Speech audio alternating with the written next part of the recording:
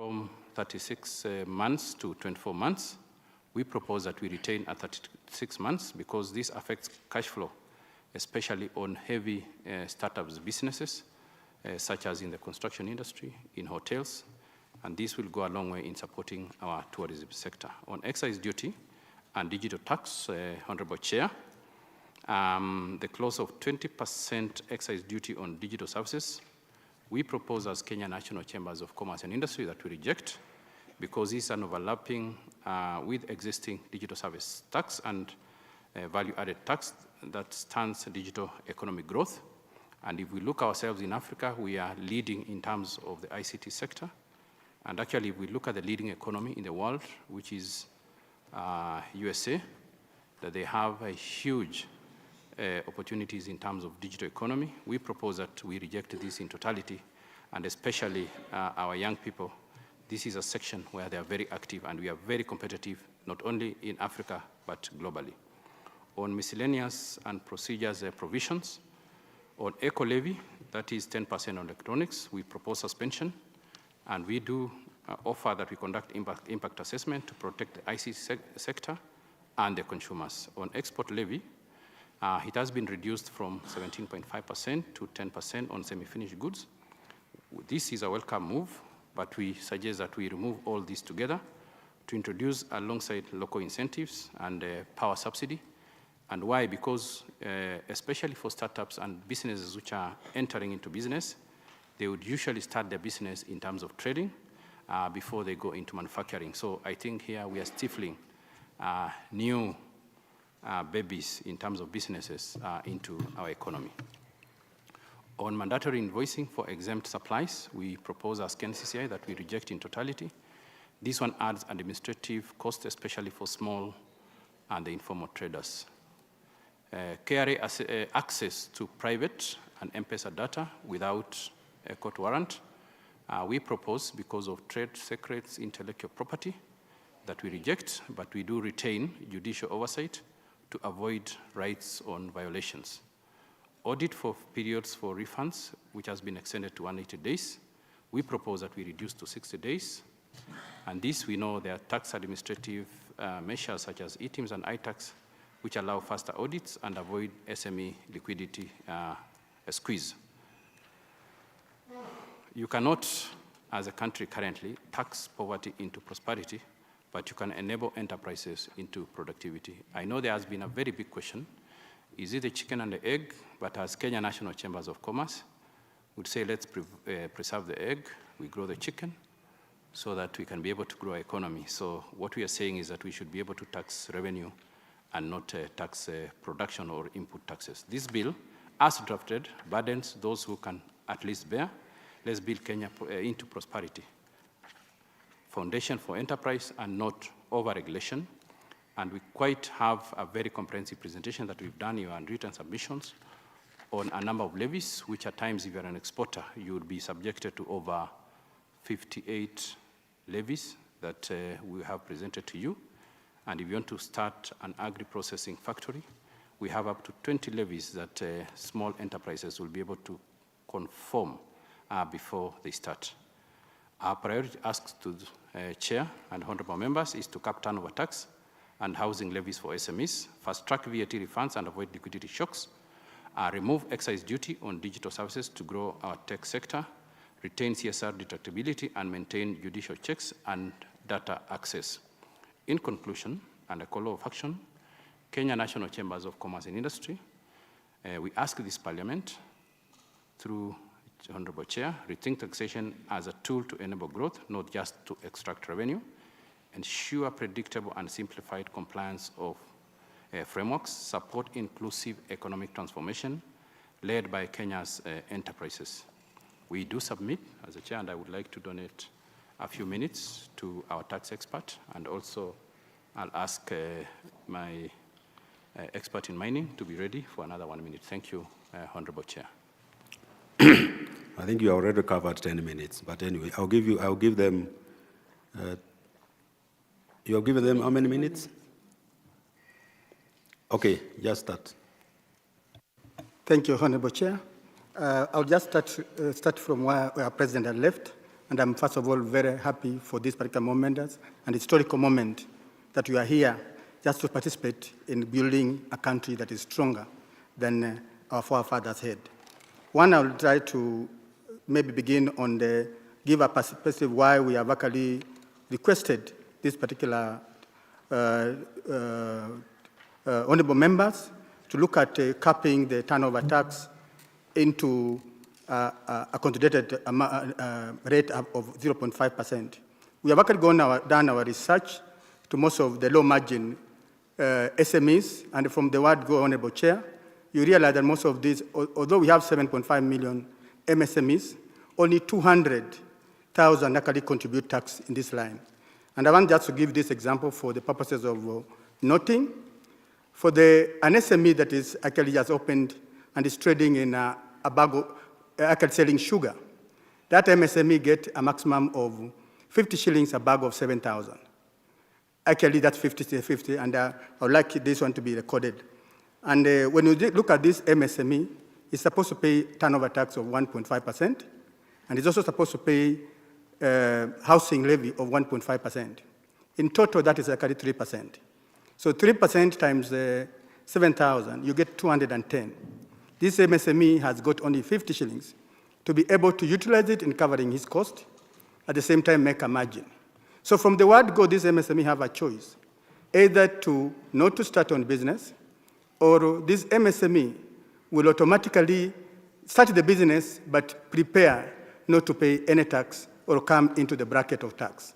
So the reason why we're actually saying when you do the 0.5% capping for that low margin on turnover tax, the reason of turnover tax, which was introduced in 2006, and the idea was very important to simplify the issue of making taxes so they can actually equate Kenya to countries like Estonia, who are some of their trading partners.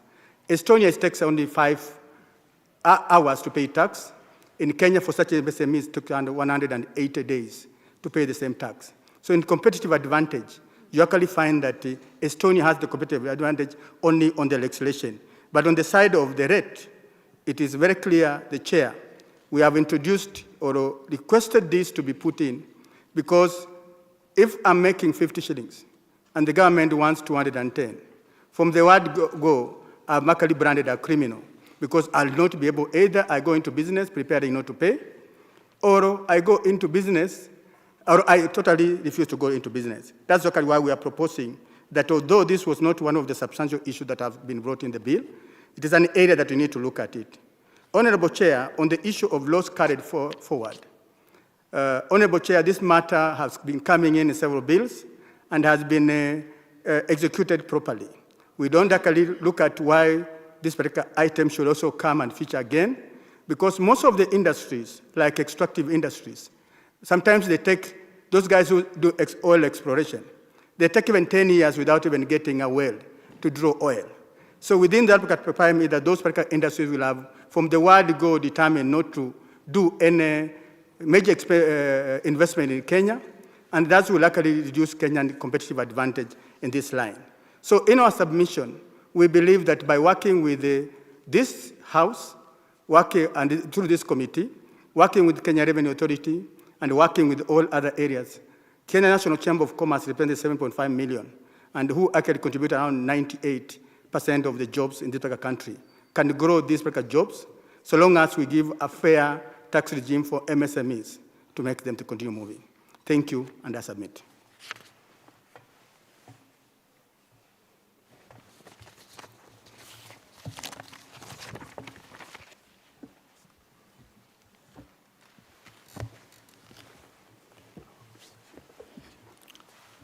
Thank you, Chair. My name is John from the Mining Committee in the Chamber of Commerce. Directly in this sector, we're affected by two laws or taxes. The VAT, which already my president has explained in the presentation. The other key tax that is affecting us is the export levy on the iron ore, which was inadvertently introduced in the finance bill, which became Act in 2022. Globally, iron ore is the most traded commodity outside mineral oil. Kenya, geologically, we are blessed with iron ore in various counties: Taita Taveta, Kilifi, Kitui, Tharaka Nithi, West Pokot, and also in Siaya in Nyanza. So it's abundantly available and of economic value. In nature, iron ore occurs in two types: hematite and magnetite, and both of that is present in the country. The key industries in the country is cement and steel industries use mostly the hematite. The magnetite, we have no capacity in the country at the moment to exploit it. We've been exporting it up to 2022 when the levy was introduced for $175, while the international market price for iron ore has never exceeded $115 per ton. So we find it that, one, it's a double taxation in tax principle, because already minerals under the Mining Act are paying royalties directly, and also all the other taxes indirectly for that subsector. Being it's the most traded commodity, we are missing in the trade diplomacy by placing ourselves in the world trade, because the fact is, the engineers will tell you there's no steel if there's no iron ore. We know we are a developing economy in this south of the globe, and iron, which converts into steel, it's on demand. So we are nowhere when it comes to that table. In terms of direct impact, we have the social impact in terms of employment in these counties, from the mining contractors, the service providers, the inspectors, the logistics providers, the ship, our port. At the macro level, we are missing out in terms of the dollars. We have capacity to export over 1 million tons of iron ore from this country and from all these more than 5 counties in the country. So we are missing critical forex earning at the macro level, and also placing ourselves at the globe. Our simple request to the committee is directly on the first schedule of the Miscellaneous Fees and Levies Act, Cap 469C, which introduced this levy. We request that what happened in the bill of 2022 be reversed by deleting that, so that there can be livelihood at the bottom level, because most of this is being mined by artisanal activities, or even if it's a big mining companies, they still subcontract or provide employment, which directly we're gonna create at least 5,000 jobs directly, notwithstanding the local tax that can be collected from these inputs. So that's our humble submission, that this law be revisited so that we can open that subsector and attract also local investment, because we have Kenyan entrepreneurs and also foreign entrepreneurs who will be off-taking this. On a long term, yes, there will be more value addition, but also when we partner with the subsector of energy, so that we can be able to process further this iron ore, especially magnetite, into steel, there's significant energy that is required. We are yet to address that subsector, but cross-cutting down the road, yes, we can beneficiate it. But at the moment, we request that the law allows export of iron ore. That's my humble submission. Okay, thank you very much. Yes. Just to add on that, from our analysis globally, for heavy industry to be competitive, we cannot have power to the industry at beyond 8 cents per kilowatt hour. So therefore, this proposal defeats, because we want to build the local industry, but we do not have the enabling environment in terms of cost of doing business. And secondly, we do not have currently the capacity to process. So this is a huge opportunity for Kenya, one, to be able to get forex of around 15 billion, thereabouts. And because we lost titanium, which was around 30 billion every year. So this will really help us as a country. So we really humbly request that you consider this with utmost importance. Thank you. Thank you very much. Thank you very much for that good presentation. Maybe members, any question, any clarification? Please, starting with the Honorable Chipromonto. Thank you, Chair.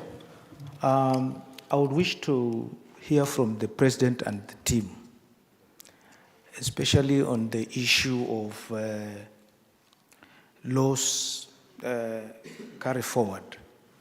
A company which makes losses for more than 5 years and still stands afloat, and you're proposing that it is just being left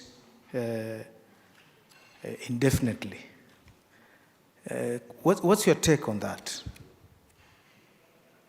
Although you have given your submission, but you can imagine of a company which records loss year in, year out, year in, year out. Please. I would like my tax expert to respond to that. Just a minute. Yeah, thank you. No, you cannot start speaking before you are given the permission by the chair, right? Yes, Honorable Omo. Put down all the questions, then you answer them. Thank you, Chairman. Mr. President, you've challenged us on a call to action on 3 things that are really, really scary. But you know, as a country, we're at a crossroads, trying to balance between trying to save what you've spoken about, unemployment, losing businesses, and at the same time, trying to see how best we can get out of this state we're in terms of financial burden and paying debts. How best, according to you, do you think we can balance the two? Thank you. As the President, I'm asking you, you've seen a lot through these MSMEs. In your last statement, you said people are even scared to go into business, let alone maintain. Then how best then can we attract and retain more? Thank you. Thank you very much. I have 3 issues. One, clause 59 on export promotion levy. I know this came to operation in 2023 finance bill, and we saw some of the products. Their rates were high, others were down, like iron. Like these pieces, bars and rods, that is the billets. They went to 70%, and now they are proposing 10%. But generally, as the export promotions levy helped to increase the exports, maybe that's one thing you may want to know as a committee. Of course, it may not be really your question, but being in charge of Chamber of Commerce, you should be having data on exports to show if this is impacting on that. 2, on clause 8C, carry forward losses, is proposing to reduce it to 5 years. But what I was expecting is that this clause probably need to be implemented in a structured manner, such a way that there are industries which are capital intensive, and they require quite some time to recover. For example, if you oil exploration, Taru, they have been in the field for many years. I don't know if they have really started making any profit, but we can look at sectors which really are capital intensive. Instead of saying everybody should enjoy these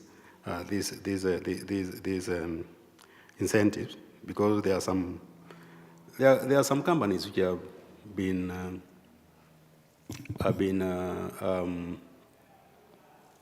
declaring losses year in, year out for 10 years. So we started wondering, are they really, if you are doing a business and you are declaring losses for 10 years, are you in business really? You are not. Either you are cooking the books, or something else is happening. You know, somebody told us here, this is very good for GNCs, but I'm very sure GNCs are not that patient to wait for 5 years to make losses, right? More interesting is the how and haul available in this country. And you did mention that some of the counties, like Kitui, right, where I come from, why has we not mined this mineral? Why have we not mined this mineral? And I think there's only one company in the country which is doing manufacturing billets in the country. Why have we not moved to that? Chamber of Commerce should be able to tell us this, right? Answer those, and then, yeah, you vacate to give other people. Yeah, thank you very much, Honorable Chair, Honorable David Mboni. I would respond to the two questions, especially on the issues of unemployment, loss of businesses, and also maybe your last question on why have we not mined these minerals in Kenya. I think listening to the sector and also being a business person is that the natural cycle of becoming a business person first, you are employed, you go into trading, then you go into manufacturing or even mining activities. So therefore, this country should be able to encourage all those processes. The licensing procedure in this country is like actually going into, they look at the person who is seeking a license as if he's a criminal person. It takes very long, and it is only towards international companies because the capital outlay that is usually requested by the Minerals Rights Board and the due diligence that they want to carry is that it is impossible for a company in Kenya, especially the small and medium enterprises, to be able to get those licenses. So that could be one of the reasons that we are there. But on the issue of unemployment and what is happening in the country, we know for the last 20 years we have done very heavy infrastructure projects as a country. Therefore, in terms of the revenue that government gets, there is very little fiscal space in terms of how government spends. As a chamber, and looking at other countries, and I've looked at one economy from 1913 to 2013, that is around 100 years, Netherlands, that have had a balanced budget for the last 20 years, your honor, is that I think as a country we should stop spending on consumptive infrastructure projects. Like for instance, in your county, I know it would be very good if you had to light light in one of the rural houses. But what we are proposing is that we should be able to budget for the industry and at least subsidize the industry. And this is happening, and I'm talking in terms of, as a country, that our manufacturing sector and industrial sector has very few companies at the top. Approximately 2,000 companies are the ones which are paying approximately 70% of the taxes. Whether it is indirect or direct, they can be linked to them. So our proposal is that instead of us taking light and a road to each and every village, we should be able to budget a sizable amount of money to be able to jumpstart our economy. And we are proposing modernization of the Kenya Industrial Development Corporation so that these SMEs can be able to take the opportunities that we have as a country. We are dealing with 1.7 trillion in terms of trade balance that we have. And you've asked the issue of the exports. Yes, we know the exports went to 1 trillion, but one of the key issues was the dollar rate was, when it was very high, this was one of the things that contributed. Secondly, is that in terms of competitiveness as a country, we are not able to, Your Honor, we are not able to be competitive, especially in terms of cost of power, cost of regulation, and even cost of levies. I would like to donate my time to maybe Kibisu and carry forward, or you can finish on mining. Yeah, thank you, Chair.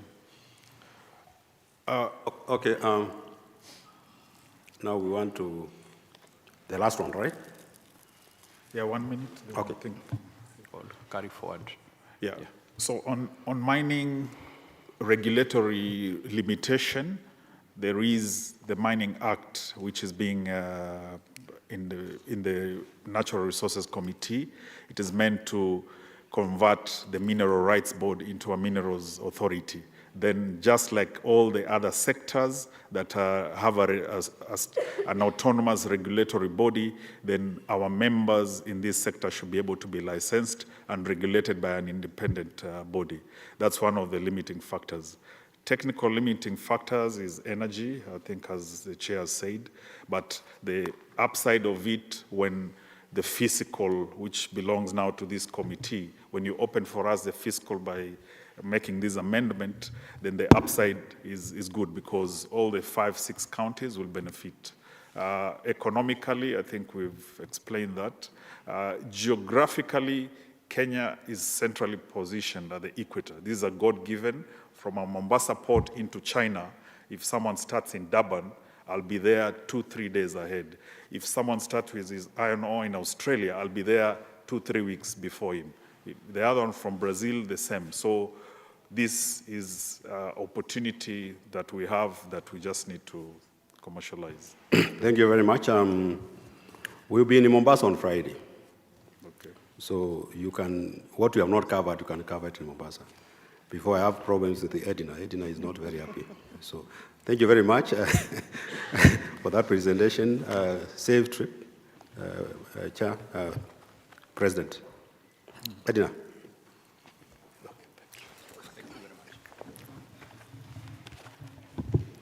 Edina, this is the way we are going to move. I know. Yeah. I know you have 11 people, 11 groups. So you start, if it's Safaricom, for example, you start with, we introduce your people from Safaricom as we move, right? Yes. All right. Understood, and thank you very much, Chair. So we'll start with the first presentation. This is actually an industry presentation. We have both Safaricom and Airtel. Yeah, we'll be presenting together. So I'll ask them to introduce themselves, starting with my colleague on the extreme left. Thanks, Mr. Chair. I'm Nicholas Cajero from PwC, an Associate Director. Thank you, Honorable members of the committee. I'm Ganson Lewela from Airtel Kenya. Thank you, Honorable Chair. My name is Frida Kadhambi from Airtel. Thank you, Chair. Honorable members, my name is Cynthia Koech from Safaricom. Thank you, Chair. Honorable members, my name is Brian Kanyi, Senior Manager, PricewaterhouseCoopers. So thank you, Chair. My name is Edna Getasho, an Associate Director. You want to say something, Chair? Yes. How many minutes do you require? We require about 30 minutes for this proposal. Airtel and Safaricom? Yes, combined. And then that's 2. These are 2. Remaining 9? Yes. Another 30 minutes each? And, we'll try our best. Be fair to us. We'll try our best, Chair. Please, yeah. All right. So I think without further ado, we can start with the telecommunication industry, and I'll ask Cynthia to take us through the background. Okay, thank you, Edna, and honorable members. So I will not go into the background information on the industry, but I'll just talk to the proposals that would like the committee to consider. So we'll have 4 presentations of 4 proposals, 2 which cut across the industry, and then 1 that is specific to Safaricom, and the other one that is specific to Airtel. So the 4 proposals that start with the 2 that cut across the industry, and the first one is on capital allowances on spectrum licenses. So as we all know, in order for the telecommunication industry to be able to provide the connectivity services that our customers enjoy, we have to invest in capital expenditure, which would be the towers, hardware, software. But above all, we must first invest in the spectrum license, which then allows us to be able to provide the service. So I would equate the spectrum licenses to the ignition that enables us to be able to roll out the services. Today, the capital expenditure, which is the hardware, software, and the towers qualify for capital allowances at varying rates. But what we'd now like to present to the committee for consideration are capital allowances on the spectrum licenses that we have to invest in first to enable us to be able to roll out the service. So I'll invite my colleague Frida to just add on to introductory background on the spectrum license. Thank you, Cynthia. I will echo what Cynthia said, that we invest quite substantial amount of money in the spectrum license, and this expense is not allowed either as a revenue expenditure, or we do not get any capital allowance. Our proposal is that we would like this to be considered as an investment allowance, and that would mean that the amendment of the second schedule to the Income Tax Act, I will invite Edna to top up on that. Yeah, thank you, Honorable Chair and honorable members. So very quickly, just to set the scene, if you're in business, Chair, I don't know why the chair is smiling. Why? Because it came from you to her, now to you again. It's like you're doing a presentation in a TV. the way Jeff Koinaga does with Olive Barrow. Okay. Yeah, so Chair and honorable members, just to explain this and to break it down, if you're in business and you earn revenue out of that business, you are allowed to claim expenses that you incurred in that business that were attributable to the generation of revenue. But in this particular case, we know that without the spectrum licenses, the telecommunication sector would not operate. So it's a critical expense that they incur. So the Income Tax Act, in principle, allows you to claim such expenses. But then it also realizes that there are some expenses that are capital in nature. Capital in nature means you're going to incur this expense as a one-off, but you'll enjoy the benefit over a long period of time. So for these expenses, there's a tax depreciation mechanism provided for under the Income Tax Act, which is what we call investment allowances. So we realize that the Income Tax Act does not have an investment allowance provision for spectrum licenses. And Honorable Chair, we did make this presentation last year under the finance bill cycle. You considered it favorably, but we are hoping that it's going to be here under the Finance Act 2025. We've done a bit of benchmarking with other countries to find out what is the practice in those countries. We looked at a few East African countries, Uganda and Tanzania, and for them, both countries, the spectrum licenses are classified as intangible assets, and they are allowable or amortized over the life of the license. So meaning that every year of where you earn income, then there is a portion of that expense that is going to be allowable, which is what we are asking for. We also went to other Commonwealth countries. We did benchmarking with the UK, India, and Canada. And in these three countries as well, there is tax depreciation that is allowed on the spectrum licenses. So what is our proposal? This proposal is not contained in the Finance Bill 2025, and our prayer is that it is going to be included in the Finance Act 2025 in light of what was done in Finance Bill 2024, where it was included. On page 5 or slide 5, we have provided the proposed legislative wording.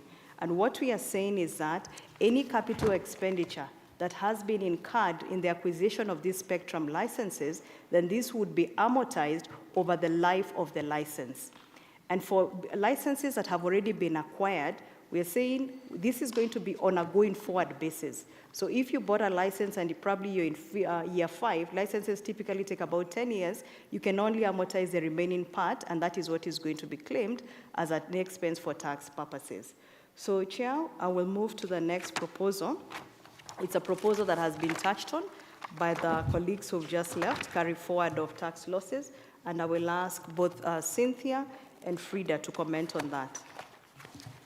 So thank you, Honorable Chair, and also taking into consideration the comments that you've made previously. So I'll just speak to the Safaricom group, and this is not Safaricom PLC specific. So we have subsidiaries that invest in digital solutions, and as Safaricom is very well known for innovating around customer needs. So we continuously innovate around customer needs just to ensure that we're able to solve societal problems where they are required. So I'll give an example of one of such solutions, which is what we call Agritech. Agritech seeks to give access to farmers in terms of markets, inputs, and access to capital. So you will note that in such scenarios, we are trying out something that has not been tried out before. And for such innovations, it normally is very risky, but you also have to invest quite significantly to be able to bring the service closer to their customers.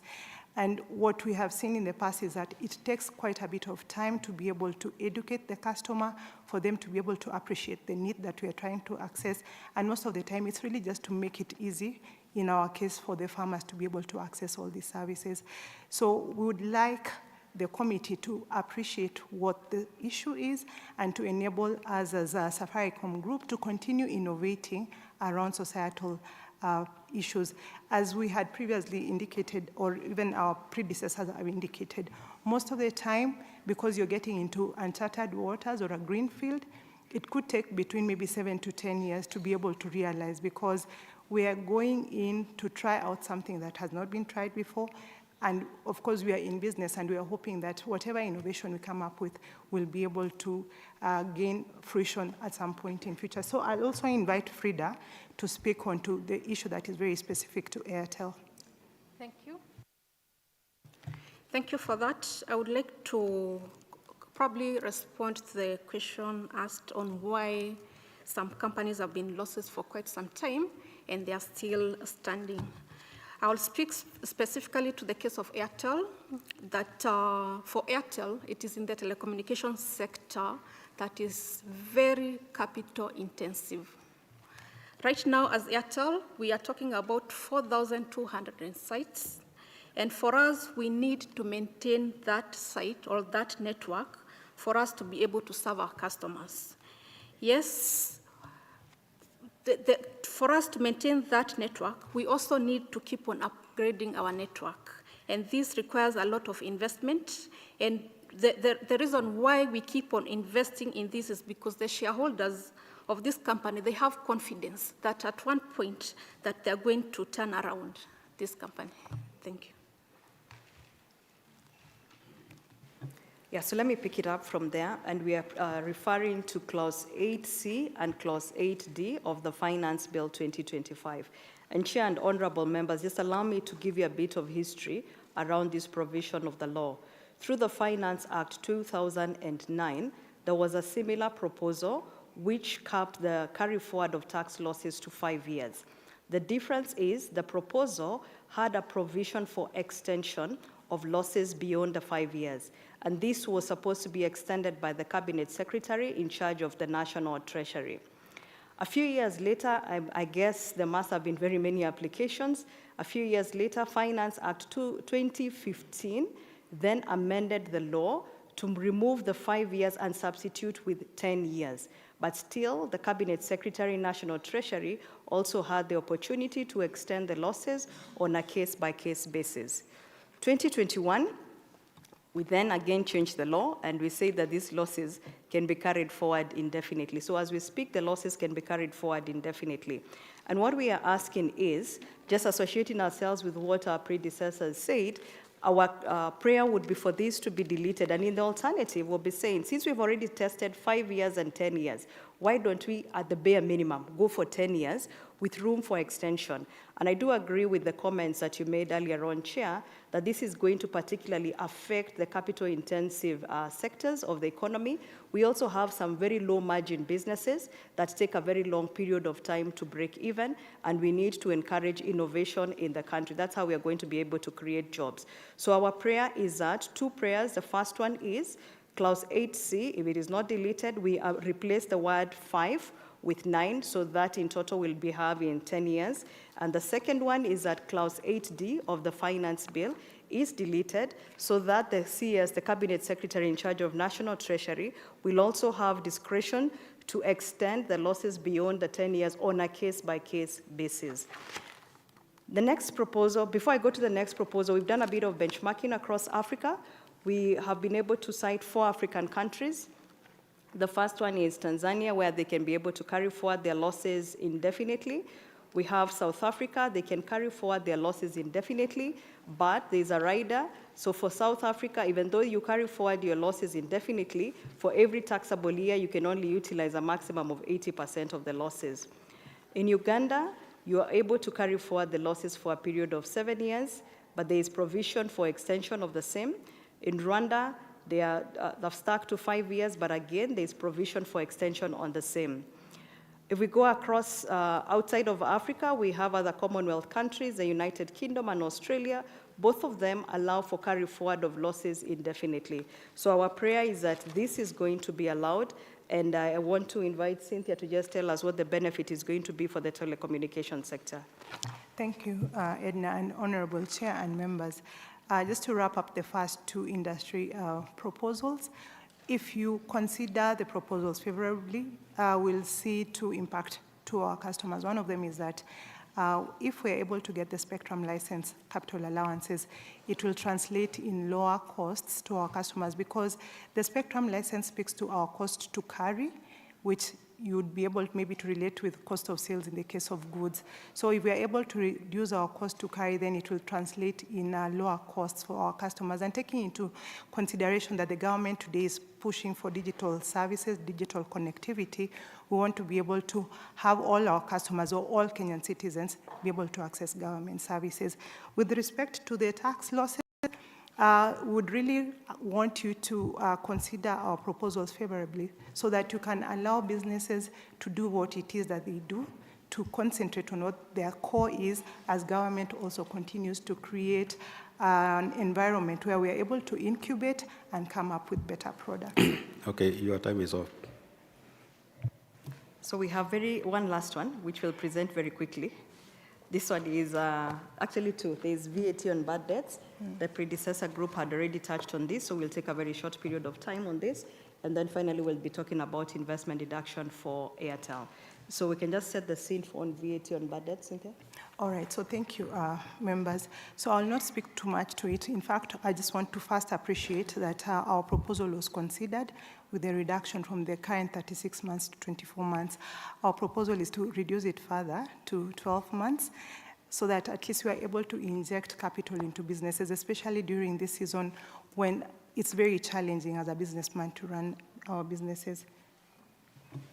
Thank you, Cynthia. So just to break down what Cynthia has said, Chairman and honorable members, so we are grateful that we have a shorter waiting period when you have VAT on bad debts. So how do these VAT on bad debts arise? I could be trading with you, and for one reason or another, you've not been able to pay my debts, but upfront, I'll be required to pay that VAT. So it means that KRA has already collected this VAT, and a classic example would be even around the pending bills.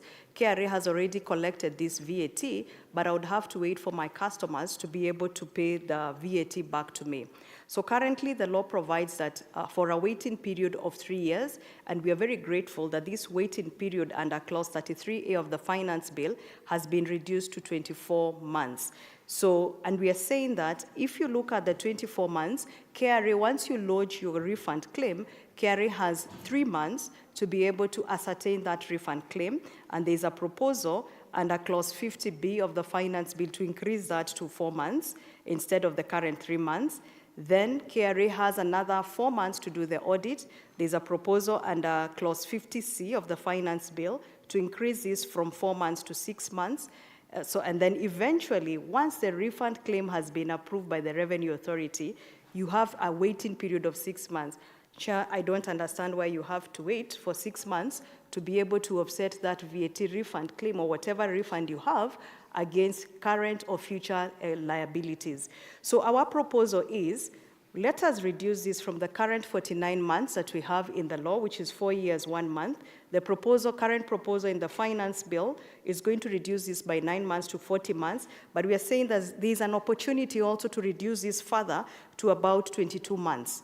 And how this will be done is that, 1, we propose that Clause 33A is amended from 24 months to a waiting period of 12 months. We note that clause 50B is asking for more time to increase 3 months to 4 months, and 50C is also requesting for an increase from 4 months to 6 months. But the alternative would be, can we delete the provision that requires taxpayers to wait for 6 months to be able to offset this refund against current or future liabilities, so that in total we have 22 months, which is less than 2 years, and this is going to inject liquidity into the economy and is going to help various businesses with working capital needs. I will invite Nicholas to take the last one. Thanks, Mr. Chair, and thanks, Edna. I think the last one covers the enhanced investment deduction that's been covered under Clause 27 of the Finance Bill 2025.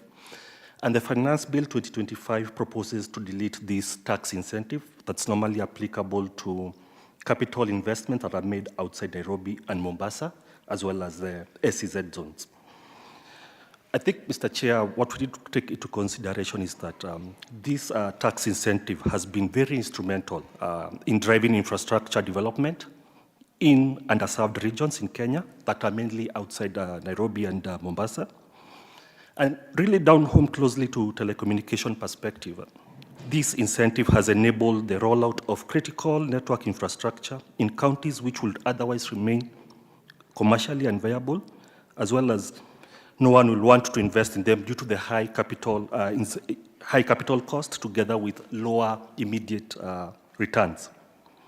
If we retain this tax incentive, ideally it will be an enabler of a national connectivity, as most telecommunication companies will be keen to invest outside Nairobi and Mombasa. Secondly, if you look from a government perspective, the government is keen to ensure that there's digital transformation, especially to ensure there's universal access of digital government services, e-commerce, educational services, as well as emergency services.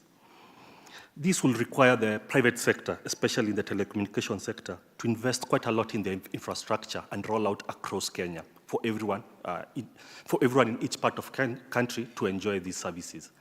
Hence, this incentive plays a critical role for the private investment or private sector to invest quite extensively, not only covering the regions which are profitable for them, but will have been the major cities, that is Mombasa, Nairobi, and Kisumu. Thirdly, this tax incentive has been one of the key attractive or catalyst for foreign investors investing into the SEZ zones. And in this case, you'll find that even other countries, especially the likes of Ethiopia, have opted to adopt this structure whereby they give capital incentives to those people who are doing, or tax incentives for those people who are investing in those zones, the SEZ zones. And if, for example, as Kenyans, we remove this tax incentive and we leave now the other regions having those incentives in their legislation, you'll find that everyone will now be forced to go to those other regions, making Kenya less popular, and losing, from a Kenyan perspective, we'll be losing foreign direct investment. I think coming also close home, as what had been talked about by our former presenters who were the Kenya Chambers of Commerce, if we do keep these incentives, we are looking at attracting foreign currencies into Kenya, and we won't have to suffer. Remember previously what we were undergoing when there was acute dollar shortage. I think I'll pause there, and thank you for the opportunity to present. You are done? Yes. Yes, we are done, Chair. You know, we have been here since Monday, last week. So we have listened to most of these things. So my request is let us be very brief on some of these things. So, because we have listened to them, and member Chipromondo. I think, Chair, we've had their proposal, and we will take time to consider their input.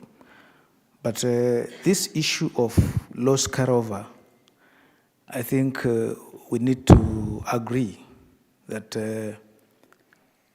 those who will be entitled they should be identified, not blanket.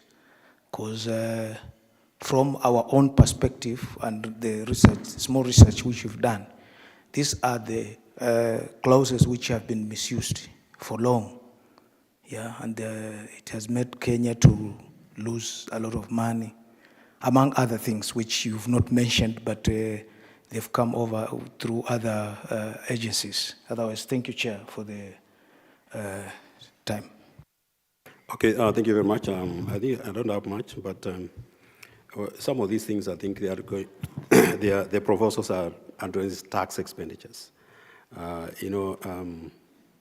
By 2023, tax expenditure in this country was 510 billion shillings, which is very high because if you look at our deficit, it's around 800 billion. Now, if we have already given 510 billion, really, we are not doing very good in terms of, which is around 3.3% of our GDP. We are not doing very well. But my question is, this clause 27, incentives on firms which want to invest in Nairobi, do you have any data? How many have invested also in Nairobi since this came to operation? Yeah. Yes. Go. Thanks, Mr. Chair. We don't have the actual data, but you can see some of the investment that have been done, especially if you look from a power sector perspective. You'll find that there have been a lot of power projects that have been outside Nairobi and Mombasa. Secondly, if you look at the infrastructure projects that have also been done by the telecommunication companies, as much as, yes, they have to set up in the major zones where they have most clients, they are required by the law to also serve the other people outside the region. So they are forced by the law to put up, can you say, the base stations outside Nairobi and Mombasa. And this is a capital incentive, a capital intensive project or exercise. And that's why we are requesting your indulgence for. Looking for is a startup. A startup, not, whatever they are doing, the telecom, yeah. They are extending their services there because they are in business and they want to capture more people. But I'm looking at a farm which has started a business in a particular town or county. Yeah. Maybe you may not have it, but I'm trying to jack your thoughts. When you are coming to present, this is a kind of information we need, right? Your argument should be based on empirical data. You get it? You get me, Edna? Yeah, it should be. So thank you very much, Edna. You are always amazing. Today you have brought two competitors to the same table. Yeah, you have brought two competitors to the same table to present on common issues. Thank you very much. Let me introduce the Vice Chair, and after introduction, I hand over to him. Thank you, Honorable Mboni. Thank you for chairing the session, and everybody else, welcome to this public participation forum. My name is Benjamin Langat, MB for Ainamoi, Kericho County, member and vice chair of this committee. Asanteni sana. Chair, before I hand over, we have Edna. Edna is from PwC? Yes. She's representing... How many? 11 different entities. She has only covered 2. She has 9. And each one of them she's requesting for 30 minutes. I don't know if you are going to complete. But I think they are done very well. They are done very well. Okay. So, yeah. So she's in charge of 3/4 of this group. In fact, there's only another 3 entities. So Edna has like 90%. Yeah. Okay. Okay. And she's my friend. She has been my friend for quite some time. Yeah. I like your... So treat her with soft groups. We will finalize because my approach is different. We are not going to speak in perpetuity. Even in the National Assembly, we don't speak in perpetuity. We are timed. Yeah. So you focus on what is important to you. If you engage in irrelevancies, I will cut you off with time. So focus with what is very important to you. Each presentation, 15 minutes maximum. And if you can take less, that will be the best. So that, like yesterday, we were able to cover, I think, 15 presentations in 3 hours. So even today, we will do the same.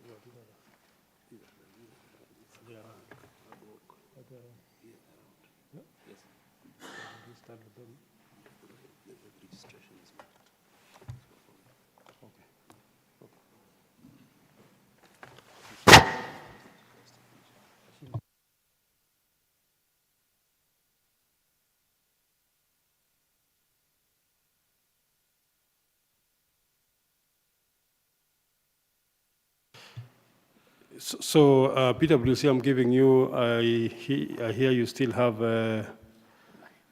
9.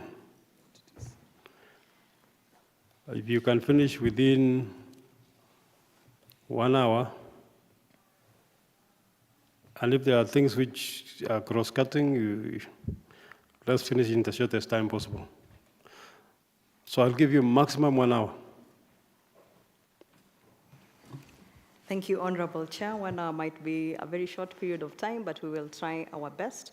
The next team is the American Tower Corporation, so I will ask them to come forward, introduce themselves, and just go straight into the issue. Under your guidance, Chair, I think we just go directly into the issues without covering the background of each of the entities. So Correct. Yeah. Led by my colleague Salome, start by introducing yourselves. Good morning, Mr. Chair. My name is Kevin Muregi, and I'm the head of finance at American Towers. Thank you for this opportunity.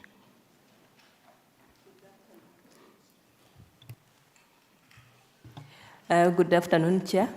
My name is Salome Kaiba, Tax Director at PwC. Thank you. Good afternoon, Chair. My name is Lawrence Mungai, a Senior Manager at PwC. Okay. Good morning, Chair. My name is Charity Kihumba, PwC. Thank you. Thank you. We'll go straight to the issues as you have requested, so that we can spend the minimum time possible. But I will just give Kevin to do a brief introduction. Mr. Chair, American Towers is one of the biggest investors in Kenya, and we generally construct telecommunication towers that enable mobile companies and even ISPs to operate in the country. And we've really made a lot of investments in the country, and we look forward to being still one of the biggest investors in the country. And we have a couple of tax proposals that my team from PwC will take lead in, and then I'll conclude on why these particular proposals are very important for our business. Thank you. We will start with the first proposal by Lawrence. Thank you. So our first proposal is with regards to the issue of the repeal of paragraph 1A of the first schedule of the Income Tax Act that provides for the accelerated capital allowances subject to meeting certain thresholds in terms of the location of the investment as well as the quantum of the investment. So our proposal is for the retention of paragraph 1A of the first schedule of the Income Tax Act in its current form. And our justifications for that particular proposal are, I'll enumerate them. So one, that particular proposal in its current states catalyzes infrastructure investment. The accelerated capital allowances have been a critical incentive for encouraging large-scale infrastructure investment in counties outside Nairobi and Mombasa. So companies like ATC are able to recover significant capital costs incurred faster, improve their cash flow, and also enable reinvestment in underserved regions. So you'll notice in one of our slides, we've just tried to show the tower coverage across different counties. That's slide 12. And you'll see there's quite a number of effort required in terms of ensuring tower coverage across some of the marginalized counties. As you'll see, the major counties are where most of these towers are found. This particular proposal will support in terms of encouraging the decentralization of those telecommunication towers. The second justification is that our proposal aligns with the government's priorities as enumerated in the Vision 2030 and the bottom-up economic transformation agenda. And this is basically with regards to digital inclusion, rural connectivity, and the expansion of the ICT infrastructure. So basically, these allowances will reduce the financial burden with regards to the construction of telecommunication towers, hence enabling faster rollout of broadband and mobile services in these marginalized areas, hence supporting the bridging of the digital divide. Lastly, we also did, the third point, we did a benchmarking just to ascertain what other countries are doing with regards to this particular issue. And we've noted that within the region, the likes of Rwanda, Tanzania, and Zambia are providing for an accelerated capital allowance. In the case of Rwanda, it's 50% per annum. In the case of Tanzania and Zambia, it's 25% per annum. And in the case of Nigeria, it's 50% in the first year of use, and then 25% per annum thereafter. Then when you go offshore, the likes of Ireland and UK currently have a similar capital allowance of 100% on these qualifying assets. So should we retain, or if our proposal is taken into consideration, it will enhance our competitiveness with regards to attracting foreign direct investment in the telecommunication infrastructure. Then lastly, this particular proposal would not really, as much as it would be seen as a deferral of tax revenue, it does not eliminate the issue of revenue collection because of the multiplier effect that would arise in terms of enhancing connectivity, mobile connectivity and internet connectivity in the country. This is as a result of revamping or encouraging the digital economy, and also in light of the investments that will be made, there will be the multiplier effect of job creation, from which of course PAYE and other taxes can be collected. So in summary, those are our justifications, and we are urging the chair to favorably consider a proposal of retention of that particular paragraph. Thank you. The second proposal, I think, has been discussed, and the chair mentioned, the previous chair mentioned that this is a big issue. So it's carry forward of tax losses. It's been mentioned by Safaricom and Airtel. There are companies that are very capital intensive. And because of capital intensivity of business, of course, sometimes they are not able to recoup the investment within very early in the years, and so their business end up incurring tax losses. So what we are proposing in this finance bill, ATC, or American Tower Corporation, is one of those companies that are huge capital intensive because of putting down infrastructures. I'm sure you know that the towers, they are very capital intensive. So our proposal is to extend the carry forward of tax losses from what you are proposing of 5 years to 10 years with another recommendation that if you're not even able to deduct the tax losses within 10 years, then upon recommendation of the commissioner, because you have to apply and give justification to the commissioner on why you are not able to utilize the tax losses within 10 years, then the commissioner can still extend the tax loss carry forward. And when Edna was presenting on Safaricom at Airtel, she covered how the tax loss carry forward is done in the other countries, so I will not belabor on that. So you find the other countries, they don't carry forward tax losses for 5 years. Most of the other countries, just to encourage investment, it's more than 5 years. Some countries like South Africa, it's indefinitely. Others like Tanzania, which is our neighboring country here, is also indefinitely.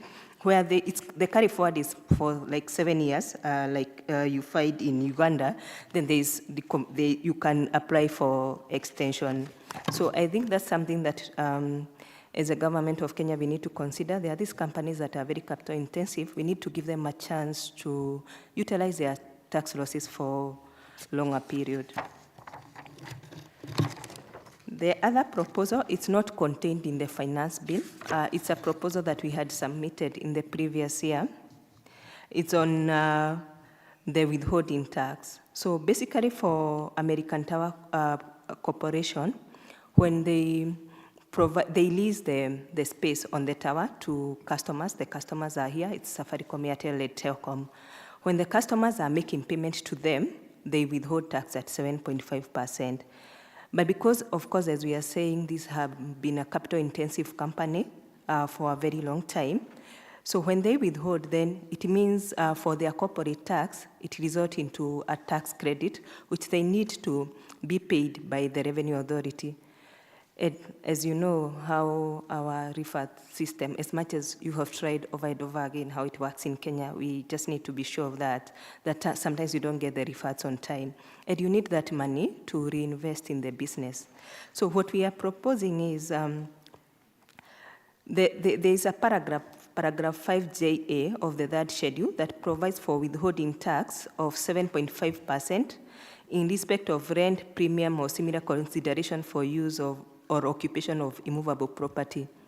What we are requesting is, if a proviso can be included to exempt persons whose cumulative value of investment as at 31st December 2024, the value of investment is at least 2 billion. So we are requesting those capital-intensive companies, they be exempted from this withholding tax. Alternatively, to reduce this withholding tax to 5%, because it will allow them, even if they, it will allow them to reinvest that money back to the economy. When we checked how the other countries are applying this, like Tanzania, there is no withholding tax on this rent of immovable property or rent of telecommunication towers. Do you have statistics of how much the amount of withholding tax that has accumulated over the years? For American Tower? Yes. So currently they... Can it be offset with the tax liability? Currently, no, because of the capital-intensive nature of the business, and because of the VAT, they have VAT credit position as we speak. The corporate tax, they don't have a payable position because of, as we have discussed. So the accumulation is more than 3 billion shillings. That is with the Revenue Authority.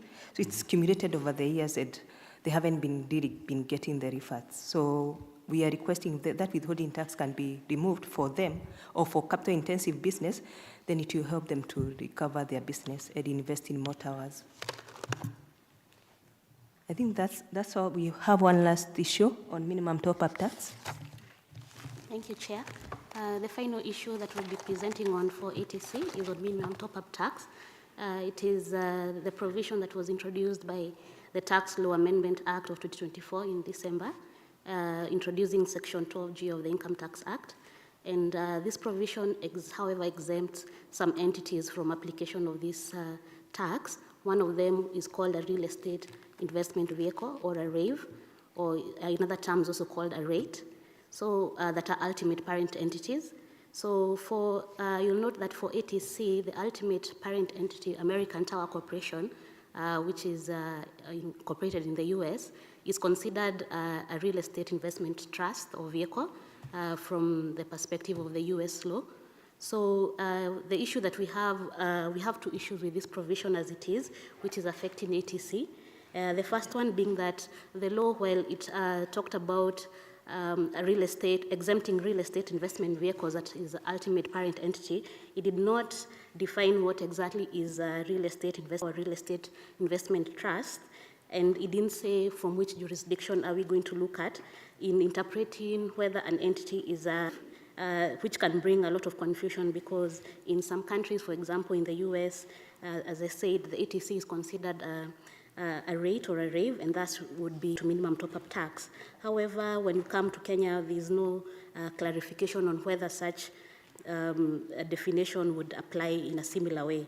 So what we are asking on that is that the definition be looked at again and extended in terms of assigning the meaning of this term. We look at the meaning that is assigned from the country of residence of the ultimate parent entity, so that there's lack of confusion in terms of interpreting whether, for example, ETC Kenya can fall in under that You section. see, Madam, Yes, how is American Tower yes. Registered in Kenya, recognized in Kenya? How is registered in America is different. We see American Tower in the Kenyan legal status context. I know you want to bring another story we had last year. Yeah, there was a group who came to threaten us here. I don't know what was the name of that group.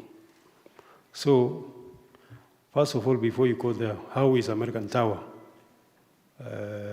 recognized in Kenya, the legal status in Kenya? Is it a real estate? Is it a rate, as you said, in America? Yes, ETC is a rate in America. No. So here in Kenya, we you see the problem. The problem is you're answering your own question. I ask you, how is it the legal status in Kenya? We are a limited liability company in Kenya. So let us talk from that perspective. How is it recognized in America? That is American business. So talk to us, how is it recognized in Kenya? Yes, Chair. Kevin has talked about that, and the issue is because this law, the way it is applied, it involves interaction between countries. For example, if the tax is not collected in Kenya, it's collected in the US. So there's an interaction between the laws in Kenya and the laws in other jurisdictions in terms of applying the minimum top-up tax. And that is why even the laws have been based on a sort of a standard, sort of what you're calling model rules. And that's why the countries, when they're implementing them, they have to also consider what other countries are also doing in terms of this. But you can, that is clear. We will consider it, but maybe our legal officer will tell us maybe later. Yeah, we'll get advice from our legal counsel. But in my own way, I said, how you are recognized in Kenya is how we should handle you. Because if we go that direction, the Canadian companies will come and say, we are a housing company in Canada, but here in Kenya, so, anything else? Yes, just concluding on that. Okay. So the last portion of the proposal is to also include exempting subsidiaries of what you call the RAVs and other exempted entities. And we are basing this on the fact that other countries and also the model rules that I've talked about also have similar provision of exempting subsidiaries of such entities when they meet a certain criteria. And this is just in line with what other jurisdictions are implementing the law. And I can stop there, Chair. Which slide are you? I was on slide 31. 31. Yeah. The last one, huh?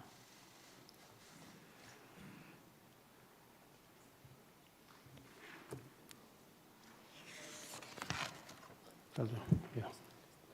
Okay.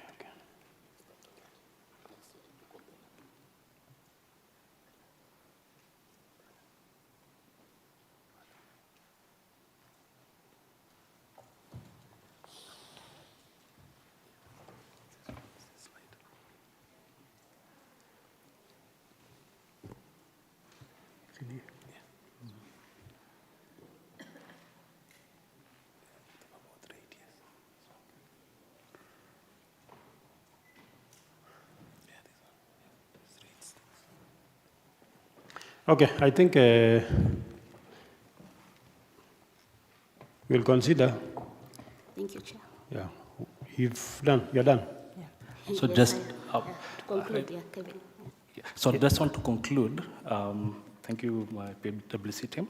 So There was a request if any statistics have been done on the kind of impact the proposals we are giving would have on the economy. And I'd like to draw your attention to a report that was done by GCMA and CA, that is the Communications Authority, which highlighted that at the time of the report, the mobile ecosystem contributed around 1.2 trillion to Kenya's GDP. And the same ecosystem had contributed 212 billion in tax revenues. And in line with the digital transformation agenda that we have, the country stood a chance of increasing the GDP by an additional 662 billion by 2028. At the same time, increasing tax revenues by 150 billion by 2028 and creating 300,000 jobs. And the first policy recommendation that was done in that report is reducing sector-specific taxes and specifically lowering the telecom sector taxes to incentivize these infrastructure investments that are needed to bridge that gap and earn the government more money and increase our GDP. Thank you. Thank you, Mr. Chair. How many employees are employed by American Tower? So we have a whole ecosystem where we have around 150 employees, but at the same time we outsource most of our works, and in the process we have around 50 companies that support our company, and those 50 companies have on average, I'd say close to 100 employees each, because these companies are the ones that now help us to maintain our towers when we construct them. So you outsource construction of towers? We partner with people to assist us construct the towers and maintain those towers. Okay. Yeah. Proceed, whoever is... Thank you. And you're the manager of your time, so it's up to you how you spend your time. All right, so Chair and honorable members, that is the end of the ATC presentation. I don't know whether you have questions or comments or you'd want us to proceed to the next stakeholder. You proceed because I think we were moving together. All right. Yeah. So virtual assets stakeholders, the floor is yours. I'll ask my... Why don't you finish your is it on virtual assets service providers bill? This one? No. Oh, okay. Thank you, Chair, honorable members. Before you, we have a number of stakeholders in the virtual assets industry to make their presentations on the Finance Bill 2025. And I will just invite them to introduce themselves.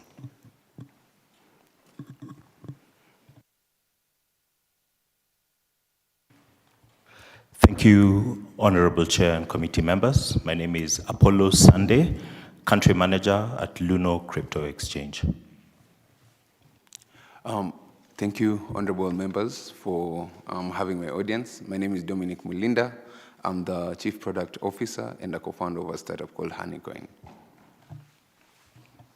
Good morning. My name is Kega Gakua. I'm the Managing Partner of Kega & Company Advocates, as well as the Head of Legal and Partnerships at Swipe Limited, which is a crypto company here in Kenya.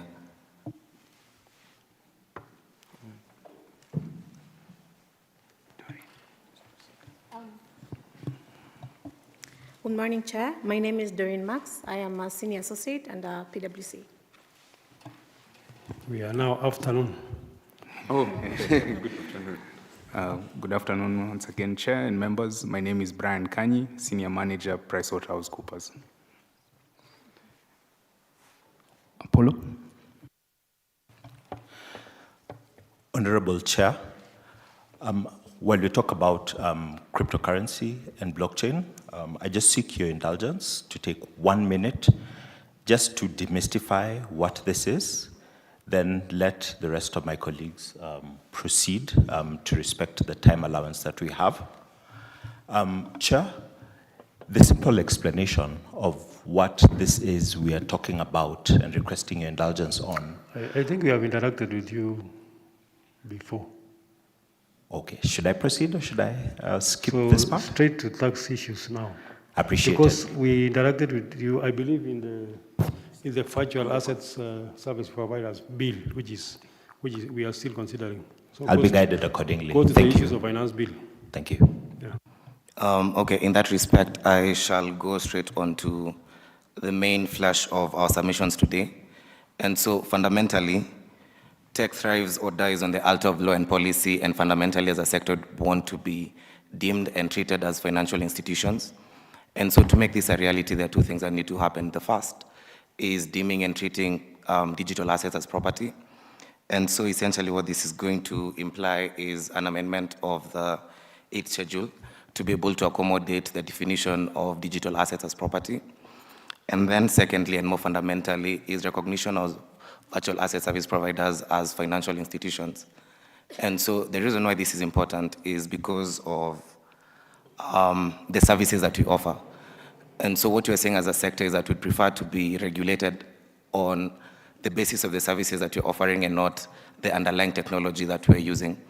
And so for that reason, what that would mean is that we would be, or rather, we would have the same exemption that other financial institutions have with the first schedule of the VAT Act. We would essentially obtain an exemption, while on the other hand, it would also mean that it would fall under the regime of the Excess Duty Act. And so for that reason, fundamentally as a sector, we want to be recognized as financial intermediaries, and that is going to require two things: the recognition of digital assets as property and recognition of virtual asset service providers as financial institutions. Thank you. Chair and honorable members, I'll move on straight to the submissions on behalf of the stakeholders. So our first submission relating to what my colleague has mentioned is around the treatment of the digital assets in the taxation. So in 2023, there was the introduction of the digital asset tax, which is charged under Section 12F of the Income Tax Act. And the way it applies is that it is applied on the gross amount that has been transferred of the digital asset. So there are a number of challenges with this particular provision. The main one, which is, one, it doesn't take into account the volatility. Maybe first of all, so yes. Have you been paying taxes? So, Chair, part of what I will be describing... Because we passed that bill, before even we go there, have you been... Where is the gentleman who wanted to talk? Yes, it's actually the both of us. So, and yes, we have been. I represent a startup that's employed now 13 Kenyans and other Nigerians and Indians as well, represented in the business. We have a diversified set of services, and we've been paying our taxes and growing. We're actually pretty much on the hangman's nook, as it were. No, I didn't ask you about depending on payee. No. We have been paying our corporate income tax. Digital service tax. We have been paying our DAT. Actually, we have been. Digital. Yes. And that is why we are here, because this fundamentally affects us. Oh, because I heard this gentleman, I think he's the only one who wants to bring himself to the tax bracket by saying we want to be recognized as assets. So that's very good for you. Proceed. Thank you, Chair. So it's with that compliance that we have noted a number of challenges with regard to the digital asset tax that was introduced. The main one is around the lack of taking into account the volatility that relates to some of these digital assets. So the same way currency can fluctuate in its value, the same way the digital assets can also fluctuate. And what this can also lead to is the investors can also incur very heavy losses. So when you apply the tax on gross, rather than taking into account whether or not a profit has been made, what you're then doing is actually making those losses much worse. So currently, the way the tax works is that regardless of whether or not you've made a profit or a loss, when you transfer the digital assets, the tax has to be payable. And what is then considered as income in the Income Tax Act is that you should be considering whether or not someone has made a gain or a profit from that particular transaction. Secondly is that it doesn't actually recognize that some of these digital assets are also being used as payment instruments. So the same way I can pay through M-Pesa, the same way I pay through my bank, I can also use some of these digital assets to actually pay for goods and services. So the same way I'm sure you've heard, I can use Bitcoin or Ethereum to pay for certain goods and services off the internet. One of the things that will happen is that if the digital asset tax continues to be in place, is that it actually adds to the cost of that transaction. Because what happens is that if I transfer that Bitcoin or Ethereum for purposes of purchasing certain goods or services, what then happens is that the exchange will have to withhold at 3%. And because the person who is receiving will expect to receive the full amount that we had agreed on, what happens is that I then have to gross up the 3% so that they can receive the same amount of money that we had agreed. So essentially, we are adding a cost onto the transaction and distorting the economics of digital commerce. The other concern with regard to the digital assets is issues to do with double taxation. So, and one of the things that you'll find is that... I expect when you raise a concern, you also give a proposal, say, this is what we are proposing, instead of the cross tax. What are you proposing? Yes. So, Chair, I just wanted to articulate the challenges that are there with regard to the digital assets so that I can contextualize the proposal that we have. And our proposal, Chair, is to actually have this tax removed from the Income Tax Act. And I'm not saying this very lightly, and it's not going to leave the digital assets actually untaxed. There are already existing mechanisms for taxation of some of these transactions. And part of which is why we were asking for these particular assets to be considered property under our second proposal, which is on page 9. So the effect of this will be, if it's considered property, then it is subject to capital gains tax. What will then happen is that if I dispose of these digital assets and I actually have a gain from that disposal, then it should be subject to capital gains under the 8th schedule, subject to tax at 15%, right? So we're not actually taking away any sort of taxation. We're just saying it should be taxed the same way any other assets that can be disposed of or held as investments, such as marketable securities, such as shares or land.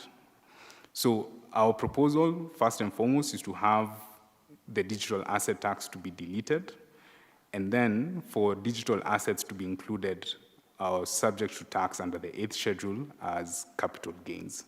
And the justification for this, Chair, as I've mentioned, is fairness, to make sure that there's consistency in how we tax assets.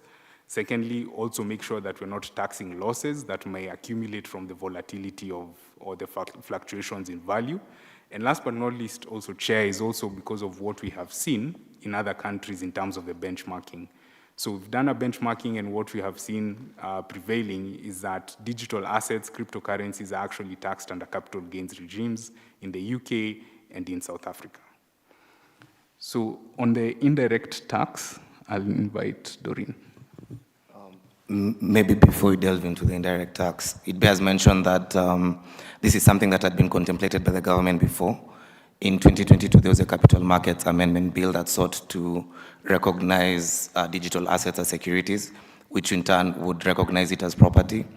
And the proposal at the time was to essentially deem it in the categories that is properly defined in terms of the Income Tax Act, as well as capital gains if you've held the asset for more than a year.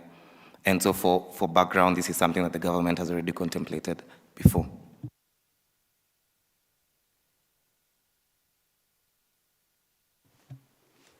Okay, so the proposal we are submitting today is for the VASPs to be recognized as financial institutions, basically because they provide services that are similar to what a financial institution is. Services such as the brokerage services, custody and safekeeping, payment and settlement, as well as just being able to facilitate exchange services and payment. So currently, in the VAT Act, the services rendered by the virtual asset service providers are not explicitly exempted, and we know if you're not specifically exempted in the exempt schedule or not zero rated as per the second schedule, then basically you're supposed to account for VAT at the rate of 16%. So the reason why we're submitting this proposal is to just avoid that sort of ambiguity, because they've not been paying VAT right now based on the understanding that they qualify as a financial institution. And again, the reason we're actually submitting this proposal is to align with the international best practices, where virtual assets are treated akin to financial services, financial assets, and most financial assets are actually exempt from VAT because of the cascading effect if you impose VAT on such assets. So looking at international best practices, UK and UAE actually exempt crypto trades, and any cryptocurrency transactions are not subject to VAT. Similarly for European Union, where the transactions that relate to virtual currencies are also exempt from VAT, unless you are now using the cryptocurrencies to pay for goods and services, where the goods and services will be treated, will be given the proper VAT treatment, but there is no VAT that will be applicable on the cryptocurrency itself. So the amendments we're proposing are in the Excise Duty Act and the VAT Act. Basically, in the VAT Act, just introduce an additional exemption under the first schedule to the VAT Act, exempting the supply of services provided by virtual asset providers in relation to dealings with virtual assets. And on the Excise Duty Act, including the virtual asset service providers as financial institutions, which will then mean that they're exempted from VAT, but they're liable to pay excess duty on money transfer fees and other fees at 15% and 20% respectively.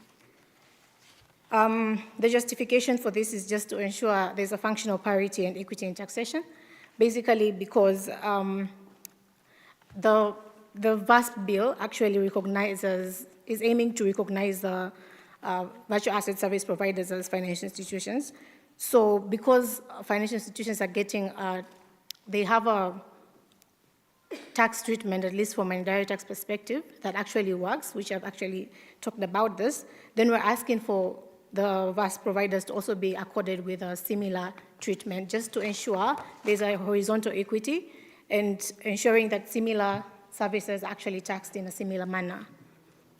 The other issue is the risk of double taxation, because again, when you buy goods and services using a cryptocurrency, if you tax the goods and services because they qualify for VAT and also tax the cryptocurrencies, you're actually imposing double taxation on the same transaction, which is actually going to result into stifling innovation in that sector, being that it's a new sector and at least it's where the future is heading. So to encourage this sector, we just need to tax them and treat them similarly to how we will treat the financial institutions. Thank you. So thank you, Chair. And just to summarize in terms of the tax proposals, what we're then asking for is we institute a regime that would enable the growth of this particular sector. And as will be testified or closed by the stakeholders themselves, the government already has a policy to regulate but to enable this particular industry. We want to make sure that the tax regime is supportive and not disruptive of an industry that is still growing. Thank you. So maybe before we conclude, I think it would be important for us to clarify the importance of the deletion of the taxation. Altogether, we really appreciate the fact that it was reduced from 3% to 1.5%. But I think, Dominic, it would be important for you to essentially illustrate in the form of a transaction exactly what the practical realities would be, if at all, would retain the same taxation. Dominic? Yeah. Honorable members, we are on the cusp of probably another M-Pesa moment for Kenya.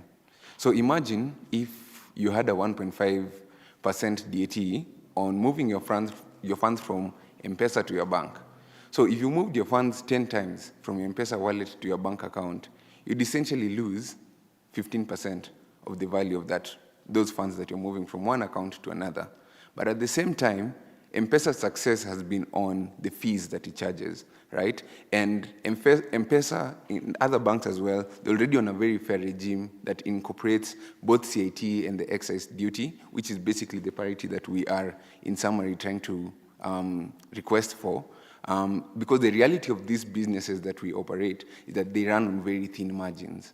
How is it really a comparable intermediary for financing if it does not compete or if it does not even challenge the incumbent existing frameworks. And that's because we are able to compete on pricing. And typically we are charging between 0.1 to around 1%. Now 1.5% is already order of magnitudes what the businesses are generating in revenue. So essentially, it undermines the work that the VASP bill has done because it does not incentivize any person to want to actually seek a license because it really kills the business case for having to operate a VASP entity here if the taxation regime is pretty stringent.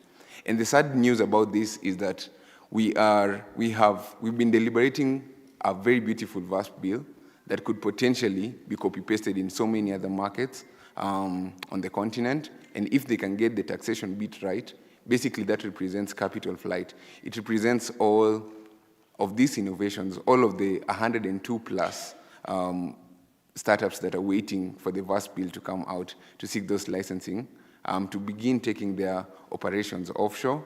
And it's very simple, and it's actually very easy for people to go underground, for traders to go underground, for participants in this industry to go underground, or to take their funds offshore, as has been the case.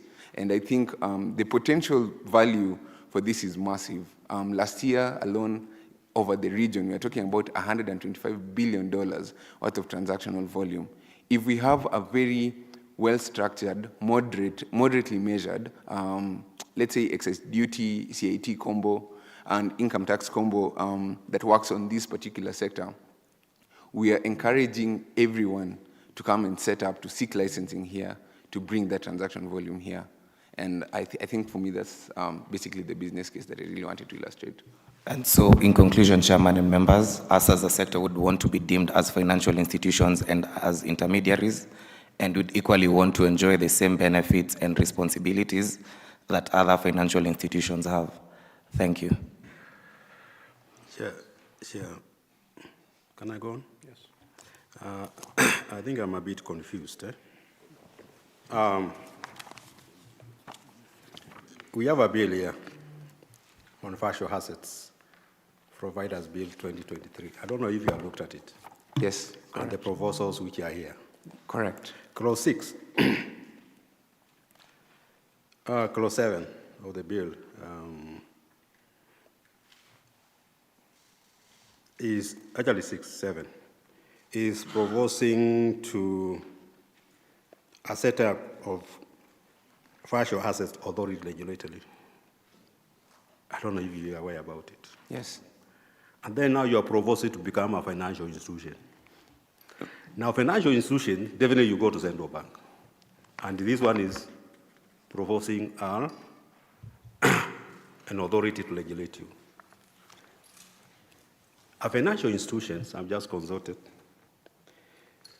If you have to become a financial institution in this country and be regulated by central bank, then you have to be using fiat currency, which you are not using. Kenya shillings. So how are you going to become a financial institution when you are not even aware which currency you are using? Because see, your currency are imaginary. The digital currency is just imaginary, right? So why do you want yourself to put yourself under central bank? I'll give you an example. Last year, we did a bill which became an act on digital lenders to be regulated by central bank. Up now they are crying. Even to get the licenses is a problem. So why do you want to put yourself under central bank when even your colleagues in digital lenders, they cannot get license? I think there are, how many licenses, the applications? Is it 80? Over 80. Which are not being processed. Now you want now to put yourself there. In fact, you are trying to force yourself there. Because you are trying to force yourself there, and you are not trading in Kenya shillings. So to me, my proposal, okay, those proposals you are doing, they are very important. But to me, if you can let this bill go through, first of all, this bill to go through, and then those other things now, we start looking at maybe next year in the finance bill, because this one is going to take up. It's a process. It will take some time. Mm-hmm. Then next year now you can bring out those other issues when you already have an authority, because there's no, even to set up the authority is going to take time. It's not just an event, it's a process. So that, those other things, we can look at them. That's why, we tell you younger people, you like jumping the gun. Life is a process. You're already looking at the taxation. When the bill is, we are not even discussed the bill. But I like your proposals, are good. But let's try to avoid this issue of becoming a financial institution. Because my fear is if you go to central bank, you'll be stuck there. You'll be stuck there. I'm telling you. Because 2 years ago, before we got the new governor, the former governor did not want to hear about virtual assets. Did not want to hear about that. But at least nowadays we have people have started understanding. Even as we are now understanding it. But if you can pass this fast, then now we can now start looking at those things. Edna, Sion Musuri, you always been supportive. But now Yeah, so thank you, Chairman and honorable members. I think the first thing is we noted is that this proposal was presented by very young people, so the future is bright for this country. Yeah, and some of the concerns that they have, honorable member, probably just need to be looked at, because what they are saying is that if they are using these virtual assets as a form of currency, then the taxation regime should be akin to the regime that you have for the financial institutions. And that's why they are asking for the digital asset tax to be removed, and instead we have an excise duty tax provision where they are going to be paying excise duty at the rate of 15%. But first of all, let us recognize them through the bill. Now we don't know them. Only that you're already taxing them. Yeah, I think I like what my colleague has said. I think he read my mind, that I think we're in the right direction. The only issue is the speed in which this gentleman here is doing.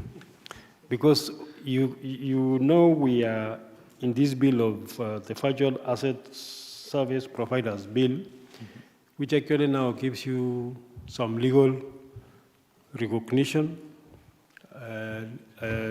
legal regulation. It actually then even defines some of the things which many Kenyans don't know. So to me, I think you are putting the cat, is it after those or before? Yeah?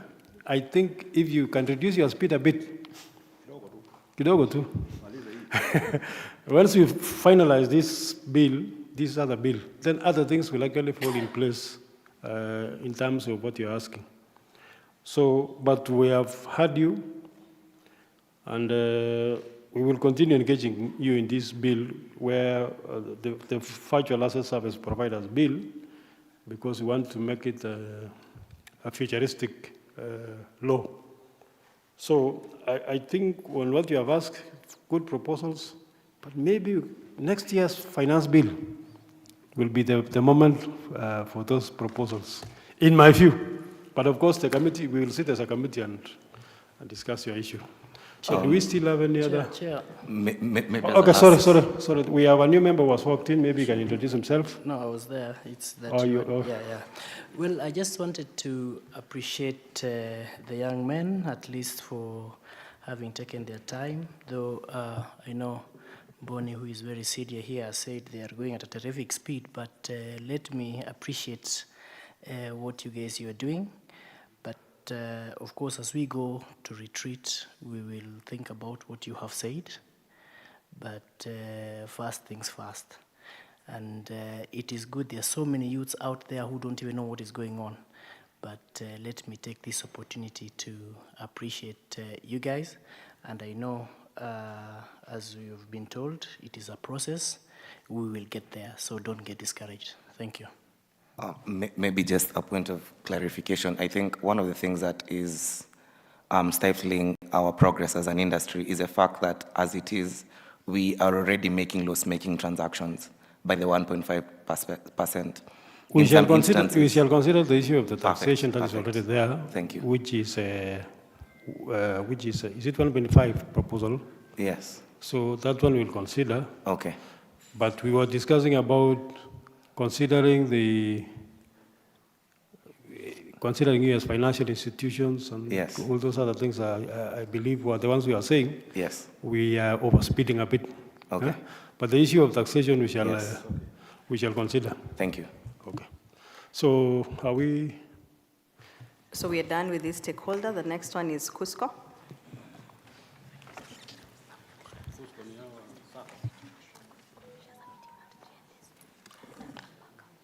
All right, so I'm informed that Roche will come ahead of Cusco.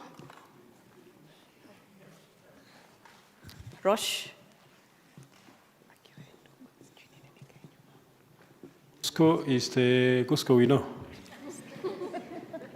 The one you know. Yes, Chairman, is the Cusco, you know, the Kenya Union of Service and Credit Cooperatives. The ones who have been trending of late.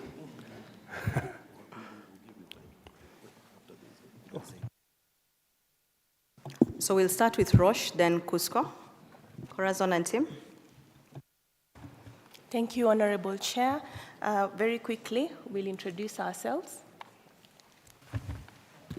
Good afternoon, Chair and honorable colleagues. My name is Dr. Eileen Koske. I am a clinical operations lead from Roche, Kenya. My name is Corazon Ongoro. I'm a senior manager at PwC representing Roche. Ours is, and we do have Rita at the tail end, and she'll help us with this. Ours is a proposal that is not currently sitting in the finance bill. It's a simple one, but one that demands attention, and therefore I'll ask Eileen to just give us a preface. All right, thank you, Corazon. So just to give a background, Kenyans continue to struggle with exorbitant health care costs, primarily driven by the high cost of medication, which accounts for about 20 to 60% of the total healthcare expenses. Under the fourth medium-term plan, 2023 to 2027, the government also has recognized the lack of incentives for private sector investment in research and development. So currently, the government only allocates 0.8% of the GDP to research and innovation, which is significantly lower than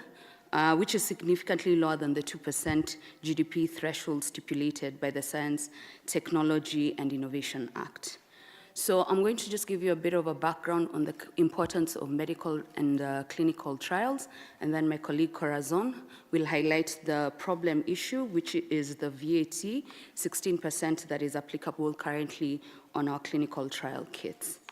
So the fundamental rule of clinical trials is to protect the rights, safety, and well-being of patients. I'll just paint a small picture for you on what that clinical trial is. So Roche is a global pharmaceutical company. I thought you said Cusco is coming first. There was a request to switch Cusco and Roche, so Cusco will be next. Oh, because now we are getting confused. We are Sorry. discussing medical... Sorry for the confusion. So this is Roche? I think, Chair, you have issues with Cusco. but let's you cool down. Let's listen to Roche as you cool down. I have no issue with Cusco. So can I continue? Yes. And maybe cool you down before we continue with Cusco? So Roche is a global pharmaceutical company that is actually currently based in Basel, and it has two divisions, the pharmaceutical... And for record, that's a new proposal you want to introduce. You are requesting to introduce. Correct. Is it in the bill? No, it's not in the bill. We are requesting for it to be introduced. Okay. So it's a global pharmaceutical company with both pharmaceutical arm that typically produces the medicines and the diagnostic arms, which also incorporates the diabetic line care. So Roche Kenya is an affiliate of the global Roche company, and we are currently a distributor in the promotion, marketing, and distribution of diabetic care, diagnostic, and pharmaceutical products. The importance of clinical trials cannot be underscored. So what is clinical trials? Clinical trials basically is the research to get to know whether these new medicines that we're bringing about actually work in the patient population. We have typically 4 phases of a clinical trial, phase 1 until phase 4. Phase 1 is typically when you introduce the molecule for the very first time in humans, and then it progressively incorporates more patients. So for phase 1 trials, typically you have a small number of patients, about 20 to 30 patients, and typically you would so have... I think now you move quickly to the tax issue that you want to introduce. At least we have given us some background. Move quickly to the tax issue. All right, I will articulate that. So when we conduct clinical trials in the country, there is a need to bring in the investigative products or the medicine or placebos that are to be used for this, and these come in kits. Now, these items, when they are imported by the likes of Roche, that are partners to government in research, they are being subjected to VAT. How has this problem resulted? The HS code, and I'd request that that's the right slide. So that HS code there is a new HS code. Every 5 years, the World Customs Organization revises the HS codes, which is what we base our own tariff codes on. And so in 2022, they introduced a particular HS code to track clinical trials, just so that they're able to track cross-border movement of medicine for research. And so what has happened is, you will see on the next page that in Kenya, pharmaceutical products are largely exempt now. When the VAT law first came into play in 2013, pharmaceutical products were zero-rated. But over time, all of these have then been migrated into the exemption schedule. So what has happened? This particular code that came through in effective 1st July 2022 does not sit on the exempt schedule, which means that unlike other medicine products, they are being subjected to VAT.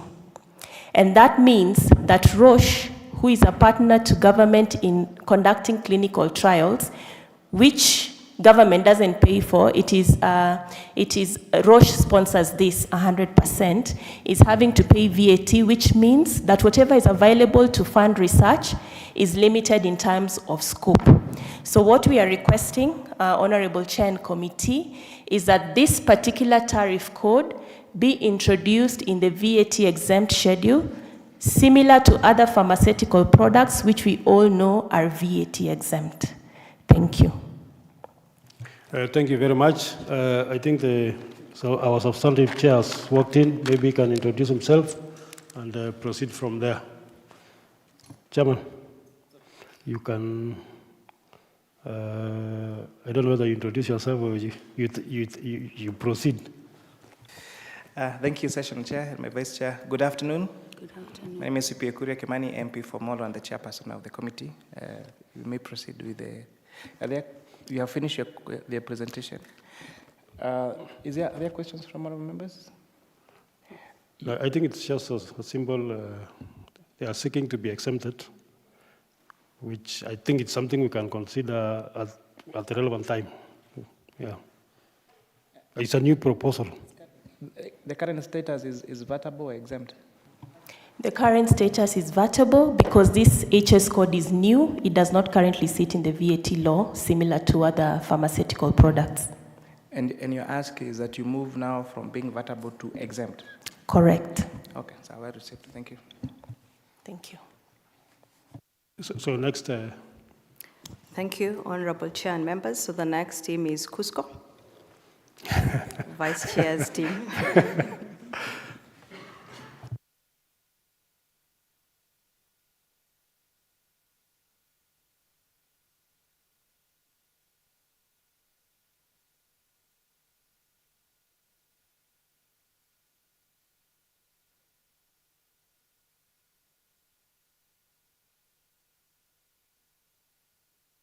Nicholas, you can lead the team. Sorry, it's me to lead. Good afternoon, Chairman and other honorable members. My name is Paul Wanjala. I'm the Advocacy Manager of Cusco. Cusco, the Kenya Union of Savings and Credit Cooperatives. Today, Chairman, we are here in our capacity as an advocacy organization representing the SACCO movement in Kenya. I don't want, because of time, I don't want to belabor to tell you the importance of the SACCO movement, because I know you know its importance.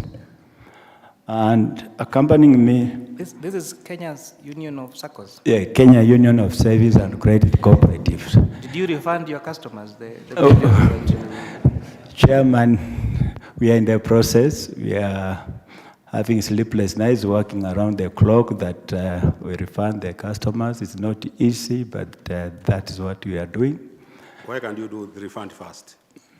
It's a process, Chairman, it's a process. This is a process which took several years to be where it is, but I can assure the honorable members here that every effort is being put in place, both locally and internationally, through the Cabinet Secretary, that we bring back Cusco to where it is. We are out there looking for money. We have put in place strategies, Chairman, to steady the organization. But however, that was not the agenda of today, but since I'm happy the honorable members know Cusco very well, I'm excited because I know you are members of the parliamentarian circle, you know how critical the movement is. And now on behalf of the movement, I'm here, we are here to talk on behalf of the movement and accompanying me. So just one comment. Yes, Chairman. You know, cooperatives is a center of our economy. Both I'm sure almost everyone here is a member of some cooperative. And so cooperatives are both, whether you earn a lot of money or even from our mothers and our grandmothers in the village. So we're now the one union that should be an example to all the SACCOs. We hear the loss of billions, and so it's very sad for all of us. But that's not the subject of the day. Please go directly to your asks. Now that we know Cusco very well, you don't need to introduce Cusco. Thank you, Chairman. Accompanying me, other than the BWC team, we have two managers of our SACCO members, of our representative SACCOs. Maybe you'd introduce yourself for record. Okay. My name is Jaffood Mwenda. I'm the head of finance of Stima SACCO. Good afternoon, Chair.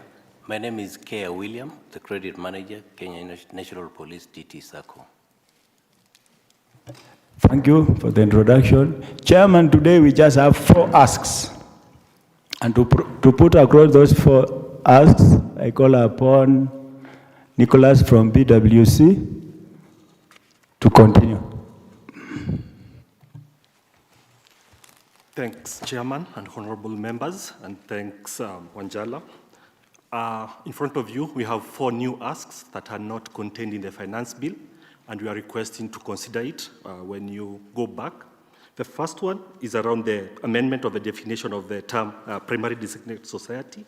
The second one is around the harmonization of the withholding tax payable on payments to SACCO members. The third one covers the increasing the tax exemption threshold, as well as the income tax bands for individuals. And then the fourth one is the harmonization of the personal and the corporate income tax rate. I think I'll let my team to introduce themselves as well as they tackle each section. The first one is around the amendment of the definition of the term primary designated society. Over to you, Linda. Thank you, Chair and honorable members. So I'll be focusing on issue number 1, which includes the proposal to expand the definition of a primary designated society under Section 19A of the Income Tax Act. The current definition of a designated primary society under Section 19A7 of the Income Tax Act is limited to societies composed of individual persons. However, in practice, the SACCO movement has evolved, and it often includes groups, and these groups are composed of individual persons who pursue membership as part of the group. And the narrow interpretation of the primary societies under the Income Tax Act has led to differential tax treatment. And SACCOs composed solely of individual persons benefit from tax exemptions on interest earned from members. And in contrast, SACCOs who have both individual members and groups are excluded from these benefits. And to address this inequity, we propose the amendment to Section 19A7 of the Income Tax Act to insert the words groups of individual persons after the words individual persons. And in our view, the amendment is going to harmonize tax treatment across all SACCOs, regardless of their composition of members. And it's going to also ensure fairness and equity in taxation of cooperative societies. The current definition of primary society has created an even playing field, and this has disadvantaged some SACCOs which serve community-based groups. And the SACCOs are often critical to the financial inclusion at grassroots level, and this amendment will therefore ensure that regardless of membership, they're treated equitably under the law. We've done some benchmarking around. Close to home in Uganda, for example, they have exempted SACCOs from paying taxes for 10 years, from 1st July 2017 to 30th June 2027. And this policy in Uganda is meant to encourage Ugandans to join financial institutions and move away from informal savings. While we are not advocating for SACCOs to be exempt like Uganda, we are just requesting for an even and equitable playing field for all SACCOs in Kenya. Similarly, in India, the tax treatment of cooperative societies is governed by the Section 80 of the Income Tax Act. And here in India, the tax benefits are granted based on economical activities of the cooperative and not membership. And this approach is instructive for Kenya. It shows that the tax policy can be structured to support the purpose and function of cooperatives rather than limiting it on membership. In the Philippines, a cooperative member can either be a natural or juridical person, and tax exemptions are granted based on whether the cooperatives transacts with members or the general public. And their model reinforces the principle that tax treatment should be based on the nature of cooperative operations and not the form of membership. And Kenya can be able to draw from these jurisdictions just to to create a favorable tax environment for SACCOs. Thank you. That is all for issue number 1. Thank you, Linda. I think for issue number 2, my colleague Josephine will deal with it. Okay. Thank you, Nicholas.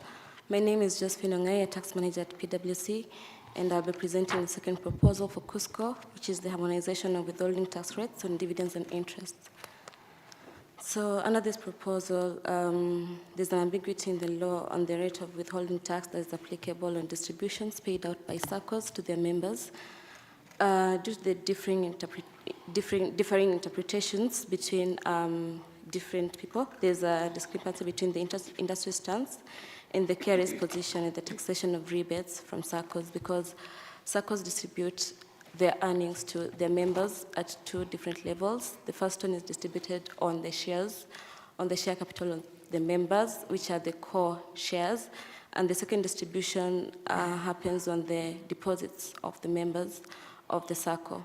So on the shares, they are viewed as dividends, but when it comes to interest rebates that are distributed at the end of the year, depending on the volume of business of the SACCO, then we've had instances with the industry has had challenges with the carrier, whereby carrier seeks to categorize this as interest payments, even though they're distributed to members based on the volume of business they have performed with the SACCOs and on the level of savings they have with SACCOs.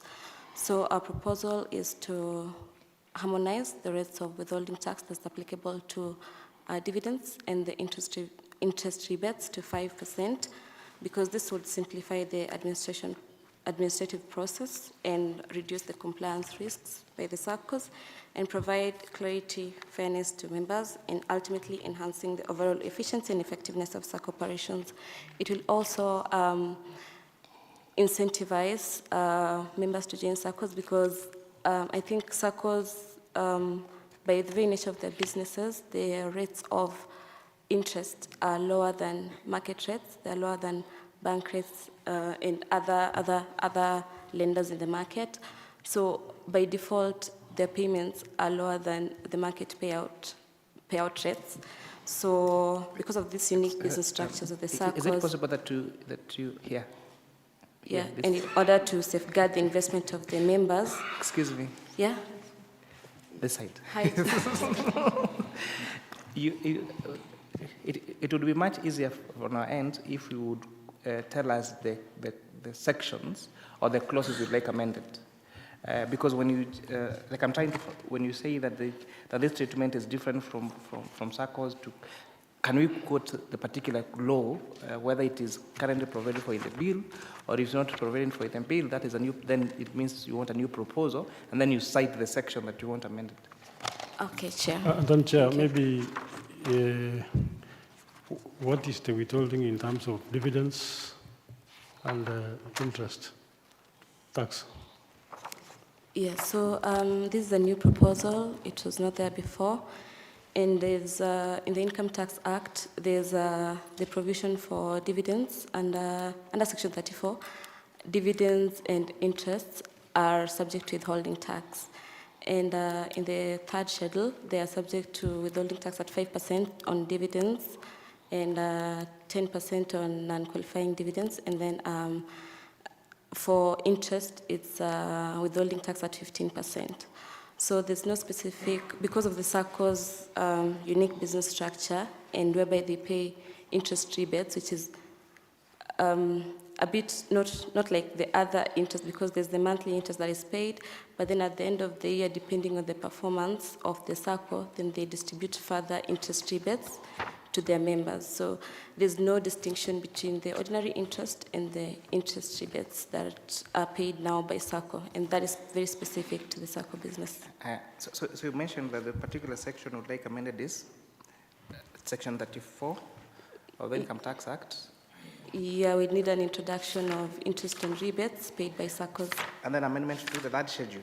Yeah. Yes, so that we specify that the rate of withholding tax under the third schedule is 5%.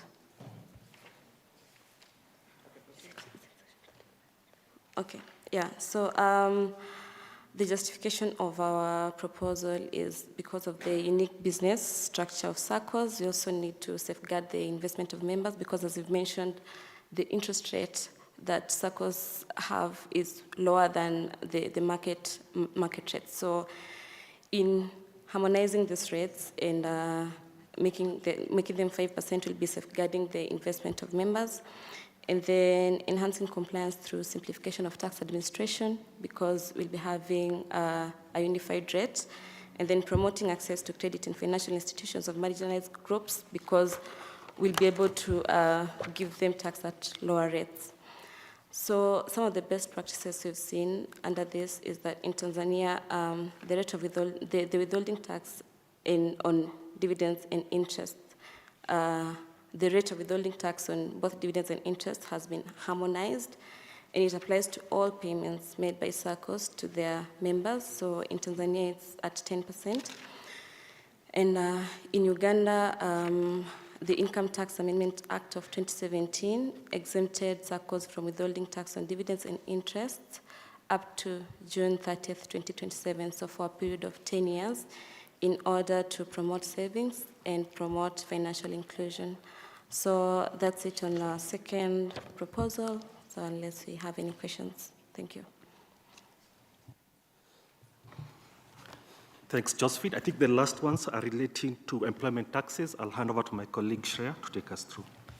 Thank you, Honorable Chair and Honorable Members. Our proposal is on increasing the tax-exempt threshold and widening the individual income tax bands under the third schedule of the Income Tax Act.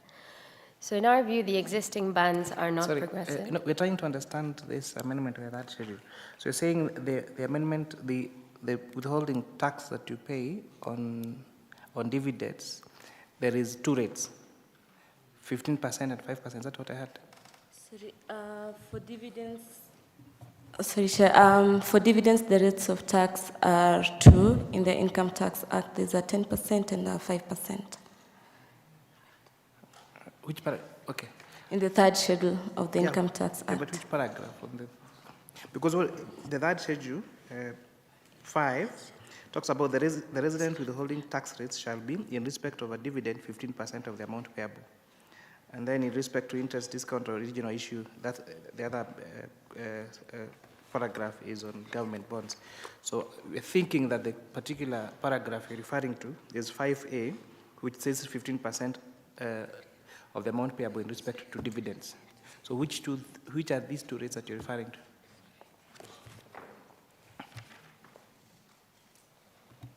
Oh, sorry, Mr. Chair, it's 15% and 5%. That's fine. We can get 15%. Are you do you have this same book? Yeah. If you take page 108. Yes. Paragraph 5 has, in respect of a dividend, 15% of the amount payable. Why is this other rate you're talking about of 5%?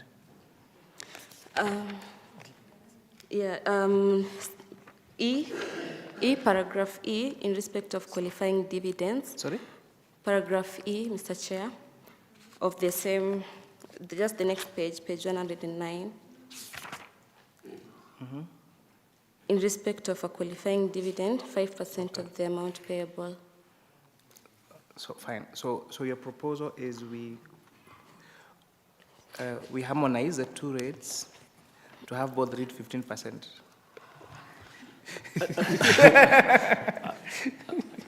Let me step in, Mr. Chair. Yeah? So our proposal is to harmonize the two rates, and we have 5%, especially to payments done to SACCO members, ensuring just to incentivize people to join into SACCOs, as well as empower the financial services that have been granted under the SACCO space.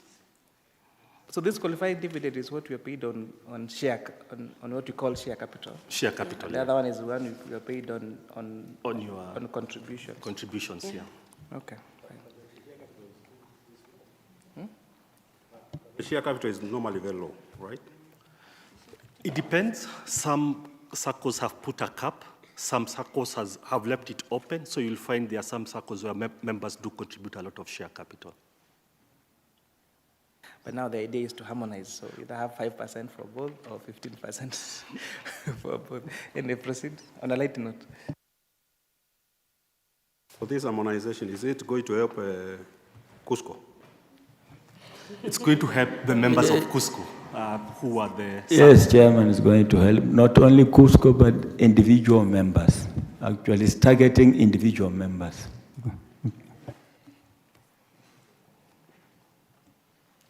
Okay, if I may. Yes. Yeah, thank you. So our next proposal is on increasing the tax-exempt threshold and widening the individual income tax bands, and this is under the third schedule of the Income Tax Act. So this is not SACCO-specific. It will impact taxpayers wider than Cusco. So in our view, the existing bands are not progressive, with taxation starting at 24,000 shillings per month at a rate of 10%. And thereafter, a marginal rate, as we know, applies of 25% with incomes up to 32,333 shillings per month, which is a mere 8,333 shilling increase. So this indicates that the current tax structure is not progressive. So for example, if I were to bring it home, if an individual earns 30,000 shillings per month, they would incur taxes of about 640 shillings. And with the increase in the statutory contributions, this would amount to 3,400 shillings, which leaves them with a disposable income of just under 26,000. So they would therefore struggle to afford basic consumer goods, pay school fees, rent, support a family, cover food expenses. So therefore, we are proposing that the tax-exempt threshold is revised to anywhere between 480,000 shillings to 600,000 shillings per annum, which is about 40 to 50,000 shillings per month. And then thereafter, the remaining tax bands are made more progressive in line with our suggestion to increase the tax-exempt threshold. So since April 2020, which is when the lowest income tax band was expanded, the consumer price index has actually gone up by 31%, which indicates that the purchasing power for individuals has drastically reduced. If we then couple it with the pain of the increase in the statutory contributions, AHL, SHIF from October 24, AHL from March 2024, and then the further increase in NSSF from Feb 2025, disposable incomes have significantly been impacted, which is then having a ripple effect in our economy in terms of spending. So our next proposal is on the harmonization of the corporate income tax and personal income tax rate. I think the question you might say is harmonization in which direction? So we're proposing that they are harmonized to 30%, in line with our proposal to also reduce the top income tax band to 30%. So the primary aim, so we know that the primary aim for increasing tax rates, of course, is to raise revenue. But theories such as the Laffer curve suggest that raising tax rates does not always lead to higher revenues. And at the moment, with our impact on statutory contributions, we're seeing disposable incomes reduced, and therefore spending power has drastically reduced. So aligning the tax rates will also be in line with the government's strategy under the medium-term revenue strategy. So therefore, we propose that these are brought down to 30%. Currently, also, sole proprietors are at a disadvantage since if they earn 800,000 shillings per month, they will be subjected to tax at 35%, whereas a company earning the same would be subjected to tax at 30%. If we then compare to the region, Mauritius and Tanzania's rates for CIT and personal income tax are aligned at 15% and 30% respectively. So the unified rate will help individuals and businesses avoid, shifting of income between the tax categories. So I will leave it at that. Thank you. Thank you very much. Lastly. So, Chair, those are the proposals from Cusco. We'll stop for reaction. I think they were really quite straightforward, and we had interactions during the discussion, so you can go to the next presentation. Thank you, Chair. Well guided. The next group is Gogla and Kerea.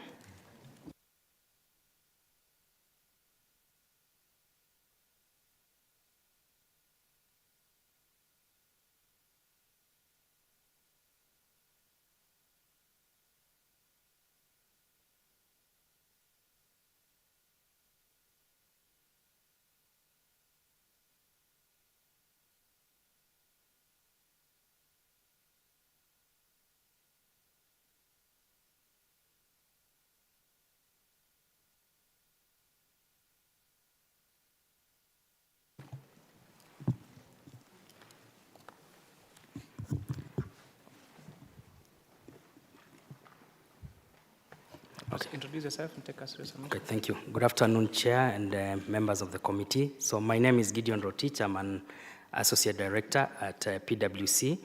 I'm here with the representatives from KEREA. KEREA is the Kenya Renewable Energy Association, and the GOGLA that was mentioned is the Global Association. So here on behalf of the association, and we've come with some members, and I'd like them to introduce before we go to the details.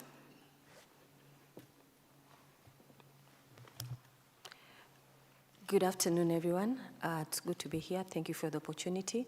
My name is Cynthia Muhati. I'm the Chief Executive Officer for Kenya Renewable Energy Association, a business member organization that represents players in the renewable energy sector, that is for manufacturers, individual companies, individuals, private companies, and also stakeholders, consumers in the sector because of the enabling environment activities that we undertake. Thank you. Yeah, good afternoon, on Chair and honorable members. My name is Walter Kipruto. I work for GOGLA, Global Off-Grid Lighting Association. It's also a membership organization for off-grid solar industry, bringing almost 200 members globally. But we have a lot of presence in East Africa. Thank you. Chair, good afternoon, and members. My name is Patrick Tonui, also with GOGLA.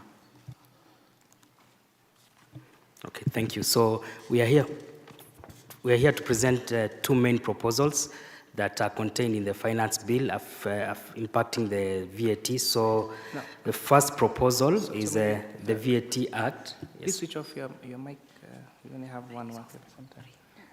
Now, Kerea and Gogla, I think your issues are the same. So is it one presentation or two? Yes. One? It's just, we are all making one. It's one presentation. Proceed. Yeah. So there is, oh, sorry, there's a please introduce. Yeah, Chair, Honorable Chair, members, just a clarification. I think the alliance composes of 3 members, Kerea, Gogla, and AMDA. So I'm from AMDA, and AMDA is the African Mini-Grid Developers Association. We are a Pan-African association that represents mini-grid developers all over Africa, and we've got about 16 members in Kenya. Thank you. Good afternoon, Chair, members. My name is Kevin Kaloki. I represent chloride oxide, part of Kerea. Thanks. Good afternoon, everyone. My name is Francis Kahura, representing Davies and Shatcliffe. So thank you. You can see it's a wide range of members. So we are here in relation to the energy sector, more specifically the power sector. So there are certain proposals that are contained in the finance bill. And the first one I want to talk through is a proposal to delete a specific section which deals with specialized exemption on specialized equipment for generation of solar energy. So there's a proposal to delete that from the exempt schedule, and what that means, it will move it to 16%. So from the current exemption to 16%, and our proposal is to retain that specific section, and primarily because of quite a number of factors, and I'll invite Cynthia just to take us through, just from an energy perspective where we are, and even as a country, when you look at our policies with regards to renewable energy. So as a country, we are proud that we are using over 90% of our power sources from renewable energy, but then if we try bringing some of these taxes, we may cripple that, and part of the Vision 2030 is to have 100% of our power from renewable energy sources. So just in a nutshell, we are proposing that this be retained as exempt. Cynthia, you can give a brief. Actually, it's Walter. So that we do not duplicate what you're saying, we'll just do it. Yes, so thank you. I think the biggest implication we see is on low-income households who rely on solar products. So that's one aspect that we see. The prices will increase, and therefore it will hamper our electrification process. The other option, which I think my colleague from AMDA will also touch on, is these off-grid areas would rely on these incentives to be able to reduce the cost of developing mini-grid projects, for example, in the ASAL regions. So I think affordability is one of the critical issues which will lock out most of the low-income households. And as we know, so right now the electrification in Kenya is around 75%, but the 25% remaining is mainly in the northern ASAL regions, and these are underserved regions. So they are basically being discriminated further, considering that the existing exemptions have actually also benefited the entire, the rest of the country. So I think it is really important for the committee to consider the electrification of these underserved regions. I think beyond that, actually we see, so if this exemption, if this proposal goes through as proposed, we see the country slowing down in the electrification rate, probably to the tune of about 100,000 households per year, considering that our population is also growing steadily. And when this market slows down, we also expect other economic ramifications, especially for the companies that have actually been creating these products and services in the sector. We see a bit of market shrink of about 25%. And what that means is there will certainly be job losses in the sector. There would certainly be low sales, which means the companies may not be able to sustain their operations. And consequently, that will definitely reduce also even the income the government currently earns. So the government earns corporate taxes and pay UAE. So if there is market shrinkage, that will also implicate that. So other than electrification, we also see other implication. I think the other thing that I also want to bring to your attention is that energy is a driver for social and economic development. So a lot of technologies are nowadays coming up for promoting productive use of energy. And I would give an example for small-scale farmers, for example, who are doing irrigation, acquiring solar irrigation pumps to be able to increase their productivity, to be able to increase the frequency of production and get more income. So we see this going to affect the productive use of energy, especially in areas where the grid is not there, or what we sometimes call weak grid, where the grid is there but doesn't reach most of the people, or as unreliability issues. So we see this economic uplift that these technologies can bring will basically be curtailed. Last but not least, so we are promoting green technologies that would help us to fight the adversaries of climate. And we see a lot of opportunities. I think the government is really currently eyeing to promote mitigation of greenhouse gas emission, and we can earn carbon credits out of this. So when we promote green technologies, we can definitely get other opportunities for getting revenue as a country, but also that can also benefit to lower the cost of these products. As closing, so I think from our analysis, we estimate that by government implementing these measures, both on the VAT, removal of VAT exemption for specialized solar equipment, but also moving the solar and lithium batteries from zero rated to exempt, we see the government losing actually revenue to the tune of around 200 million per year. And we are happy to be able to demonstrate this to the committee. I think we've provided our analysis in detail in our written submission.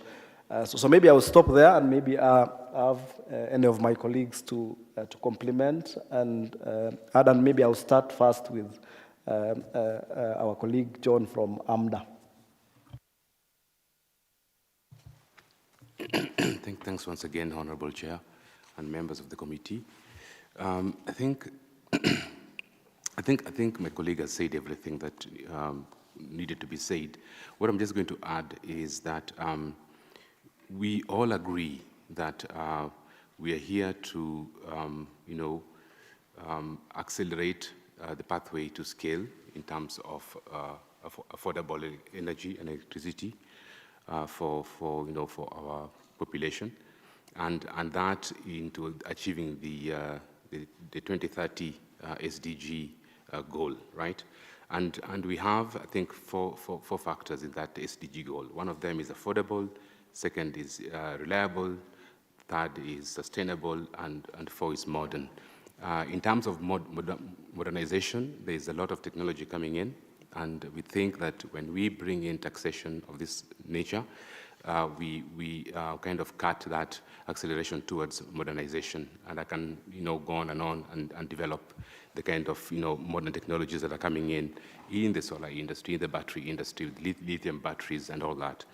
And then in terms of reliability, we know that the renewable energy is reliable, and that has been proven. In some terms of sustainability, that also we know, and if we bring in these taxes, we might, miss the target that we have set for 2030. So I just want to appreciate the committee for allowing us to provide this feedback on the Kenya Finance Bill 2025. Thank you so much. Thank you very much. I think your matter is very straightforward. The only concern and why you see this attempt in this finance bill doing a cleanup on the first and second schedule of the VAT Act is, does the benefit of that zero rating really go to the price of that particular product, or does it go to your profit? Last year alone, we spent 540 billion shillings on tax expenditures. Our budget for 24, 25, our development budget is only 650 billion, which means the amount of money we are spending on tax expenditure is almost the equivalent of how much we are spending in our development expenditure. And the question is, does this really go to help reduce the price of that particular product to the consumer? Most of your products, for example, are imported. When you look at the price when the dollar was 160 and when now it's 130, the prices have actually increased, and we would have expected that such a fundamental strengthening of our shilling would mean that those particular products will become cheaper. So what assurance do we have that this particular benefit would be transferred to the consumer, to the price of the end product? Chair, if I may respond to that. We have previously submitted to the committee, and we'd be glad to provide this evidence that has shown in terms of the price impact when VAT comes in. To date, we know the sector today has contributed about 22% of Kenya's energy access of the 75% that's being reported by the national government.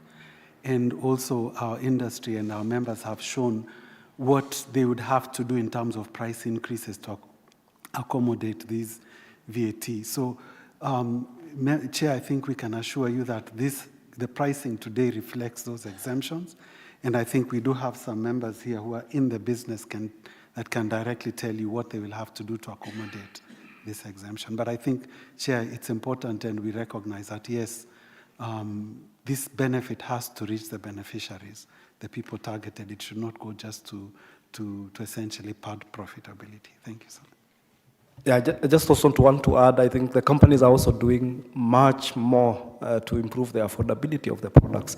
For example, by providing payment by installments over 6 months, over 1 year, over 1.5 year period, to ensure that the low-income households can be able to still pay, even though they cannot be able to afford what we call a higher tier solution, which would likely be more expensive. So it is very, very important to see that the industry is really reacting to that and still enabling people to get high-quality energy services, despite them being a bit relatively more expensive.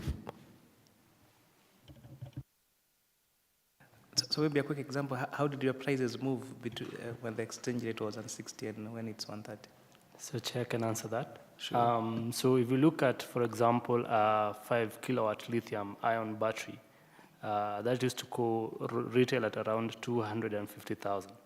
It's now retailing at around 110,000. So if you look at also on panels, because they're priced per watt, I think at that particular point they were around 25 shillings per watt. Right now we are retailing them at around 18 shillings per watt.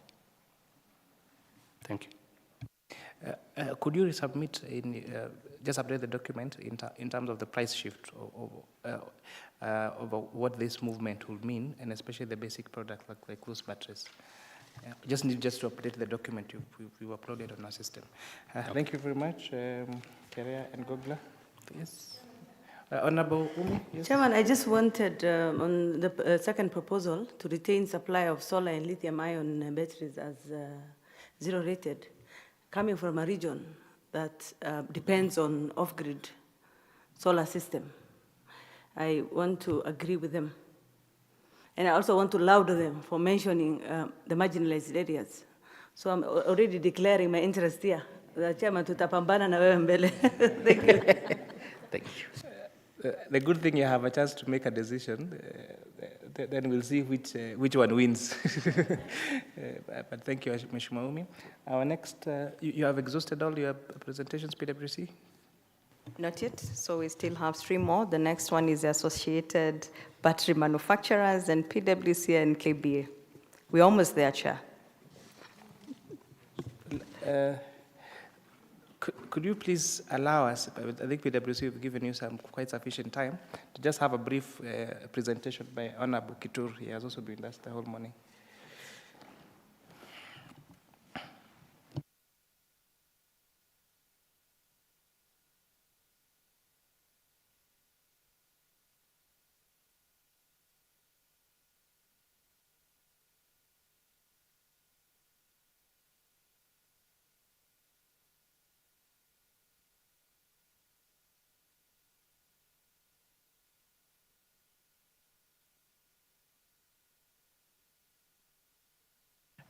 Honorable Kitur, proceed.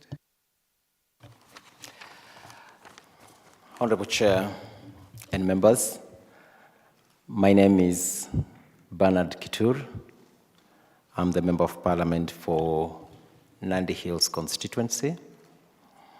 And in this regard, Honorable Chair, I come in as not only representative of the people, but also a parent. And with me is, maybe he can just introduce himself, and then I'll take through the proposal that we have, Chair. On a point of information, you will not be presenting as a representative of the people of Nandi Hills, you're representing as an individual, because you'll have a chance to represent them when you're debating this matter at the House. So I think you need to correct that. You're making this presentation as yourself. Thank you very much, Chair, for that correction. Yes, I'm making this presentation as an individual. Thank you. A proposal. Honorable Chair, I'm Dr. Geoffrey Kiprop. I'll be presenting this presentation together with Honorable Bernard Kitur. Chair, I wish to propose in the Finance Bill 2025 an introduction of a health promotion levy in the soft drinks in the Kenyan industry. Just in an introduction, Honorable Chair, there is an increasing consumption of sugar-sweetened beverages. I was wondering if Coca-Cola are here, and I've seen them at the back. They're busy taking a photo of the presentation. Yes, actually, I had a very nice conversation earlier on, so I'm sure this will also interest them by being here. So there's the increasing consumption of sugar-sweetened beverages in Kenya has contributed significantly to rising cases of obesity, diabetes, and other non-communicable diseases. To mitigate this public health crisis, we propose the introduction of the health promotion levy in the soft drinks industry. This levy aims to reduce sugar consumption, to encourage healthier product formulation, and equally to generate revenue to support public health programs. The objectives of the levy that I am proposing is one, on health improvement, to reduce sugar consumption by discouraging production and purchase of high sugar soft drinks. Perhaps on this, Honorable Chair, I'll just give a minute or two to my colleague here to just maybe buttress it to you why this is justified as to why we want to propose this levy, this health promotion levy, particularly on matters of health of both Kenyans and our own children. Dr. Yeah, Chair and honorable members, allow me to paint a picture of how we are health-wise in the last 5 years. According to a study done in 2022, 45% of women and 19% of men are either obese or overweight. That is borderline half of the gender population. This has increased from 33% in 2014 to 45% in 2022. Equally, children are not left behind.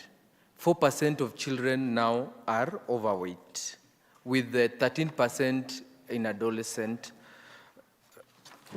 If we look historically, in 1969, we were consuming 35.5 grams of sugar. In 2009, we are consuming 60 grams per day, and this is per day. As of 2025, we are doing between 60 to 65. The WHO recommendation is at 50. So it means currently we are overdoing.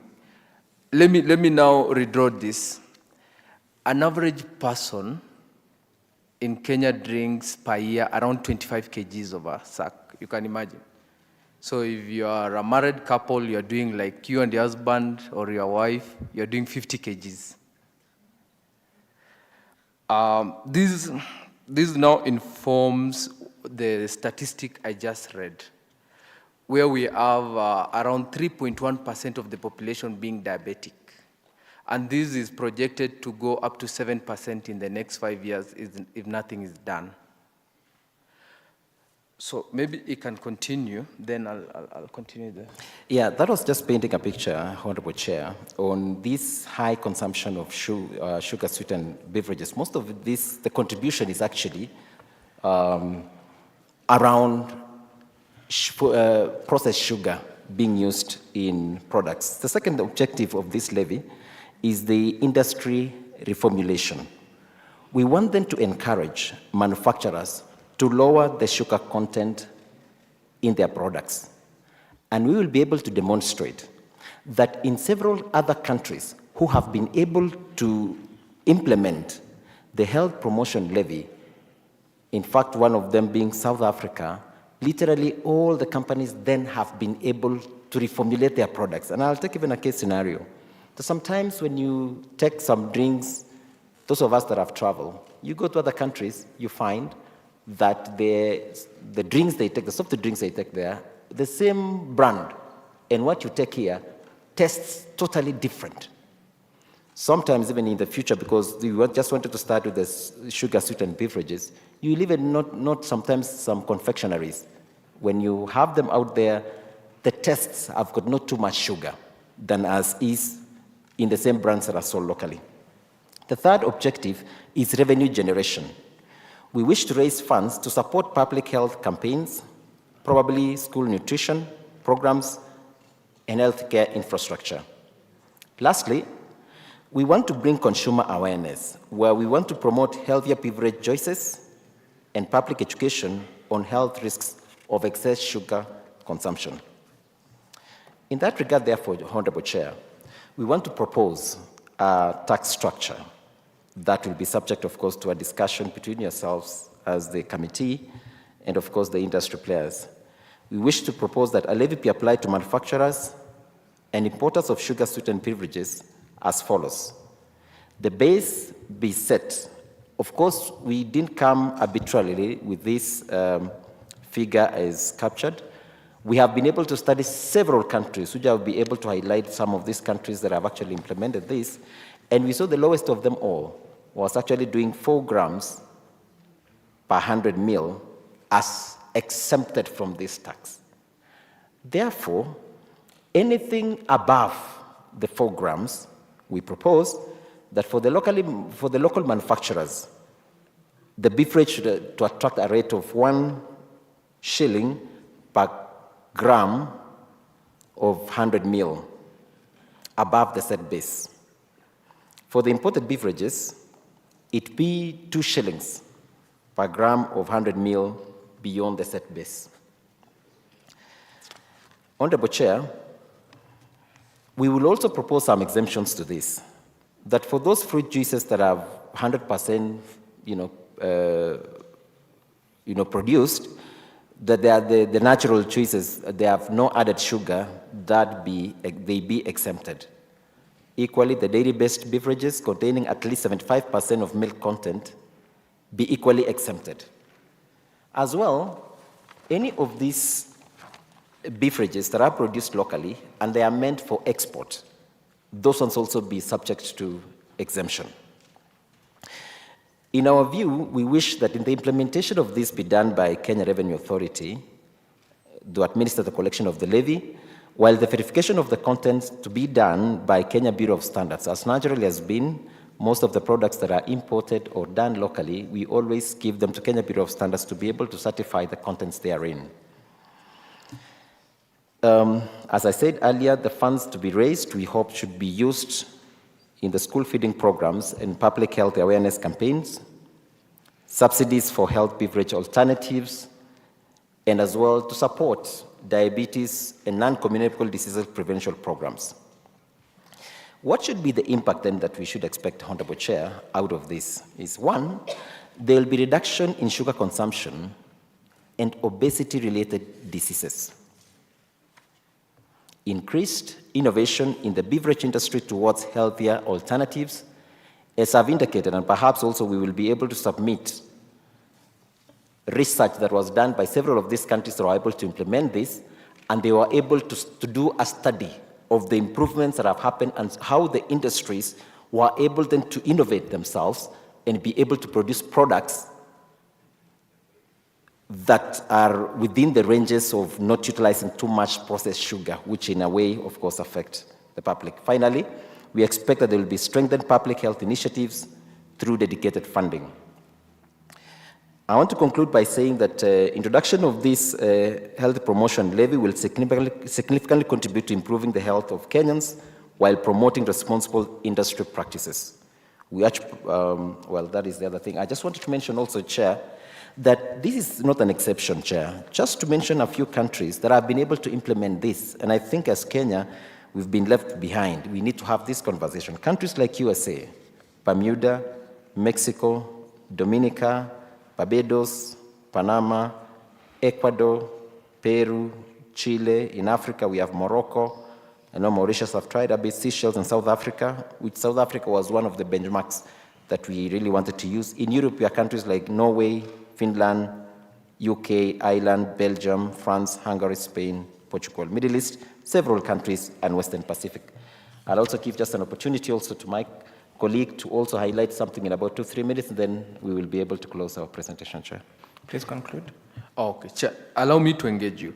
I don't know, do you put sugar in your tea? I have not taken sugar for the last 15 years. Okay, but a friend or a spouse or family member, give me an estimate of spoons. My wife likes sugar in her tea, so yes. How many spoons? 3 teaspoons. Yeah, 3. 2 to 3. Yeah. That is normal. But do you know some of these soft drinks do up to 15 of the same? Yeah, for around a 500 ml. And that's why we need to come in. We need to put in laws that will regulate this. Some of these young kids, you'll see them, they love yogurt. But they don't love the yogurt in yogurt, they love the sugar in the yogurt. It is a disaster in happening. As it stands now, in public and private school, 29 kids are either obese or overweight. And these are pre-diabetic. As they grow, they they're highly predisposed to diabetes type 2 and other non-communicable diseases. Now, allow me to continue. Based on the countries you mentioned, I'll just pick 3 countries. In South Africa, once they implemented, they were able to raise a revenue of $170 million, which was spent in healthcare. And there was a 28% reduction in the sugar in the drinks. In UK, they did the same. They were able to raise around 340 million per year. And there was a reduction in the sugar by around 30 to 40%. Because it's around lunch hour, I would not want to continue. I can read the mood in the room. Yeah. So finally, Chair, it is in our view, and a proposal is apparent, as my colleague had ably mentioned, sometimes we have too much sugar in some of these drinks. I'll even draw your attention to some even of, mango juice of some of the big juice processing companies, that you cannot even take that mango juice unless you add water. This, I could not have been able to do so when I was a bit younger. But I'm now getting conscious of myself and my health. Many times we have to even add water into it. So why should we have to subject ourselves into, we have nobody to take control, because the manufacturers, most of the manufacturers, perhaps whether they're responsible or not, don't have anybody who manages them in how they are able to infuse or put sugar into these drinks. So in our view, and my proposal is that we now have a consideration on how do we manage the amount of sugar that is actually put in the drinks that we take. Thank you. Thank you, Honorable Kitur, and thank you, Dr. Kiprop, for your presentation. Are there concerns from members? Honorable Paul, Honorable Umi? I was just wondering whether KEBS measure the level of sugar in juice. And would you know the quantity based on each drink? Would they be able to know the quantity, what you are saying, so that we can, I think I've heard the gentleman say that there's an equivalent of, is it 15 teaspoons of sugar in one bottle of either yogurt or juice, which is actually very high. Yes. So what is your thinking, or have you found out anything about what does KEBS have to say about it? Thank you. Yes, as of now they do, but then they do it as a routine, not as a way of checking for levy or anything. It is possible to be done. And some are even indicated on the labels. Okay, to just put it a bit neater. Yeah. Is there a standard? Do we know what is the standard that KEBS have approved of the quantity of sugar to be put in those juices?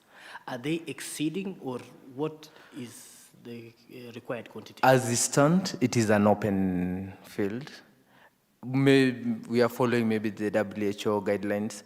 But what has happened, as new manufacturers are setting up, one of the aggressive marketing campaigns they are using is to ensure a drink that is released is more sugary than the other.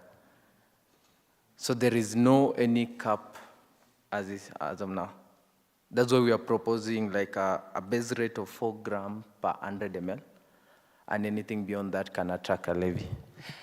Allow me also, Honorable Chair, to answer it from this perspective. Honorable Chair has mentioned that he doesn't take sugar, but he still takes tea. He mentions also the spouse does 2 teaspoonfuls, and they still take tea. Now, we have a scenario here where it's an open-ended kind of a thing. And we all know, certainly everybody even seated here today, are conscious because of the age where we are. We are all conscious of the amount of sugar that we take. The reason why Chair doesn't take that is because of just being conscious. So can you imagine that we now have some juices that are brought in our houses, our homes, and do you know how our kids do? They just take it, a lot of them. You cannot even control it. So it's a competition of who puts too much sugar, who makes their products too sugary or too sweet. So it's just the consciousness that we want to bring to Kenyans. That's why even at some point I said that a time has come that now we have this conversation that we are saying, let us be conscious of what we are able to put in our products. So some of the way to do it is also put in some period of a levy, so that in that levy, in fact, whatever we get out of it, let us use also to use it for education, but at the same time we promote our health lives as Kenyans. Thank you. Mheshimiwa Umi? Thank you, Chairman. We're having a very interesting conversation here. I'm also in your team. I think I've not taken sugar for the last 17 years. Wow. And the first 3 months after I stopped taking sugar, I lost 3 kilos. Then I maintained the rest because of other reasons, but it's not because of sugar. Yeah. So it contributed to my weight loss. Maybe I was eating sugar indirectly in my starch, but I was not mixing sugar in my tea or juice. Actually, I avoided juice because juice you can't take without sugar as much. So I avoided, I was just taking water. And for those tea lovers, if you get to know how it tastes, you would stop taking sugar. Because tea without sugar tastes really nice. Plus my black tea, because people ask me, how can you take black tea without sugar? I'm like, it's just mentality, it's how you take it. Anyway, Honorable Chair, that's why we have our kids who get tantrums, who are hyperactive because of these sugars, because it's not controlled. And I have sisters who say when the sugar level goes down, they grab a Fanta so that it spikes. And coming to think of it, when you travel outside Kenya, I sometimes say, because I also take soda sometimes. When I feel I'm in Mandera and I'm so tired and my sugar levels go down, I take a Fanta just to put me into the mood. So I'm thinking the sodas that we take out there, sometimes you have no choice but to take. Doesn't exactly taste like the sodas we have here. And I used to be told Coke has 7 teaspoons. Coke before the 500 ml, which was now the 300 ml in the glass bottle, has 7 teaspoons. You can imagine 7 teaspoons in a cup of tea. It is 9. My only request on Abumi is not to mention the brands. No, I'm just saying, because they're also here, so that they're here. They will justify once they come before us, Chairman. You know, we are talking about health issues here. But Dr. Kitur, where I did not get you right is, are you after getting the levies or taking care of our children? Because, or our health in general? Because what you're saying is, the higher they go, the higher the levies they pay. Are you saying we cap it into some level, some grams, or we give them that leeway of adding more, and we take more from them? Thank you very much. Maybe I'll help you, Mr. Honorable Kitu, so that we make progress. They're proposing that for local average beverages at a rate of 1 shilling per gram per 100 ml above the set base. So they have what they're recommending as a set base. So if you go anywhere higher than the base, now the levy will be, or now what is over and above that. Okay. Chairman, because this is beverages, and I believe this falls, alcohol falls under this, and I've never taken alcohol. Could you tell us if alcohol is also one of these? Thank you very much. I think I was very careful not to enter into a wide conversation. I'm just opening the door for this country to now begin to have a discussion. And I know there's been a lot of discussion on the alcoholic beverage. So this time around I said, let's start from where, particularly when I'm affected. This is a discussion that we can widen. I'm affected because I'm a parent. And therefore I said, let's start with the soft drinks, and also this one has been implemented by other countries. There's a lot of jurisdictions to be able to, compare from.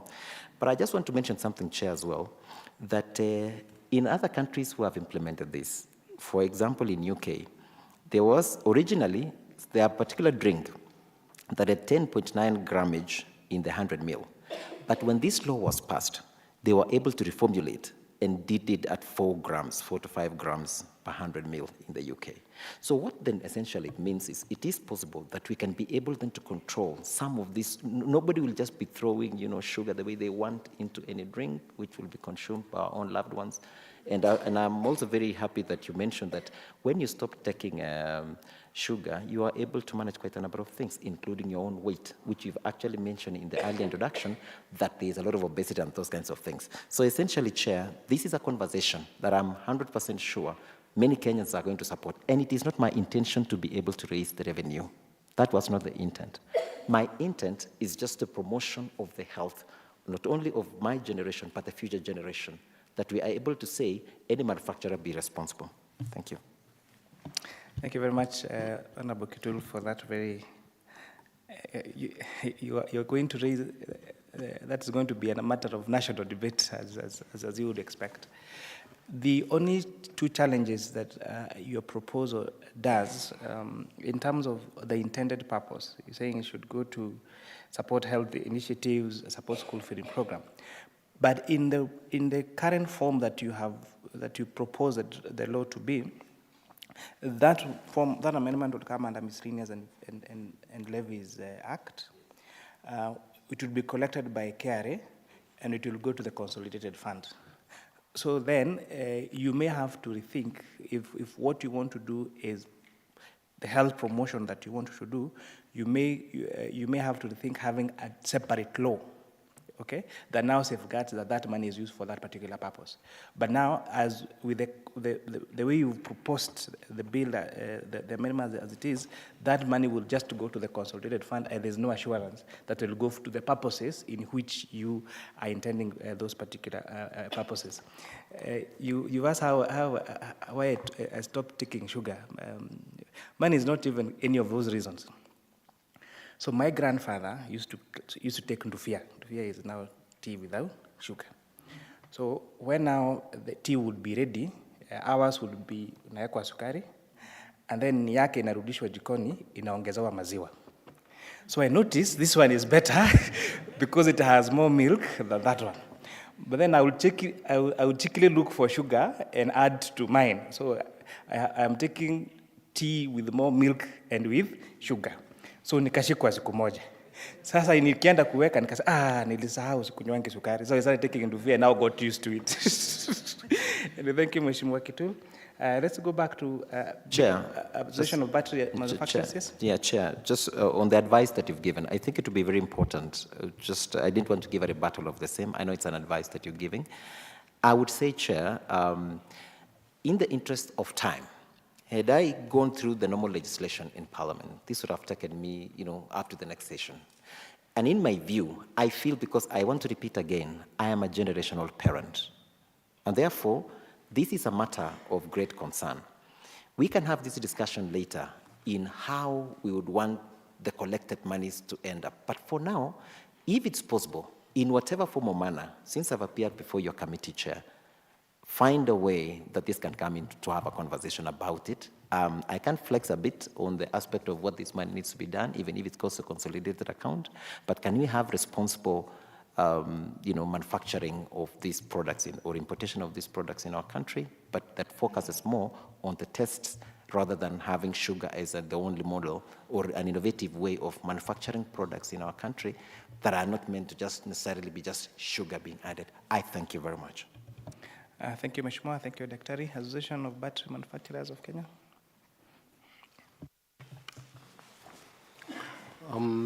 Thank you, Chair. You're still members. under PwC, yeah? Yes. PwC. This time around, you have so many clients.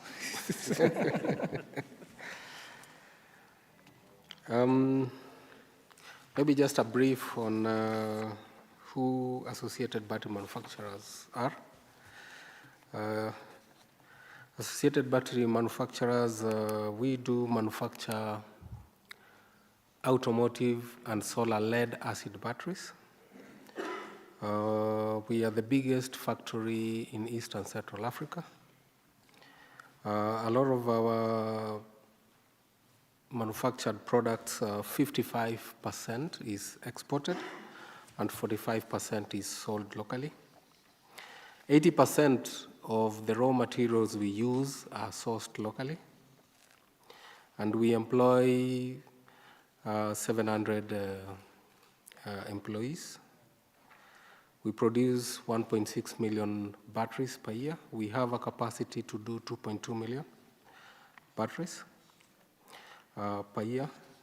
So, and we also, in terms of solar batteries, 30% of what we produce are solar batteries used for storage, mostly to the lower end of the market. We've seen a shift as lithium becomes cheaper, the higher end of the market and the middle are moving towards lithium batteries. But the lower end of the market is still buying a lot of lead acid solar batteries for storage. And this is basically because lead acid battery is cheaper than lithium for now. So in terms of the finance bill, there were two changes that have affected us. One is paragraph 113 in the first schedule. The proposal is to move this from exempt to standard rated, which of course doesn't affect the manufacturer as much, but will affect, of course, the end user, because then we'll have to apply 16% VAT when we are selling the product. Secondly, we also noted paragraph 32 in the second schedule, where solar and lithium batteries were zero rated, and that is the one we have been using to claim input VAT. And that will basically mean all the inputs, because we buy them locally and they have VAT, will not be able to claim, hence increasing our cost by the same. Because then we have to pass on that cost to the end user, which will mean that we increase the prices of our product by 16% that we are not able to claim. So our proposal was to In terms of paragraph 32 of the second schedule, leave it as is. Exempt for manufacturers normally means an increase in cost, while maybe the public might be understanding it differently, that exempt means no VAT, but to manufacturers it means something totally different. It means the cost has gone up because you cannot be able to claim input VAT. So our proposal is to leave paragraph 32 under zero rated, and also to leave exempt under paragraph 113 as is, if the aim is to make these products cheaper to the end users, end consumer in the market. Thank you, Chair. That was our proposal from manufacturing side. Thank you very much. Are there concerns from our members? I think it's quite straightforward. Thank you very much.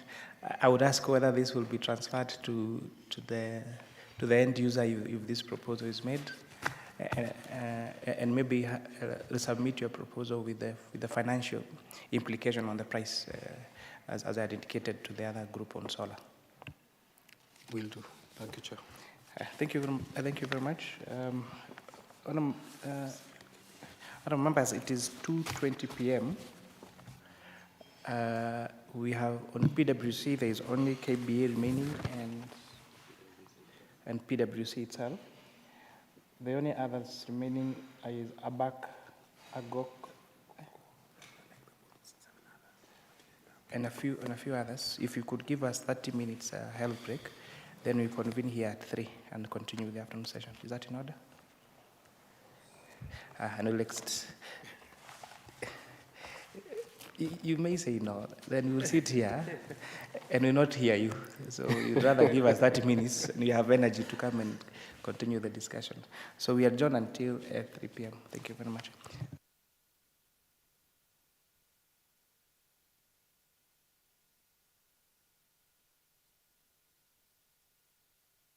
And perhaps those who have not presented, we extend a lunch invitation on the restaurant on first floor. Please join us for lunch.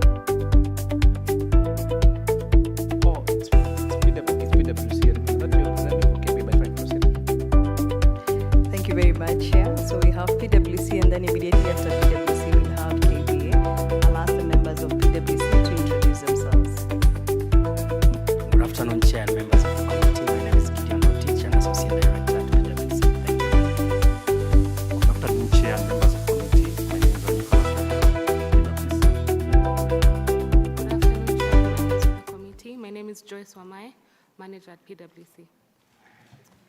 Good afternoon, Chair and honorable members. My name is Shreya Shah, PwC. Good afternoon, Chair and honorable members. My name is Doreen Max, PwC. So, Edna, you know the drill. You've been here before. You were with us early in the week. Take us through your submissions. If there's different thinking or something that you think has not been mentioned, go to your asks. Thank you. Thank you very much, Chair, for the guidance. So we have proposals from corporate income tax, employment tax, value-added tax, and tax procedures. I'll invite my colleague Nicholas to take us through the corporate income tax proposals. Thanks, Chair. Thanks, Edna. I think the first one is around the term definition paid. It's not contained in the finance bill, but it's a proposal that I know we have been discussing in quite some time. And my ask or request for the committee is to amend the term definition paid to only capture cash, where there is outflow of cash and cash equivalent. If you look at Section 2 of the ITA, it defines the term paid to include distribution, credit, dealt with, or deemed to have been paid in the interest or on behalf of a person. It's quite broad and also quite, can you say, onerous to some extent for the taxpayer, because you'll find in most cases, the moment I book or I recognize an expense which is qualifying for withholding tax, I'm supposed to account for withholding tax within 5 working days after I booked that expense. This one poses some cash flow issues to the taxpayers, because you'll find in some instances whereby I've booked a huge expense, I'm supposed to account the withholding tax within 5 working days. Based on my cash flow workings, I'm constrained, so I'm forced to go look for additional financing, either from banks or alternative financing methods, which imposes some, can you say, additional burden, because I have to now pay interest, thus increasing my cost of doing business. I think our second justification around the same, yeah? If you look at the withholding tax VAT approach, withholding tax VAT approach, it has taken a view that we need to account for withholding VAT the moment you pay the actual cash flow. If you are able to adopt the similar approach that has been adopted on withholding VAT to withholding income tax, I think it will at least harmonize both withholding VAT and withholding tax. That's easy for taxpayers to account. Secondly, another matter that has been canvassed a lot is around the rollout of e-Teams compliance requirement. It's not contained in the bill, but it's something we are proposing you have a look.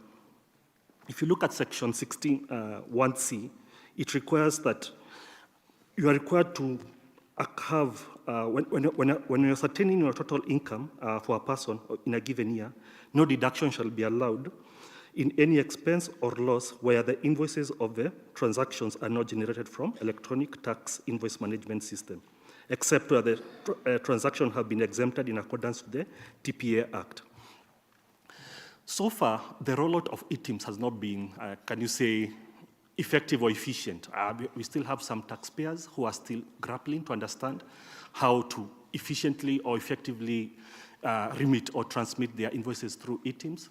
Secondly, you'll find some SMEs have opted to ignore the formal, can you say, the formal structure of business, and they've decided to, because we are not qualifying for tenders that maybe are government-related or big companies where you are required to have e-Teams, they have decided to go their own separate way. We are still also teething challenges from a technology perspective, where we are finding some taxpayers are still having issues adopting the new methods that KRA are rolling out after every 6 or so months. Our request is, let us defer the implementation of e-Teams invoices for up to 1st January 2026, and let us embark on sensitization of taxpayers as well as education of the same taxpayers to adopt the e-Teams, as we look for other good alternatives for us to account for our invoicing. The final one is around the remission of withholding tax. Again, something that we have canvassed a lot, not contained in the Finance Act. If you look at Section 35(5) of the Income Tax Act, it requires that you need to remit withholding tax to KRA within 5 working days after deduction is made. This one places odious or heavy obligation on the taxpayers to immediately plan for cash outflow within 5 working days the moment also I book an expense, what I had talked to earlier. Our request is it possible we amend the law to say we pay the following month, subsequent after you deducting the withholding tax, by the 5th day, at least to give ample time for the taxpayers to be able to gather their cash, have sufficient cash flow, and remit to the tax authority. I think I'll pause there for Income Tax Act, and I'll hand over to my colleague Shreya to take us through the employment taxes section. Thank you. Yeah, thank you. So, Honourable Chair and Honourable Members, our first proposal is on the tax reliefs offered to expatriates, which is currently under Clause 8A4 of the Finance Bill, and there is a proposal to delete Section 15(2)R of the Income Tax Act, along with the various reliefs offered to expatriates. So, under this clause, it provides for 1/3 of the total gains from employment not to be taxable for an individual who is not a citizen of Kenya and who meets certain conditions, such as working for a regional office approved by the Commissioner, whose employer is a non-resident company or a partnership, who's absent from Kenya for at least 120 days or more in a year of income, and whose gains and profits from employment are not deductible for that employer. So we propose that this Section 15(2)R is retained. We feel that if this proposal is removed, the special 1/3 deduction that's accorded to expatriates working for regional offices, it may reduce Kenya's attractiveness as a regional hub for multinational firms, and also in terms of attracting and retaining top talent. So a decline in this expatriate presence could push firms to relocate their regional offices elsewhere, thereby reducing foreign direct investment and economic activity. So expatriates also play a critical role in terms of skills transfer, training local employees, and fostering innovation. So we propose that this section is retained. Moving on to the next one on the taxation of income from pension.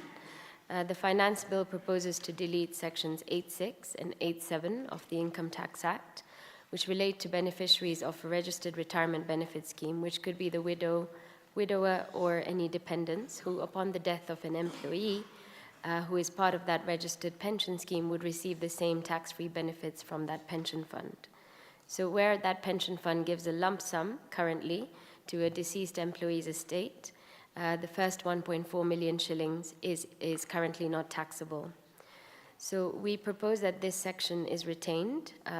Repeal of this current exemption limit may discourage employees from saving towards their retirement, and also these lump sum payments play a critical role in terms of providing a financial buffer for dependents, especially during a difficult period, and also may cater for funeral expenses, medical bills, mortgage payments, etc.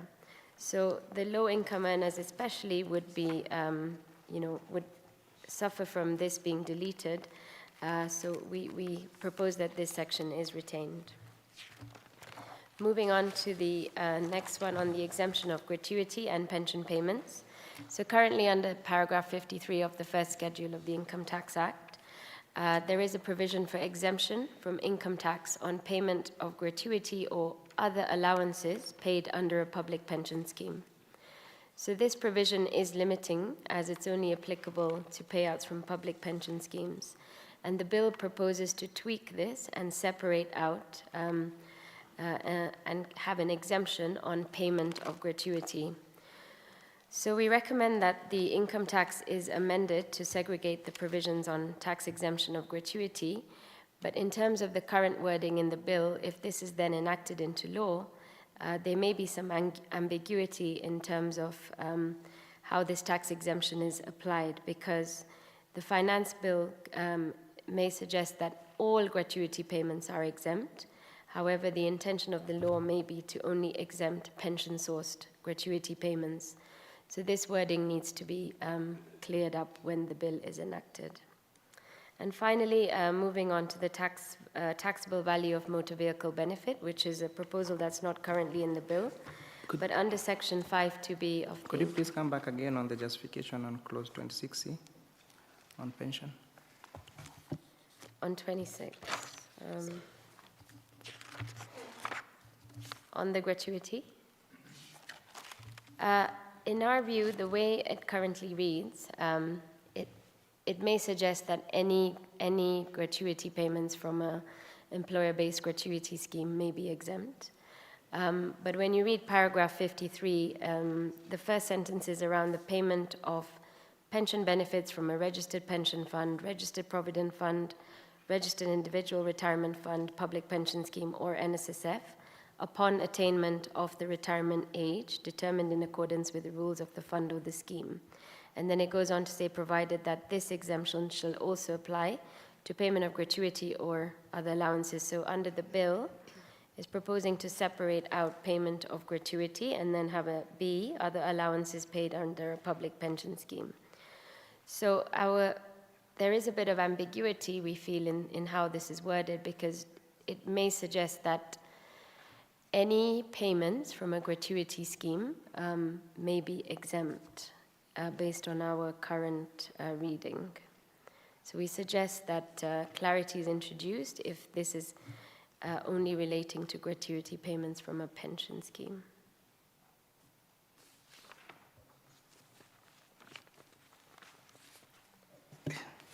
I'm not sure whether we are on this. Okay. If we amend, if you check paragraph 53 of the first schedule of the Income Tax Act, it says payment of pensions benefits from a registered pension fund, registered provident fund, registered individual retirement fund, public pension scheme, or national social security fund, upon attainment of retirement age determined in accordance with the rules of the fund or the scheme, provided that this exemption should also apply to payment of gratuity or other allowances paid. So the amendment on clause 26C, 1, by deleting some subparagraph A, so we are deleting this paragraph A, payment of gratuity or other allowances paid under a public pension scheme, and substituting the new paragraph, payment of gratuity. So how is that not clear? Because it's going to read that provided that this exemption shall also apply to a payment of gratuity. Because the difference between what the bill proposed and what is in the Act is that what is in the Act has payment of gratuity or other allowances paid under a public pension scheme. So it's only gratuity that is paid under a public pension scheme that is exempt. Yes. So by deleting that A and replacing with payment of gratuity means that we're expanding even gratuity that is paid not necessarily in a public pension scheme. So how is that not clear? So I think that where we're just suggesting more clarity is, yes, absolutely, you're aligning the treatment of public and private pension schemes.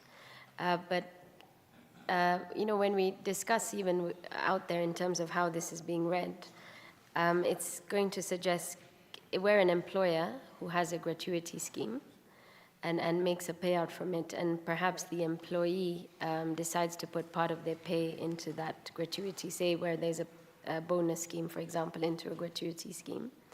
Can it suggest then that any payment out of that gratuity scheme is exempt? So we would just like that to be tied up so that the interpretation is that if you divorce the gratuity payments or just look at them on a standalone basis, then are they exempt?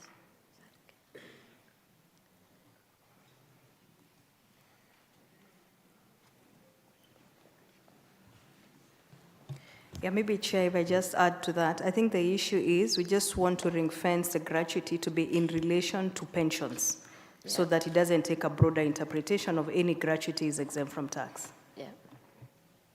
Although the thinking then would be, when you read A's 53 payment of pension benefits from a registered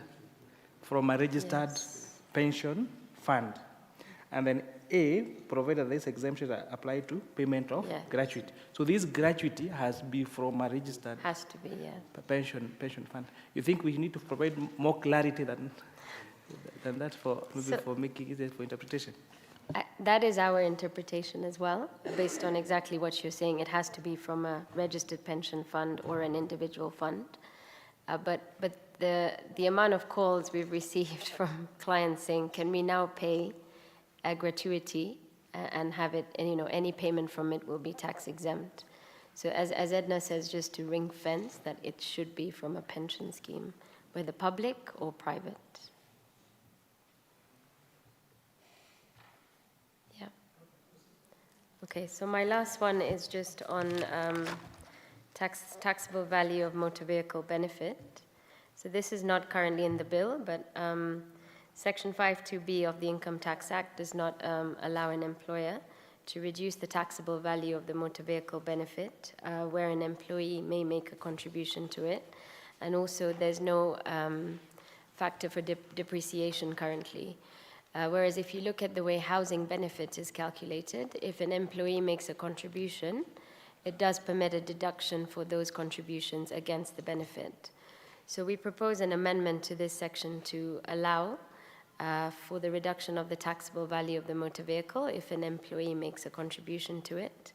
And also there should be an element for allowing for depreciation because 2% of the acquisition cost, if you've had that vehicle for maybe 7-8 years, may be really high, and obviously it is depreciating.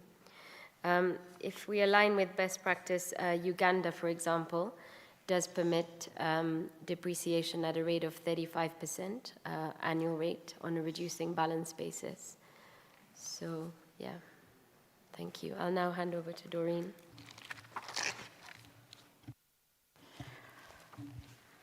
Honorable chairs and members of the committee, I'm going to present some indirect tax proposals, basically focusing on VAT and excess duty. So the first proposal we have is the clause 32A of the finance bill, which proposes to delete section 17(5)(c) of the VAT Act. So currently this section provides an avenue for taxpayers to offset withholding VAT against the output tax or any other tax. That's what the section provides for. So meaning if this subsection basically is deleted, it means taxpayers will no longer be able to offset the output VAT against the withholding VAT, and they will only be left with an option to apply for refunds if they want to get the cash out of the withholding VAT benefit that is available. And this will actually create more cash flow issues for clients, but again, it will create an onerous process for KRA because getting refunds is also a challenging process which requires a lot of administrative issues. So it will actually create an administrative burden for the KRA and also make the refund process more onerous for clients. So we propose that this section is left as is so that taxpayers are able to offset any output tax against the withholding VAT credits.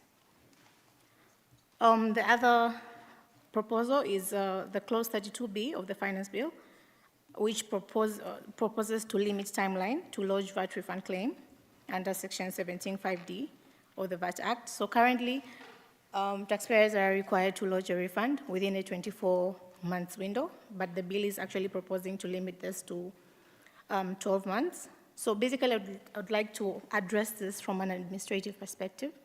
So as much as we have, taxpayers currently have 24 months to be able to lodge a refund, there's also some administrative burden that comes with it. Basically, sometimes taxpayers cannot lodge VAT refunds because of some debts that are available on iTax, and it takes so long for you to actually follow up with KRA and have the system relaxed before you can be able to lodge. So reducing this period to 12 months actually limits the time within which taxpayers can lodge for refunds. And sometimes before you lodge a refund, you're better off having done reconciliations, and this can sometimes take quite some time. So limiting the period is actually going to make some taxpayers lose their VAT credits. Yeah, so those are the only proposals we have, and the rest have been covered by in previous submissions. Thank you. All right, thank you, Chair and members of the committee. I'll take us through our proposals on the Tax Procedures Act. And the first one is on clause 47M5 of the Finance Bill, which proposes to amend section 42 of the TPA by deleting subsection 14E. So this section prevents the commissioner from issuing an agency notice where a taxpayer has already appealed a decision of the TT to the High Court, for example. So what our recommendation is that this subsection 14E to be retained as currently is in the TPA, because if the bill passes as it's worded, it's going to impede access to justice for taxpayers, because the issuance of an agency notice immediately upon getting a decision of the TAT, and a taxpayer already has a right to appeal further to the High Court, treats this disputed tax as immediately due and payable, even though the taxpayer may still prevail on further appeal. So if enacted, this amendment could present significant challenges to businesses, cash flow issues, and also financial planning. It will compound further refund issues, and it will contradict Article 48 of the Constitution, which provides for access to justice and actually states that the state shall ensure that all taxpayers have access to justice, and at all, if any fee has to be charged, it has to be a reasonable fee. So in an instance where, for example, the KRA has issued a very high assessment, telling a taxpayer to pay 100% or even a percentage of that tax in dispute in order to continue on to appeal is an impediment to access to justice. My next proposal is on the extension of refund consideration timelines. So this is clause 50B and C of the Finance Bill, which proposes to amend section 47.2 and 47.4A of the TPA to extend refund, the time that KRA has to consider a refund application from 90 days to 120 days. And in the instance that the KRA do want to audit, from 120 days to 180 days. So our proposal and recommendation is that the current section 47 be retained as is, and also to delete be retained as is for now. This is because if passed, these extensions will just going to make worse the delays in refund applications and decisions. Many taxpayers have come here and talked about refund issues.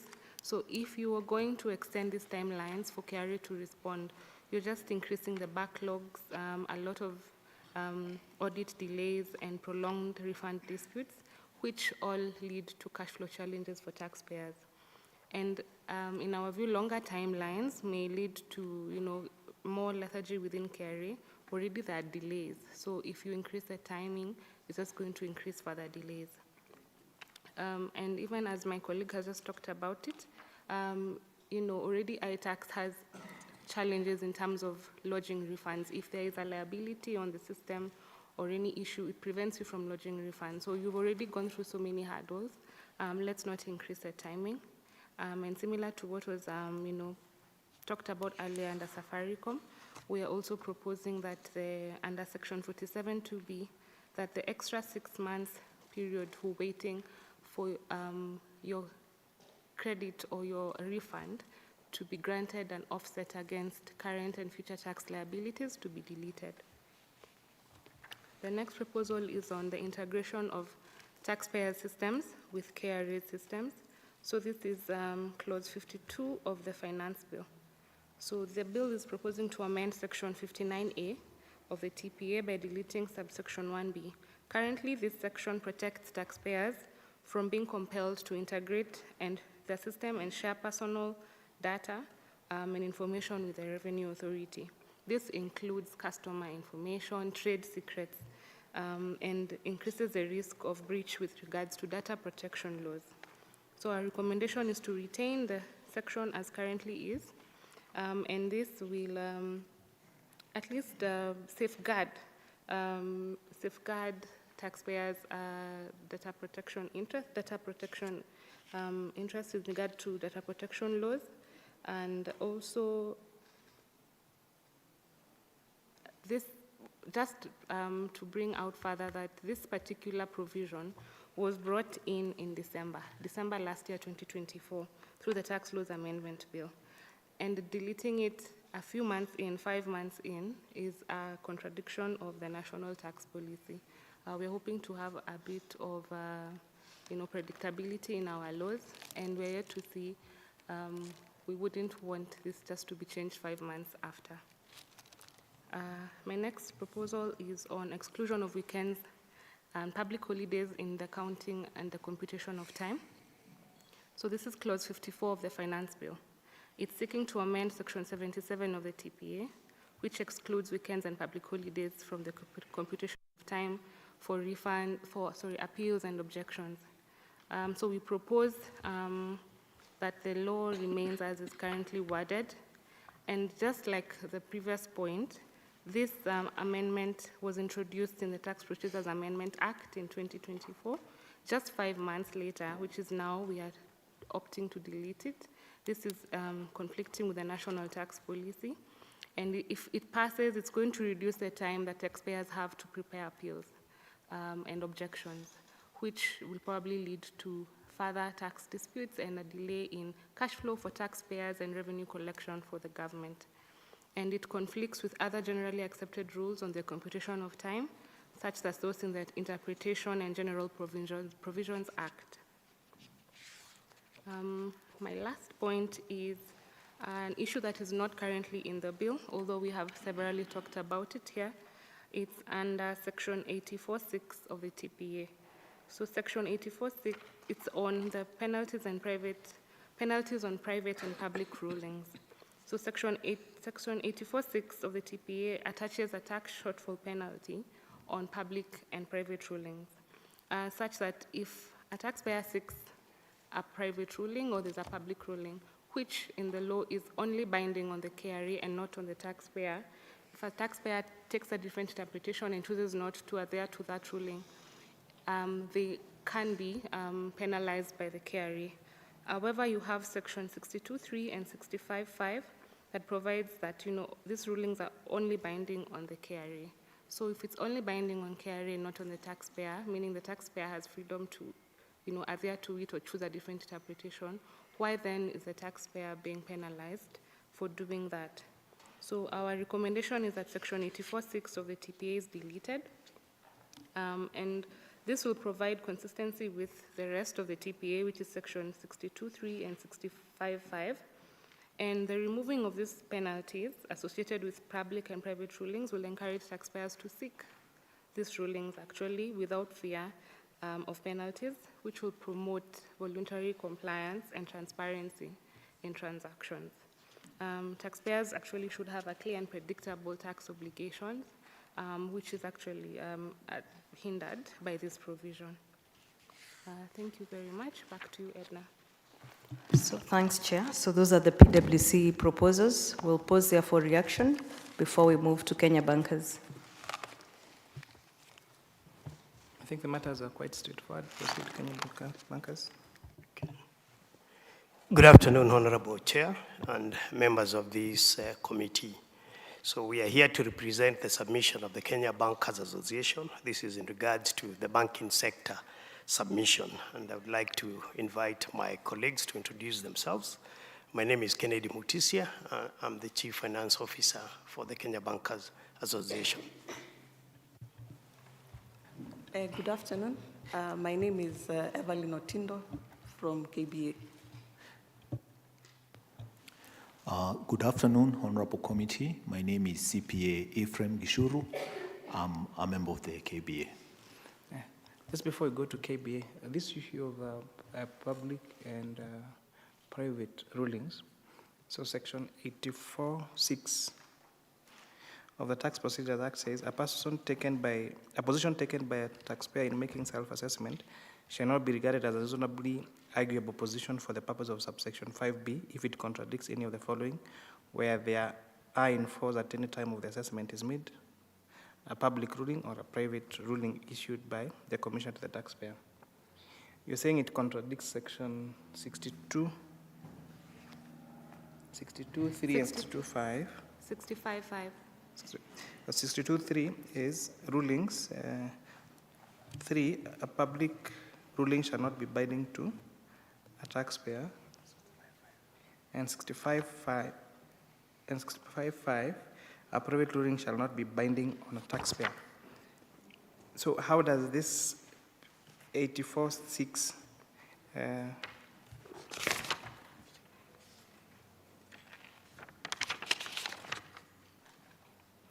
It is listed as an offense under Part 7,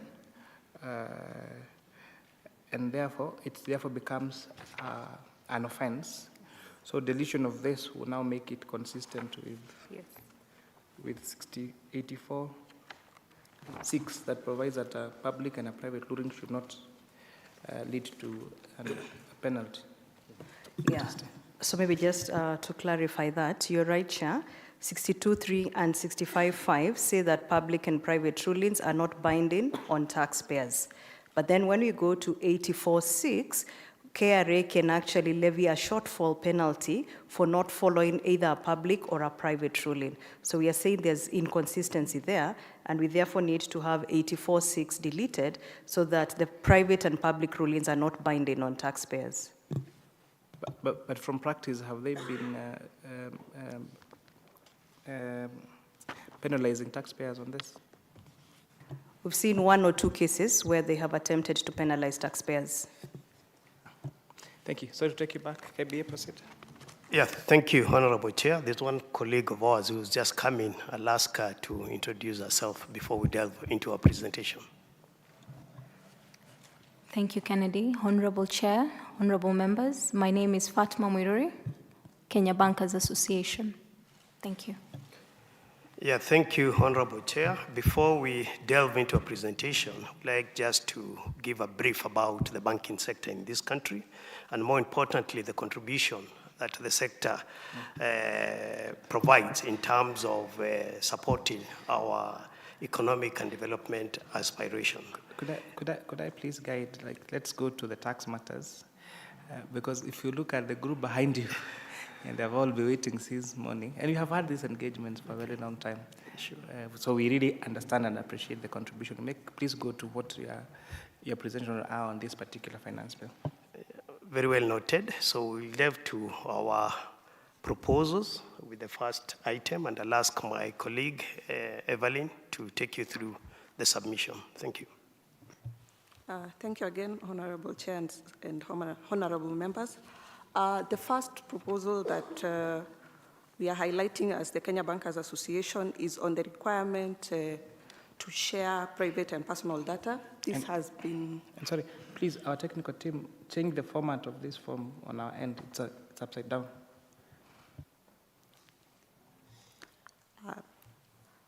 Okay, I'll repeat again. Our first proposal is on the requirement to share private and personal data and trade secrets of customers.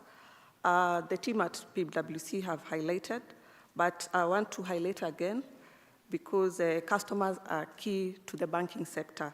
And the finance bill, the clause 52 of the finance bill, proposes to amend section 59A of the Tax Procedures Act by deleting subsection 1B, which essentially allows the commissioner to integrate data for a person, excluding trade secrets and private and personal data. So our proposal is to have this section 52 of the finance bill deleted. This is because it has several impacts on the banking industry, on our customers. Number one, our customers rely on us on trust, security, and confidentiality.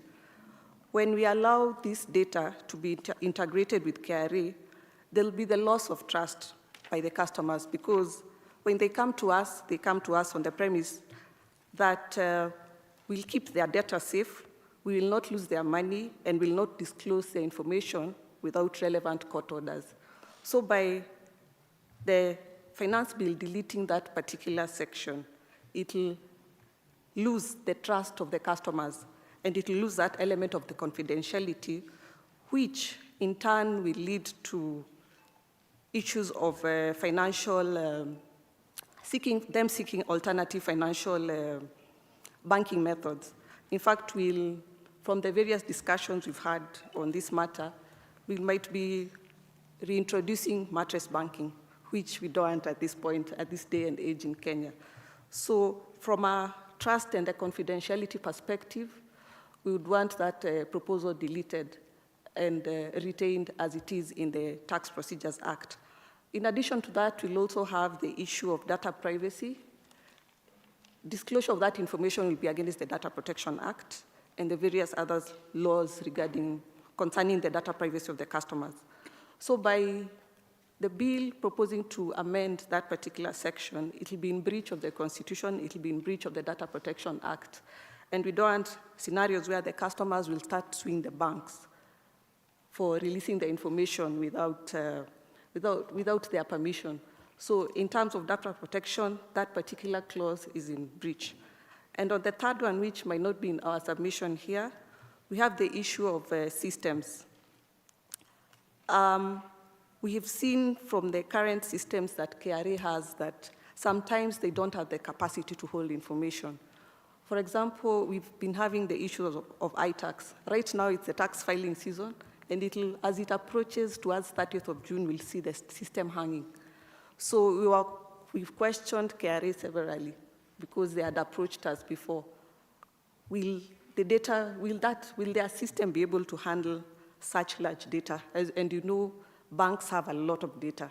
Banks hold a lot of data of customers. They have very many transactions.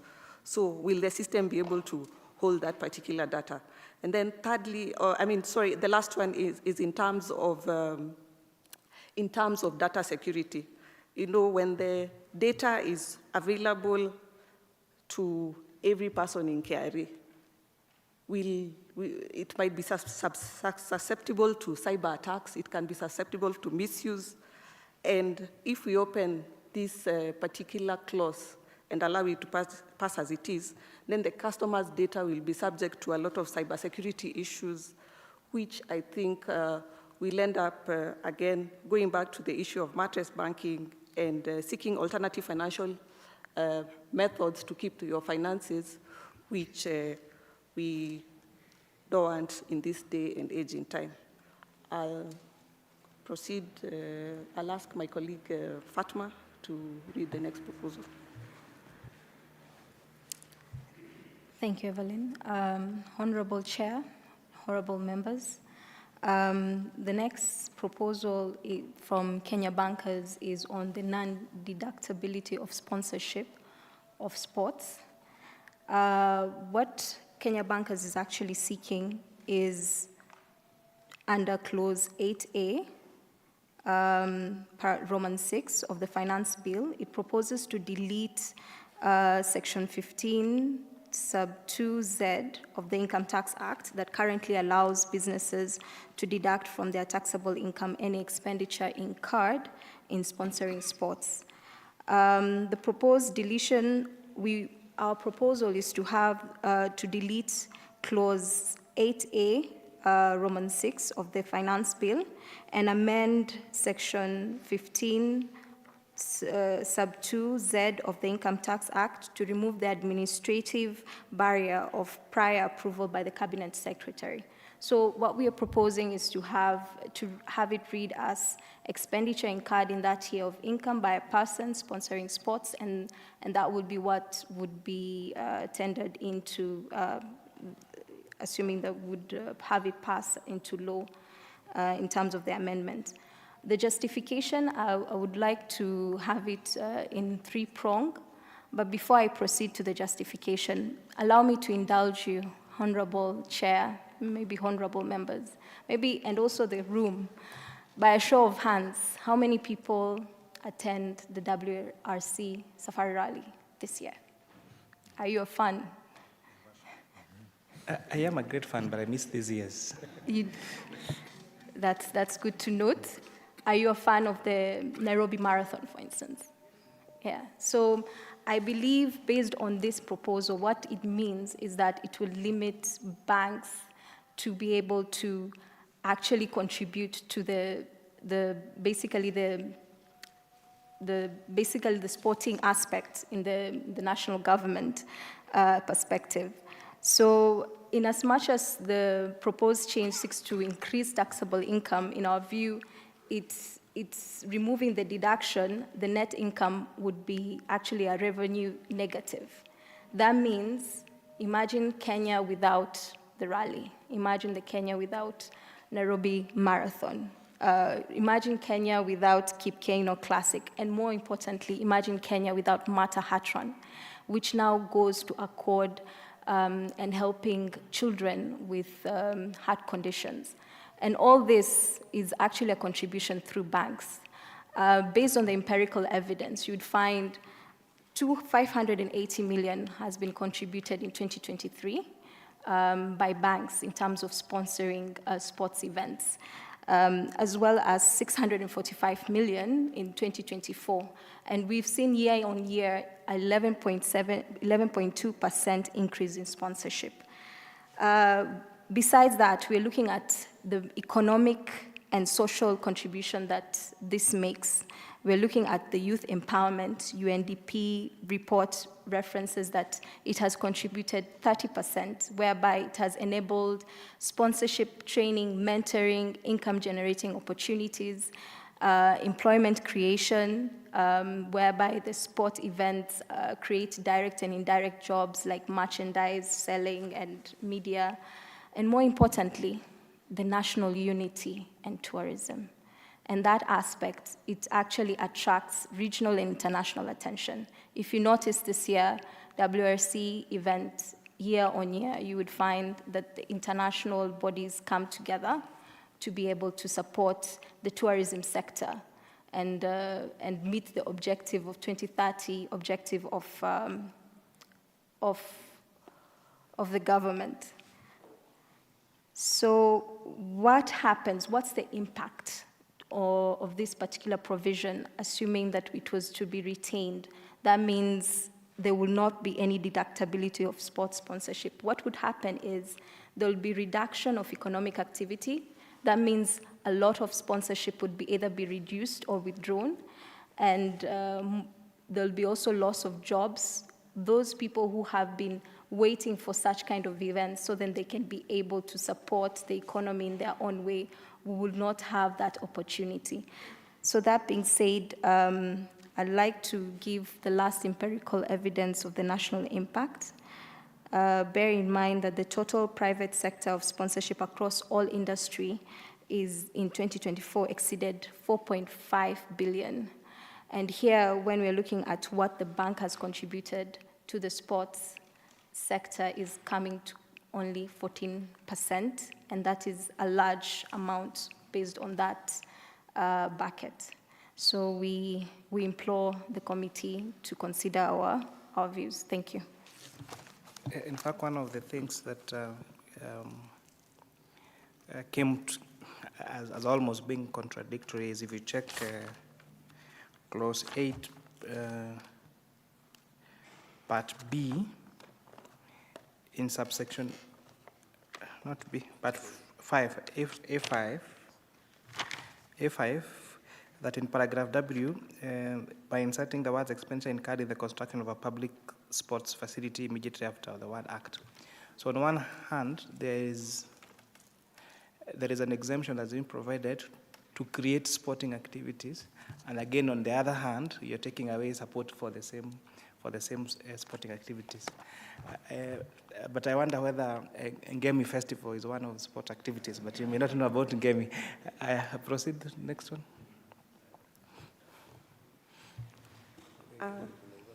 Thank you, Honorable Chair, again. I'll proceed to the next proposal. The next proposal also has been highlighted by our colleagues from PwC. It's just a belaboring. Is where the bill proposes to have the commissioner issue agency notices where a taxpayer has appealed against a decision at the TAT or at the higher courts. This is clause 47, 5 of the Finance Bill, which seeks to delete section 4214E of the Tax Procedures Act, which has been mentioned that currently if a taxpayer has appealed at the tribunal or other appellate courts, then the commissioner has no right to issue an agency notice. So our proposal, in line also with similarly as PwC, is to delete section 47.5 of the Finance Bill 2025. And our justification, it will uphold the principle of fairness, due process, and right to appeal. We'll also reduce the adverse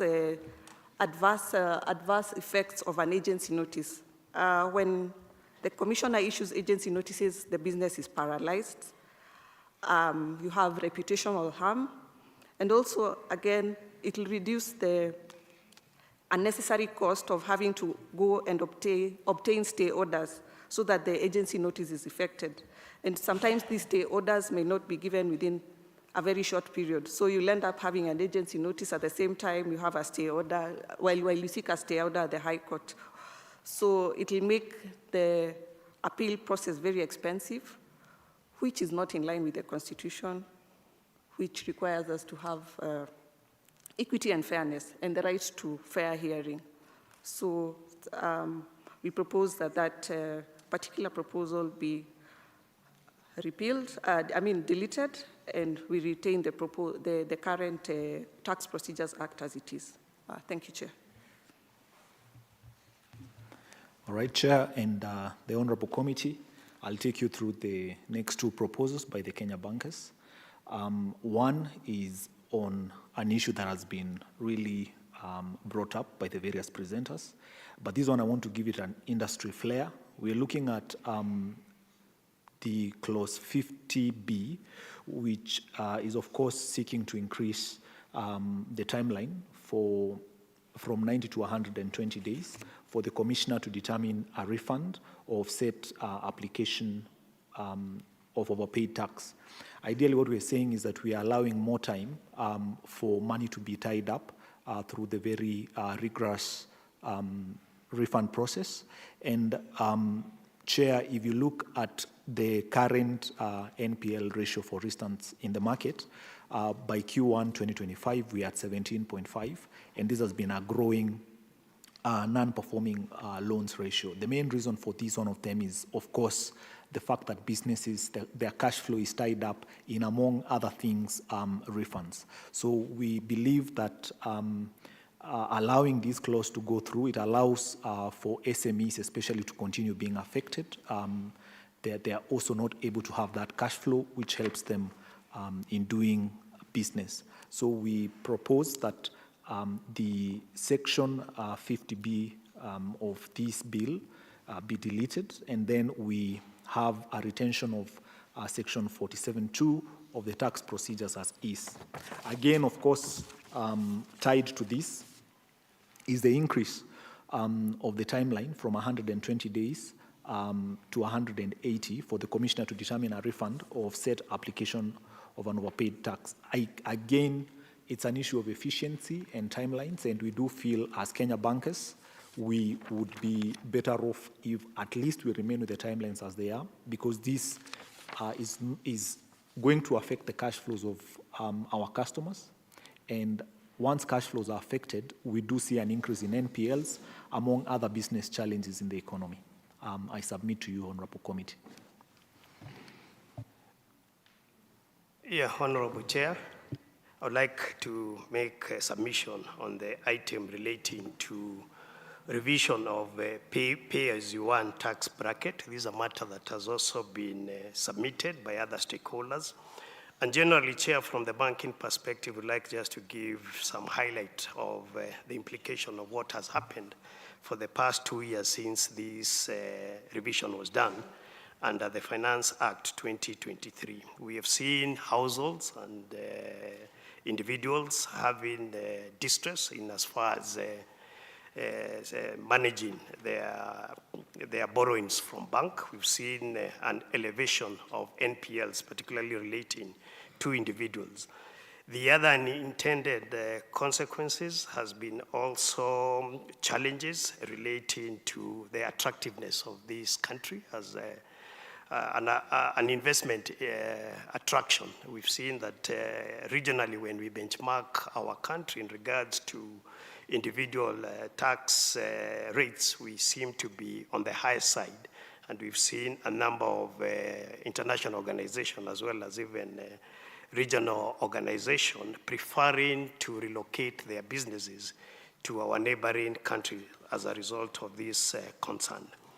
So, Chair, on the basis of this, would like to ask this committee to consider this matter. It is not captured in the Finance Bill 2025, but it is a big concern, particularly when you consider that the time when this revision was done to increase the tax bracket was the same time when we introduced the other social program levies.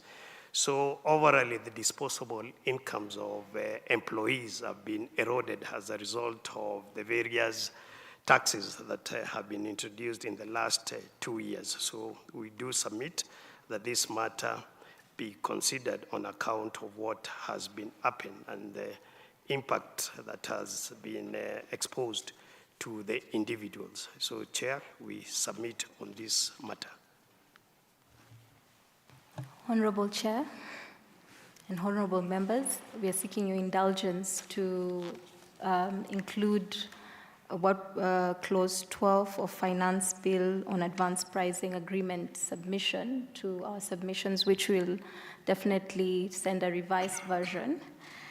Our proposal is to seek, we welcome the Advanced Pricing Agreement, which is something that most corporates and businesses have been looking forward to. And I believe this is in line with the international OECD practice, or should I say international best practices. So the proposal that we are seeking, Honorable Chair, is to amend the provision to require the Commissioner to determine the APA application within 90 days of submission of a complete application. I believe we need statutory timelines. In as much as we've been accorded with advanced pricing agreement, it would be important to have certain statutory timelines that would allow the Commissioner to approve those advanced pricing agreements, so then it does not become redundant. What is the justification? The justification is, one, as I mentioned, it aligns with the international best practices under the OECD. Guidelines on transfer pricing, it relates that most jurisdictions should have certain timelines. And you can look at the jurisdictions like Morocco, Ghana, Nigeria. They actually allude to having certain timelines on when the Commissioner within that revenue authority that would approve these advanced pricing agreements. Notwithstanding, the other justification is to create certain certainties in terms of tax. So you can ensure businesses would be able to be protected through the advanced pricing agreement to ensure that they know the longevity within the 5-year period. They will be able to do transactions across jurisdiction. Most banks are structured in a group setup where they have international subsidiaries, or should I say East African subsidiaries. I can give an example of KCB. It has subsidiaries in Rwanda, Tanzania, Uganda, and of course, DRC. So with that, it actually helps to predict the tax certainty and also ensure that within certain timelines, the carrier would be able to approve this advanced pricing agreement. It's just to create an implementation. So just to repeat, Honorable Chair, we propose to include a provision that would require the Commissioner to determine the APA applications within 90 days from the date of submission. Thank you, Honorable Chair and honorable members. Thank you very much. But you'll be now forward an updated version of the submission. Thank you very much. Honorable Sunkuya, please introduce yourself. Thank you, Chair. I am Sunkuya George Chirisa, MP Kajiado constituency. I'm a member of this committee. Thank you. Thank you. Honorable, any other concern? Question? Yes, go ahead. Oh, okay. Chair, protect me from Humu. No, she has just come. Chair, I have two clarifications. One on clause 52 on data protection. I think this week somebody was saying that Commissioner has the power to access data. So basically, even in this amendment, does not really add any value to the commissioner. And I was wondering, is there a law which enables commissioner to access individual data for the purposes of tax or any other person? I have in mind, when police were being vetted, that exercise of vetting, there were questions of how they have been depositing their money in their accounts. So which law was the Police Service Commission using to access individual, not M-Pesa, individual data from the banks? Maybe you can clarify to us. The other one is clause 47(2), the increase in time for the Commission to determine or refund or offset any. So my issue is, as it stands now, are they actually meeting the deadline? Is the Commissioner meeting the deadline? Therefore, if they're not, Commission is not making the deadline, is there any impact to this? Even if it changes to 120 days or 180, from 90 to 120, and of course, they are not meeting the deadline, even if we change it, is there any difference? Yes, Chair, maybe I could respond to the Honourable Member on this issue. I'm not sure you want to respond to the one on National Police because you're... No. So take it on the other one, and I think on the question of what happens if the Commission does not meet the deadline. Yeah. Yes, on the issue of the timelines, I've actually had personal experiences myself. There is a genuine effort by the Commissioner to meet the deadline. The Commissioner does put in effort, and you also, as you're pursuing this refund, you keep on referring to the Tax Procedures Act and the laws therein and saying that we need this done within this period. So there is a concerted effort by the Commissioner to meet the timelines, especially where you're able to provide the data within the timelines allowed. But where there are instances where maybe some information may be requested and it's not provided on time, we do see those timelines, increasing. But generally, there is an effort by the Commissioner. Actually, I did not ask you if there is effort or not. Yeah. I'm asking you, does the Commissioner meet deadline? I think the question here is, there are a few, in the TPA Act, there are several requirements that require the Commissioner to respond within a particular duration of time.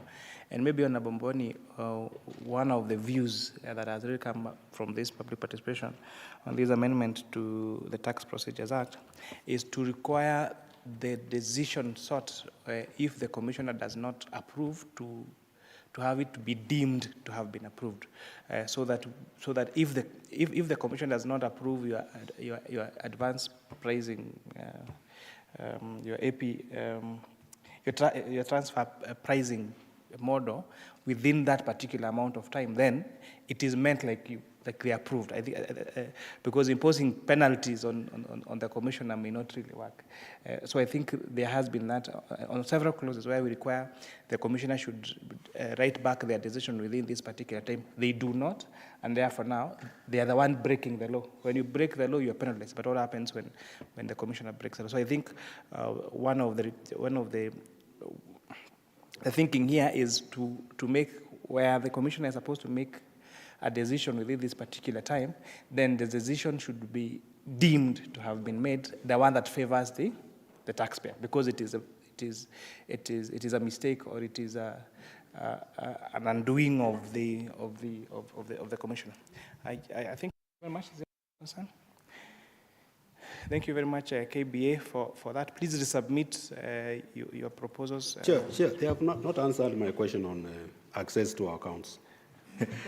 Maybe, yes, that's very serious. Eh? Let me maybe suggest an answer, but I do not, I can't stand to this. But sometimes people who are going for a certain role may be asked to provide statements. Maybe they actually do give that information themselves without having to go directly to the banks.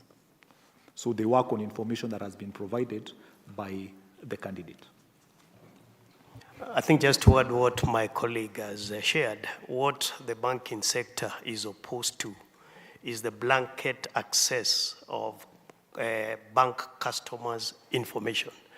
Currently, there's already laid a procedure where the commissioner, if he requires any information, then there's a procedure that the commissioner is required to adhere to. Okay, thank you very much, Kenya Bankers Association. I think we are done with you, right?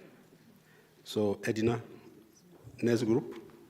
Yeah, actually, we are done with PwC and PwC clients, so mine is just to appreciate you for your time and patience as you listen through the proposals. Thank you.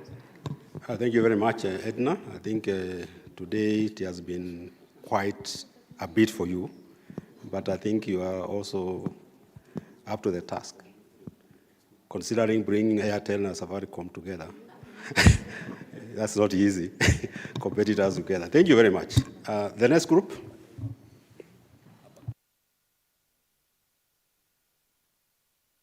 ABAC. ABAC.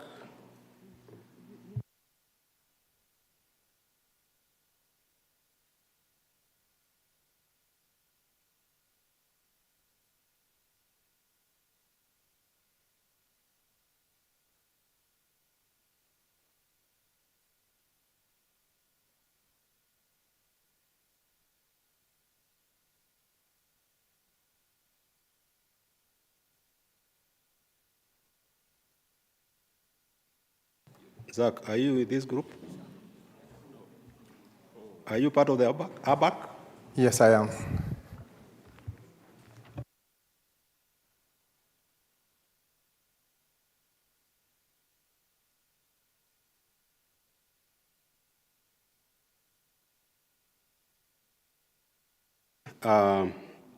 ABAC, introduce yourself, please. Thank you, Honorable Chair, and thank you, Honorable Members of Parliament, members of the committee. We are ABAC, an association for alcohol manufacturers in Kenya, and we are pleased to appear before you to present our submissions. Maybe, Chair, we can proceed from that? Okay, thank you. So we'll try to be quite short, and we'll encourage members of the committee to ask a question or to indulge us. Now, just to set the scene, one of the things that is impacting the alcohol industry, Chair. Have you introduced yourself? Maybe we should have said that. Introduced, and then I'll give you 15 minutes to do your presentation. Okay. Yes. Thank you, Chair, for the direction.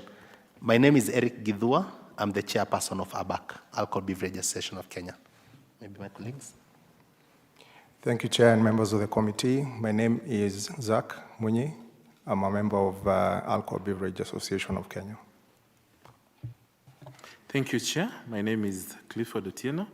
I'm the head of tax at Kenya Wine Agencies Limited, a member of ABAC. Thank you. Thank you, Chair and members of the Honorable Committee. My name is Monica Muthimi from Kwal, a member of ABAC.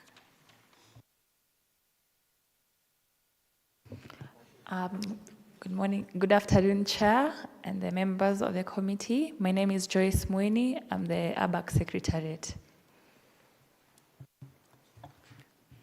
Okay, which group is this?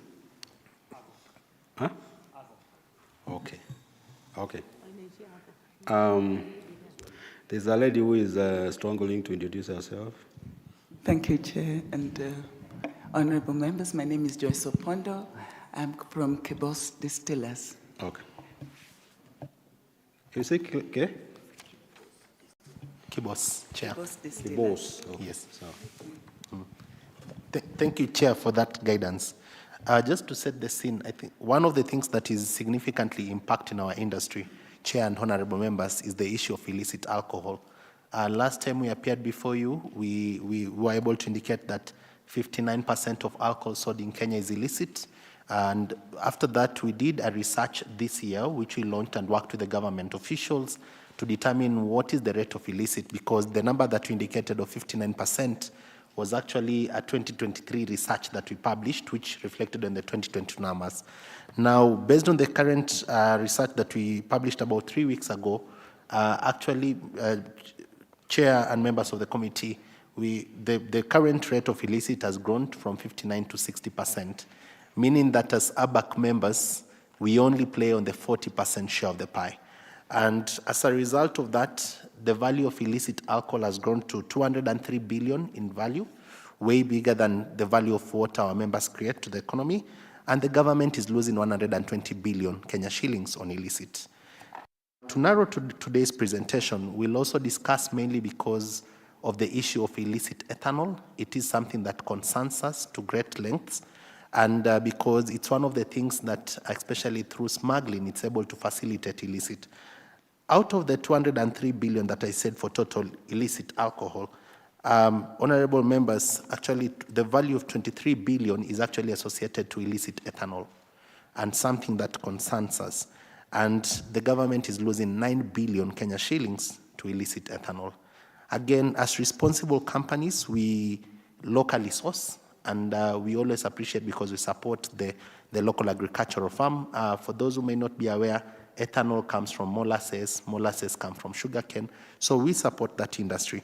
And in the last tax law amendment that came in effect from 27th December, there was an issue because when we changed the taxation rate to ABV based, the taxes for ethanol shifted from 354 shillings to 964, a fact that significantly impacted cash flow, but also promoted the growth of illicit alcohol, and especially illicit ethanol trade. We appreciate that in the finance bill that has been revised to 500 shillings.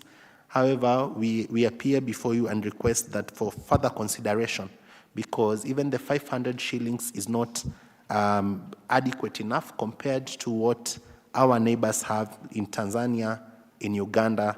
In Uganda, to be precise, the current rate for ethanol tax is actually 88 shillings per liter, while in Tanzania is 239 shillings per liter. And especially in Tanzania, we are also aware that there are actually efforts to ensure that it goes back to zero, because ethanol is a raw material, and to the government does not lose anything, because what tends to happen is that when we pay for it as a raw material, we are able to offset from the final product. Now, as a result of being at 964 and even the proposed 500 shillings, which we appreciate, we are also making that manufacturing in Kenya is very uncompetitive. Because if you are having a rate of 500 shillings, like what is in the bill, and the other countries, they're charging a rate of 239 shillings, it has led to a lot of uncompetitive. And we are less competitive as compared to Tanzania and Uganda. And again, the government is not going to lose any revenue because of what we proposed. It is our request also to support, for the committee to support our proposal, because as a result of it being at a high rate, it has led to ethanol smuggling. If you look maybe from the screens there, you'll see some of the works that which we appreciate the law enforcement agencies have done. And if you look at it, it has led to a problem at the border, because there's a lot of ethanol being smuggled from Uganda. There's a lot of ethanol at times coming from even Namanga border, from our neighboring countries.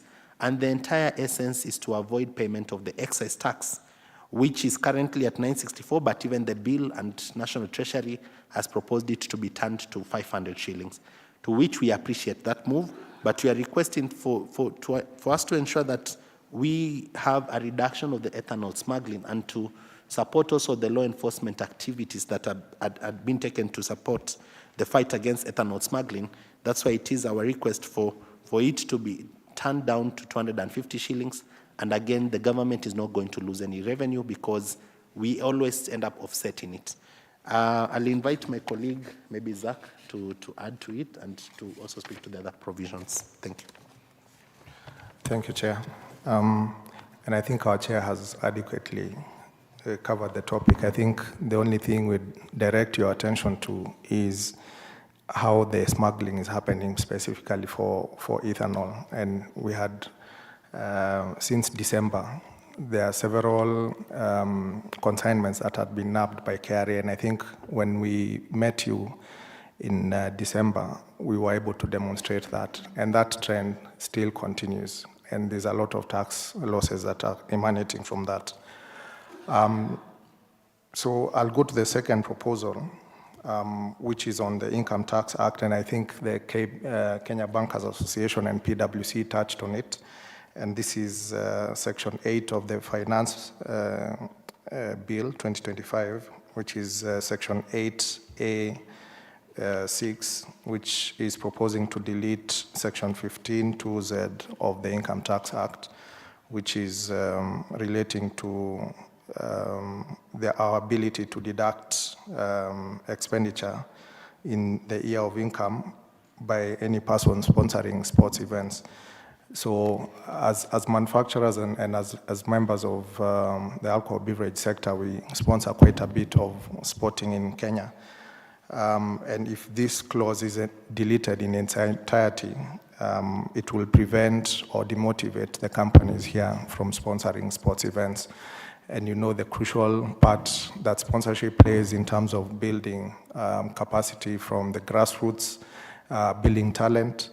And we also note that this is a key area for the current government under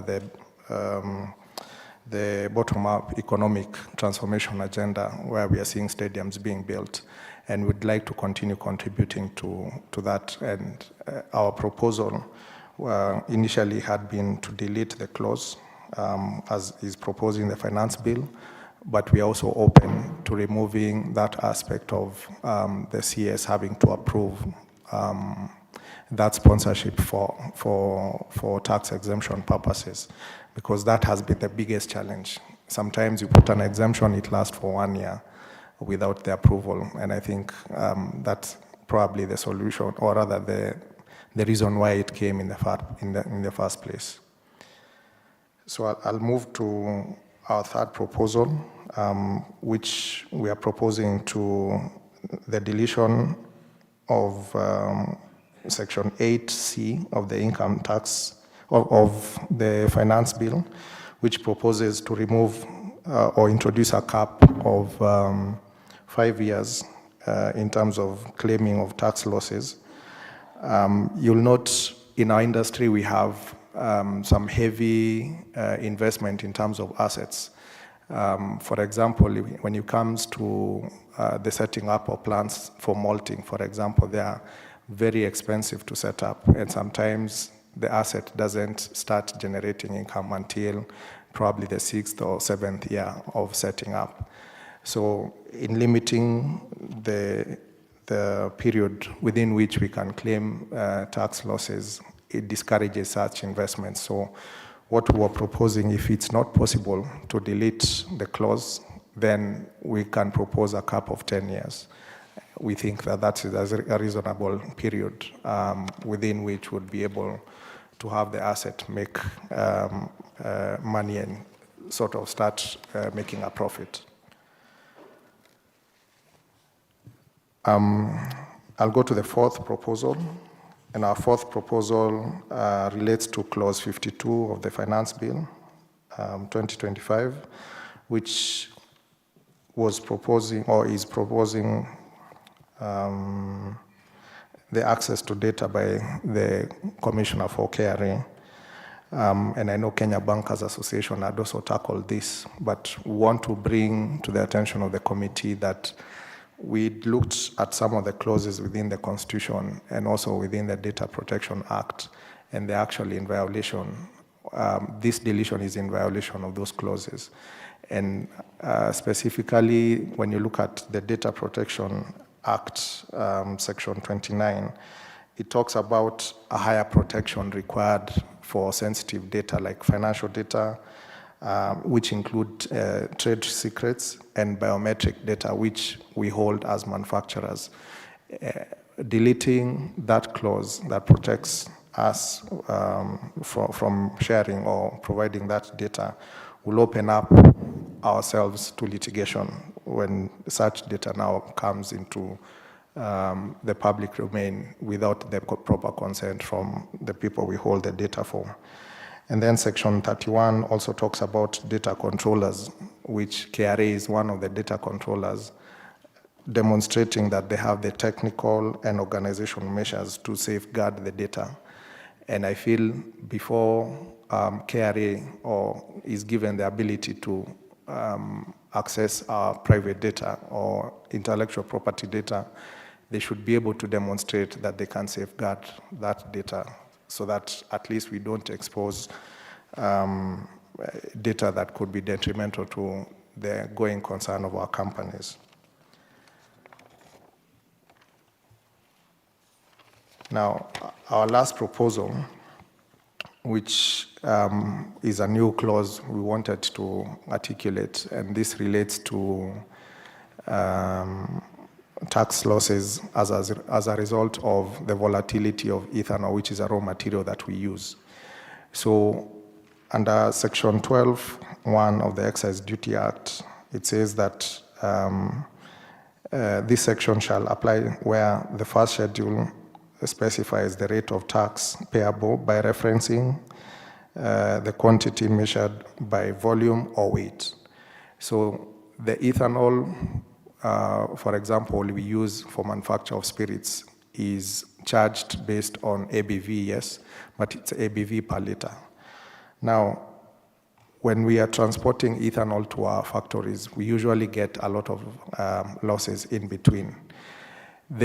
The law that was there before the Excise Duty Act was passed in 2015 used to have an allowance for losses, for transit losses or any process losses. Back then, it used to be 1%. Actually, I think it used to be 3%, but currently we don't have any provision in terms of allowing the tax losses.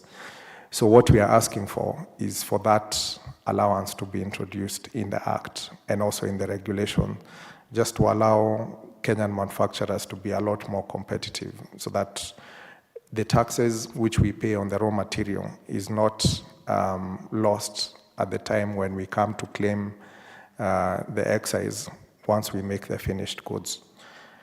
I think that's all we have, honorable members and chair. We are ready to answer any questions. Thank you very much, Zach and team. But the last new ask, you're asking for amendment to regulations, not to the Excise Duty Act. Yes, Chair. And we realize it cannot be done in this process.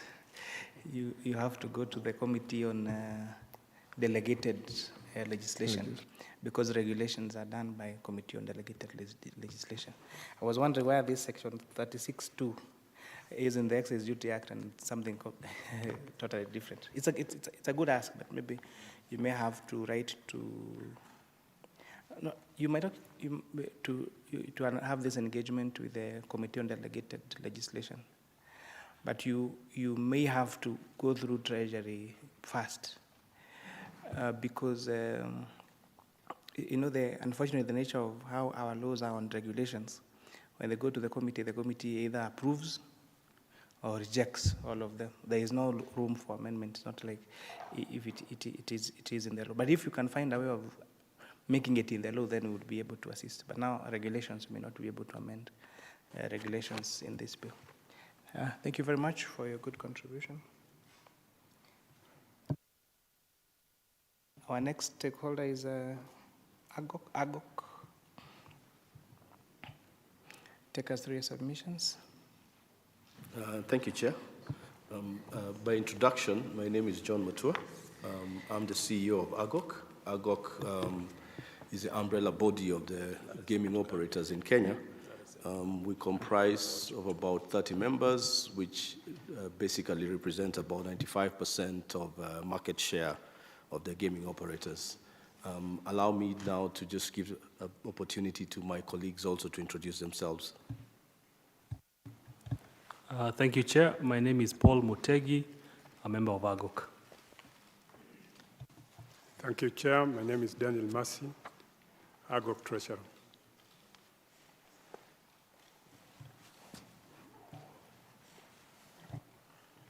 Good afternoon. My name is Cynthia Onyango. I'm the Secretary of AGOC. Okay. Could you have RSM now that you are...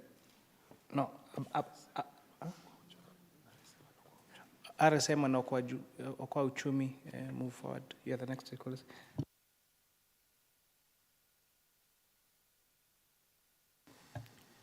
Chair, I think I'd like to give this opportunity to Mutegi just to take us through the presentation, and we promise to be laser sharp in our focus on what we want to achieve. Thank you. Thank you, Chair. So I'd just like to give the two proposals that the gaming industry has in terms of how we amend tax legislation in Kenya. There are only two changes that we would like to propose. This is not based on the current finance bill, but these are new clauses that we are proposing. The first proposal is that we replace in the Income Tax Act the provision on 20% withholding tax on winnings with a 5% withholding tax on withdrawals. And the second proposal is that in the Excise Duty Act, we replace the provision on 15% excise duty on stakes with the 5% excise duty on deposits. Those are the two tax provisions that we would like to introduce, with the rest of the tax architecture remaining the same. And I'll just mention to you how the current regime looks like. In the betting and gaming space, we have 15% gaming tax, we have 30% corporate tax, 20% withholding tax on winnings, and 15% excise duty on stakes. The proposed model will therefore be that we will retain gaming tax at 15%, we will retain corporate tax at 30%, we will then introduce withholding tax on withdrawals at 5% and excise duty on deposits at 5%. The important thing to mention is what is a withdrawal and what is a deposit. According to how gaming operators work, is that you have everybody who wants to participate in betting or gaming would have a mobile money wallet, plus they would have their own wallet in terms of the specific operator. So those two wallets then speak to each other. When you move money from your mobile money wallet to your operator wallet, that is called a deposit, and the reverse is called a withdrawal. There are many reasons why we are proposing these changes, but I'll just give you some very quick historical background, particularly from 2016, on how taxes in this sector have changed. Particularly in gaming tax from 2016, the tax was 7.5% to 12.5%. In 2017, it moved to 35%. In 2018, it then went down to 15%. In terms of excise duty, 2021, the rate was 7.5%. 2023, 12.5%.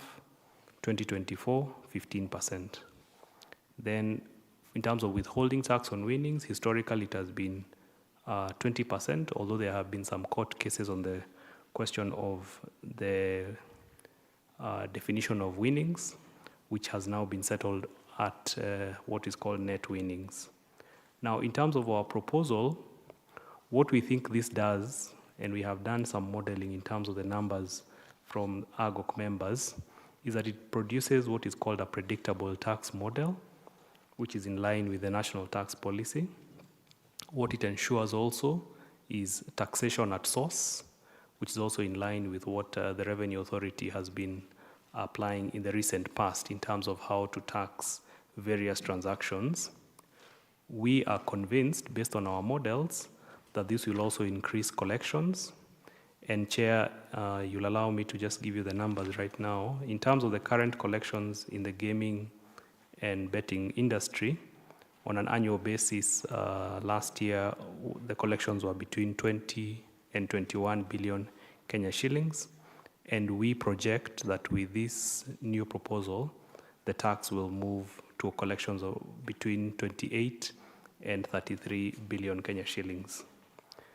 With the new proposal, what this will do is that we will move away from the reliance on self-reporting. So for those people who in the industry who don't report their taxes correctly and they don't pay on time, then that information will be readily available to the Revenue Authority. It will broaden the tax base because many of the licensed players will now have to pay tax because all their withdrawals and deposits will be known. There is no requirement for further technology integration. As you're aware, for a majority of betting and gaming operators, we are already integrated with the KRA iTax system and with the M-Pesa system run by Safaricom. And what we are saying is that with this new model, there'll be no need for any further integration. In fact, even for those members or those players who are not integrated, their information will still be easily accessible. And lastly, what it will do is that it will promote better reporting in terms of our anti-money laundering requirements with the FRC, which is an important step now that, as we all are aware, Kenya is grey listed with FATF. Chair, I'd like to submit. Thank you very much, Agok, for your submissions. I think this is also a matter that has been discussion over the years. But in terms of collections, do you think then the collections will be more or less? Thank you, Chair. In fact, in terms of our modeling, we estimate that the taxes now that will be collected using the new model would be between 28 and 33 billion, which is contrasted with the 20 to 21 billion that we are collecting currently using our current model. And this is based on the estimates that we've done as AGOC in terms of the numbers that we have. And the reason that is important is because AGOC represents about 95% of the market. So essentially, that's quite material. But now, so your recommendation is now the tax be based on the amount of money you deposit on the wallet, and not on not when you actually bet. Correct. Now, considering that these wallets is just like a bank account, it's just an account that holds that money. Do you think then that there could be an argument that we are taxing an asset and not the state? Because now are we together? Correct. Like now it is like I am moving. When I deposit money into my bank account, because that wallet is a wallet just like the wallet that exists in a bank, or now with the coming up of virtual assets in the wallets that will be virtual assets. Don't you think then you could be the same people who will go to court and say this law is unconstitutional because it's taxing an asset? Yeah. I take your guidance, and we stand guided.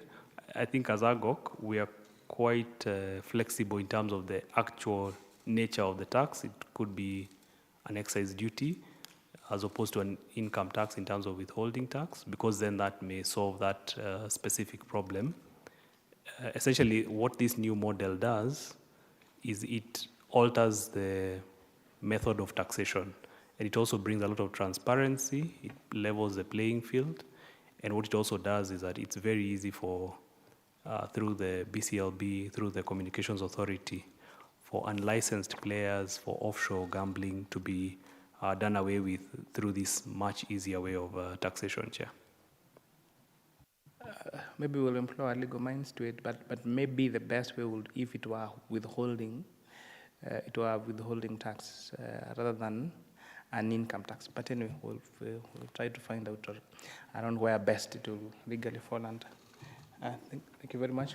You're very lucky that Honorable Umi stepped out.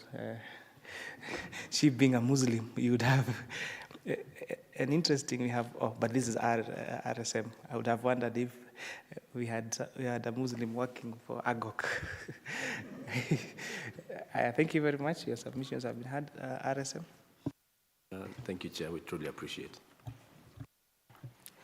Okay, thank you, Chair, for this opportunity, and honorable members of the committee.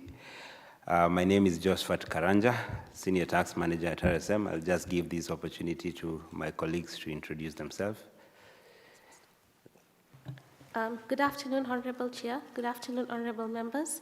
My name is Alisa Kambie, a Tax Manager at RSM. Chair and honorable members of the committee, my name is Nzioka Wangombe from RSM's Tax Department.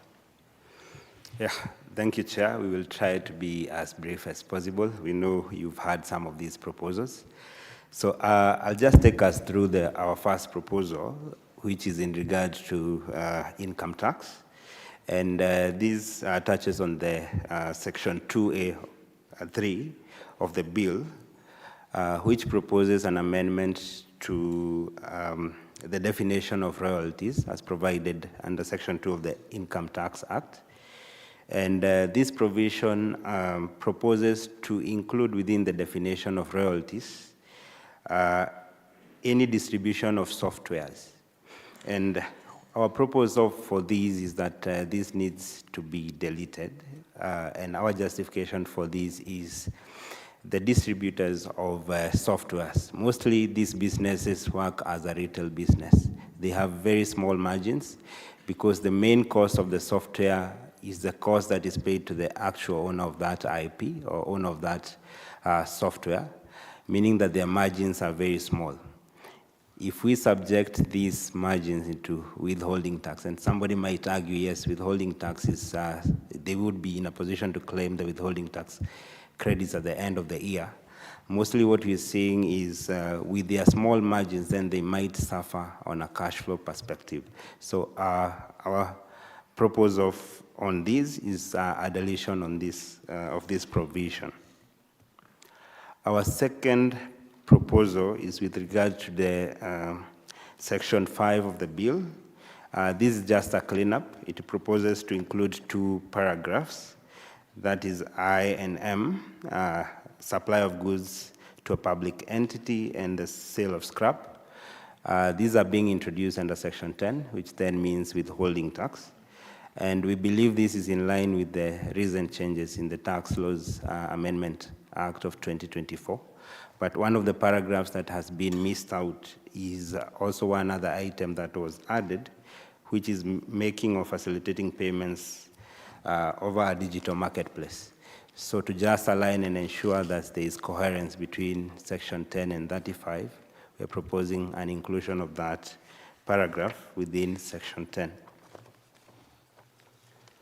Our third submission is with regard to Section 8B3 of the bill, and this is a matter to do with ring-fencing the losses, the capital losses. The bill proposes to delete the provision that allows someone or a taxpayer or any person to carry forward capital losses. And on this, we are realizing that even in an international best practice, then most of the countries allow these losses to be carried forward. We don't want to miss out on these losses because that means that should a transaction incur a loss, then that loss just goes away like that and will never be utilized by this taxpayer. And I would want to draw you to one of the OECD papers, that is a taxation working paper, taxation of capital gains. One of the trends that you realize is that most jurisdictions internationally do allow carry forward of these capital losses. And also in line with that, and also in line with our next proposal with regards to losses, the income tax provides for 6 sources of incomes. And if we are looking at carrying forward losses on the other sources of income, carrying them forward for a period of years, then we might need to harmonize this and also allow any losses arising from these capital transactions to be carried forward. On our fourth submission is on the proposed amendment under Section 8C of the bill on the carry forward of losses. It proposes to cap the period of carry forward of losses to 5 years. And what we are noting is that most of the companies or most of the taxpayers who carry forward these huge losses are attributable to the capital investments claims that they do. And we believe that this provision was put in place so as to encourage that such capital-intensive projects and investments to be done in the country. And it is not given that within a very short period of time, like 5 years, that the business would have recouped its investment and made profits. So our proposal for this is to increase that timeline from the proposed 5 years to 10 years.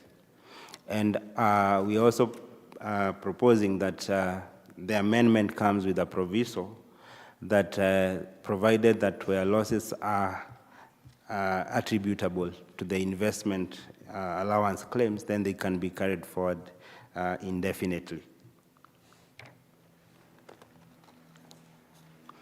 Our fifth proposal is with regards to Section 15 of the bill, and this is the amendment with regards to the application of change of year-end.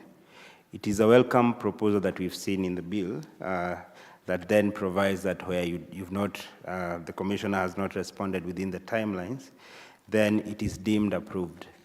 But however, we note there are some of the admin teething problems that we always see in regards to the commissioner's system. So what we are proposing is that the bill also includes that when such are deemed approved, then they are also automatically adjusted in the commissioner's system, and in this case, the ITAX system.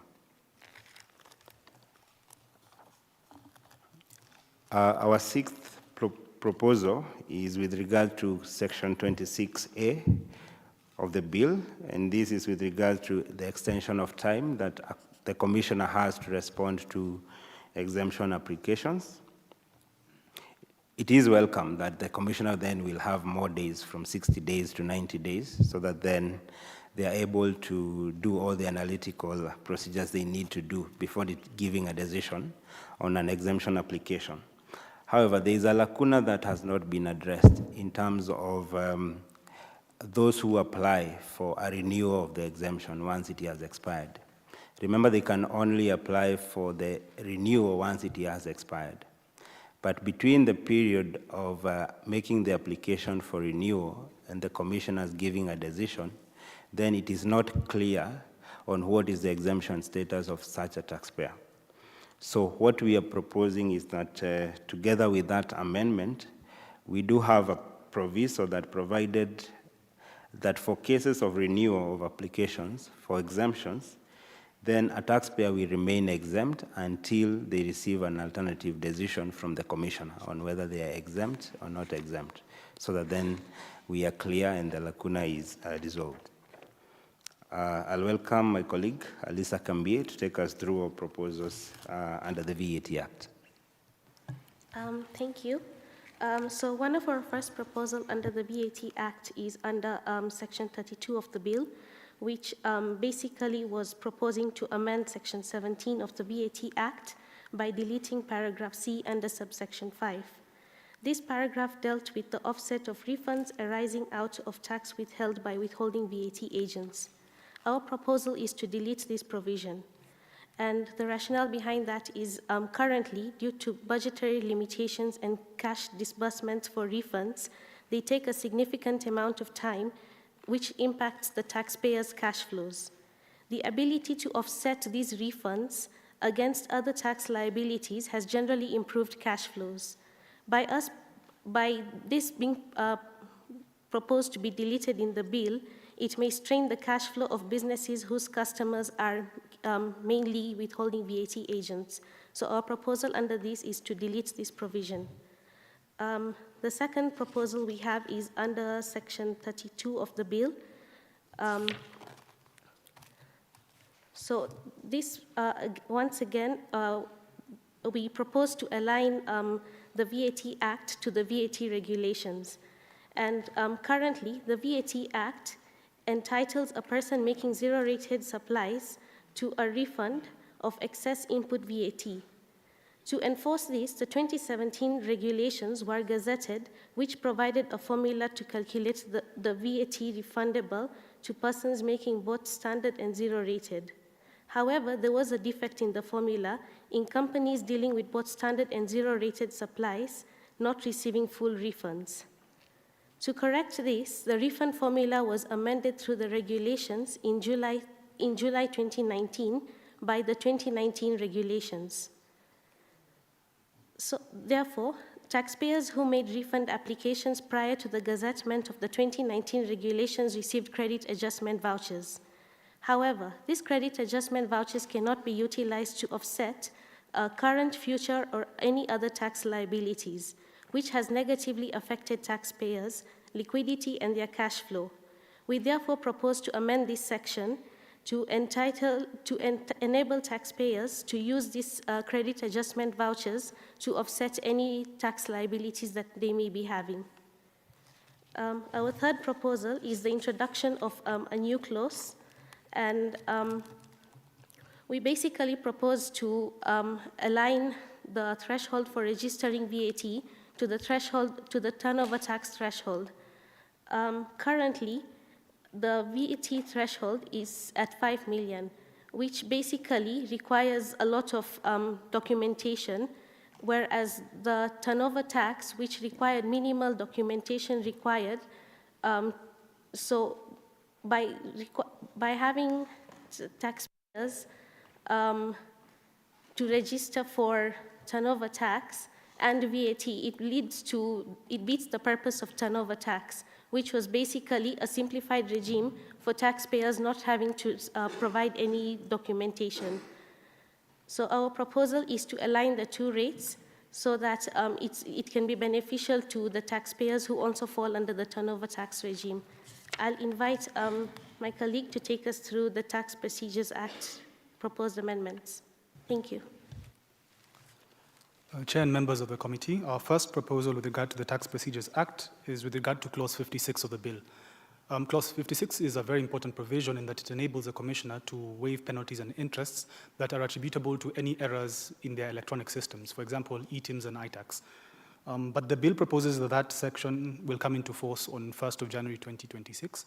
We propose to have that amended such that it will come into force on 1st of July 2025. We believe there'll be no harm to the commissioner or to revenue collection, given that these are errors being corrected. Our second, and which has been mentioned by quite a number of presenters, is with regard to the issuance of agency notices. We've noted with some concern that KRA has a tendency to issue agency notices at the earliest of its convenience, and sometimes without regard to the business and its operations. The proposal to delete the prohibition on KRA's powers to issue agency notices while a dispute is within tribunal or court is a bit concerning, and we would propose to have clause 47 of the bill deleted so that there's some level of procedure with regard to disputed taxes, because these are taxes which are disputed and not 100% confirmed to be owed to the Revenue Authority. Our third proposal is with regard to clause 52 of the bill, which proposes to currently the commissioner cannot access trade secrets or personal or private data held for or on behalf of customers, but the bill proposes to allow the commissioner access to such information. We would propose to have this clause deleted for the following reasons. The first is that the commissioner has not demonstrated why it needs access to such information. Second is it does not demonstrate any information security measures that it has in place to ensure the security of this information. Now, with regard to security of this information, there's two aspects to it. The first is leaking or rather loss of data outside the Revenue Authority, and second is even how the information will be used within KRA. The third is it's not demonstrated an impact risk assessment in the event of a data leak, because they're more or less requesting for powers to collect this information, but they do not want to be held accountable for the same. The fourth is the commissioner has not demonstrated any ability to compensate persons in the event of a data breach. 5 is there has not been any analysis of the risk of businesses leaving Kenya to avoid having to disclose their trade secrets. And lastly, this may impact on Kenya's suitability as a place to invest in. For example, if you look at the food industry, there are certain food outlets that may have a trade secret in the form of a secret recipe, or in other industries, for example, banking, there's the financial data. For medical practitioners, there's medical data, and for other fields, there's legal information, which is held in sensitivity. The next provision is with regard to clause 54 of the bill. So in December 2024, the law changed to allow for computation of time with regard to tax disputes to become working days. But this bill proposes to change it back to calendar days, barely 6 months after that clause was put into place. This will bring into questions issues of tax policy stability in Kenya. And also the issue of working days is very important to taxpayers, because generally you'd find that the commissioner has unlimited, nearly a 5-year window to audit a taxpayer. However, once they issue an assessment, you'd find that the taxpayer only has about 30 days to object to the same. So the issue of working days is to level the playing field between the taxpayer and the taxman. On to the proposals with regards to excise duty. Ours is simply one, and it's more of a cleanup exercise. The bill currently, the Excise Duty Act currently provides that excise is chargeable on excisable services offered by non-residents through a digital platform. However, there is no definition of who a non-resident is. So our proposal seeks to introduce a definition of who a non-resident is for the purposes of clarity. With regard to an individual, it will be a person who offers the services from within Kenya, and from a body of persons, is to take up the definition as defined under Section 2(1) of the Income Tax Act. This will provide a level of certainty and align the Income Tax Act and Excise Duty Act with regard to rules of residency. And our last proposal is with regard to the Export and Investment Promotion Levy. The bill currently proposes to reduce the rates for certain items. However, we are proposing that the levy be done away with completely. And our reason is that the levy was introduced to protect local industries, but the same has adversely affected the cost of raw materials and intermediate products. Because what we're trying to say is that sometimes an import is due to insufficient quantities within the country or insufficient quality to the persons buying. We are not at that level where we have all of these goods in sufficient quantities and qualities. We therefore propose that the levy be done away with. We will now take any questions from the committee. Thank you very much now for your candid presentation. When you check the definition of royalty under Section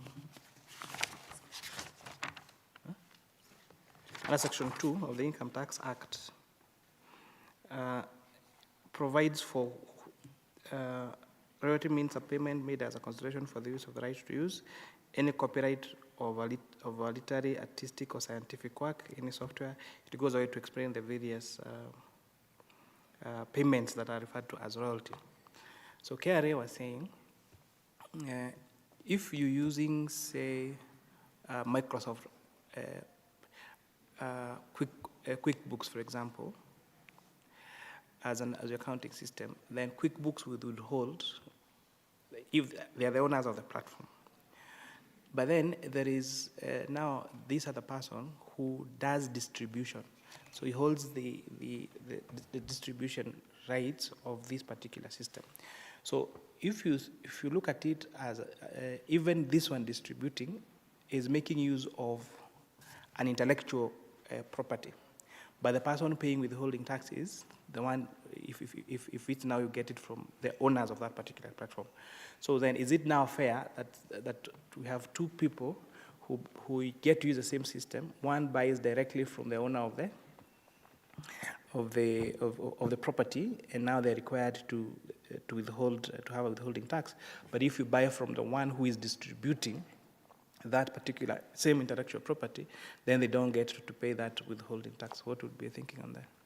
I think the rationale is, and I'll just use one of the analogies here. I'll take a cyber shop which is selling disks with, say, an antivirus. What they're doing is distributing that software. So they're selling it as a good. But the person who is actually using the antivirus will have to subscribe to some modules of that antivirus. and will make some payments to the owner of the IP, the owner of the software. At that point, they will withhold. Same thing, even if the distributor is using the software, they will be making payments to the owner of that software. And at that point, it will be a payment with regards to right of use. So they will withhold at that point. But for those that they are not actually using, they're just distributing, they cannot withhold, because now this brings in the distinction between when is that software considered a service and when is it considered a good. Because if you're not actually using, then you're just distributing the software. Why are you paying a withholding tax on that good? Yeah. To add further to what my colleague has said, we also need to look at the aspect of profit margins.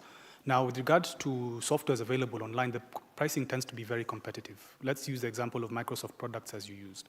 Now, if there are two options available, direct purchase from Microsoft versus purchase from a distributor, you will be very price sensitive, assuming software is maybe $500. You will tend to pick the most effective, the cheaper one, given that they're still essentially from the same source. Now, this distributor, to ensure that they are competitive, will generally have a lower price margin. And sometimes the price margin their margin is lower than the withholding tax. For example, if their margin on the goods is 3% and the withholding tax is 5%, they'll constantly be have overpaid their taxes, which in essence affects their cash flows. Make a valid point. Thank you very much, RSM, for your candid presentation. Our next stakeholder is Okwa Uchumi, and AmCham could move forward. Okay. Thank you so much, Chair and honorable members of the committee. Wish you the best. Thank you.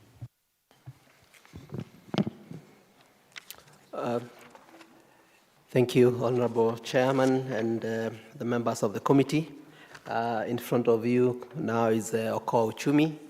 Okwa Uchumi is a coalition of various organizations. We are over 60, but those who have signed on to the presentation we are going to make are around 48. I will ask them to introduce themselves. And then Kenya Sugar Manufacturers and Cocoa, please move a bit forward. In terms of order of presentation, the next stakeholder is AmCham, then Kenya Sugar Manufacturers, and Cocoa, Petroleum Institute of East Africa, Africa Mini Grid Developers Association, Coca-Cola, and lastly, Amnesty. Good evening, Honorable Chair and Honorable Members. My name is Regina Msimbi. I am speaking for the comrades, the students, through the National Students Caucus. Good evening, Chair. Good evening, members of the committee. My name is Lisa Achieng Odhiambo, representing the Institute for Social Accountability, a member of the Okwa Uchumi Coalition. Good evening, Chair and the members of the committee. My name is Byron Ochola, also working with the Institute for Social Accountability and a member of the Okwa Uchumi campaign. Good evening, Chair, and good evening, members of the committee. My name is Moshori John, a member of Bunge Mashinani, and also a member of Okwa Uchumi. Good evening, Chair, and good evening, Honorable Committee. My name is Lisa Korir. I am representing the National Taxpayers Association, and we are a member of the Okwa Uchumi Coalition. Good evening, Chair and the committee. My name is Grace Massey, representing NCCK, a member of Okwa Uchumi. And Honorable Chair, my name is Alexander Reithi. I'm the Deputy Executive Director, the Institute for Social Accountability, and we convene the Okwa Uchumi campaign. So, Chair, we will be taking you through our submission, and I don't know whether it's up there, but this is not us. Okwa Uchumi. Our IT people decide to take a nap. Chair, as it comes, we will like to just take you straight to the proposals, and we will have them in the following order. We will have proposals on income tax, then VAT, then excise tax procedures, and finally miscellaneous fees and charges. Maybe, Chair, I wait to be guided by you whether we proceed. Yeah, please proceed because we have it here. Okay, thank you. Then I can have my colleagues take us through the income tax, and then we will follow each other in that order. Thank you, Honorable Chair.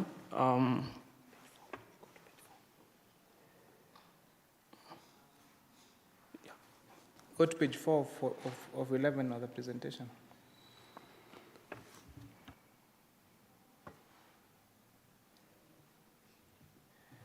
Should I proceed, Chair? Yeah, just proceed. Okay. We'd like to make our submission on the Income Tax Act under Clause 3, Amendment Section 5.2a, Part 3. The proposed amendment that minimum taxable allowance to employees at 10,000 are from 2,000. This is a recommendable policy through it reduces the burden of low-income earners with a per diem of up to 10,000, but its implication negates the principle of equity, inclusivity, pro-poor taxation, and progressivity of the tax regime. Our justification, Section 5.2a, Part 3, should be expanded to further amend the income tax to explicitly include, or rather clearly include, public servants earning more than 10,000 to taxation.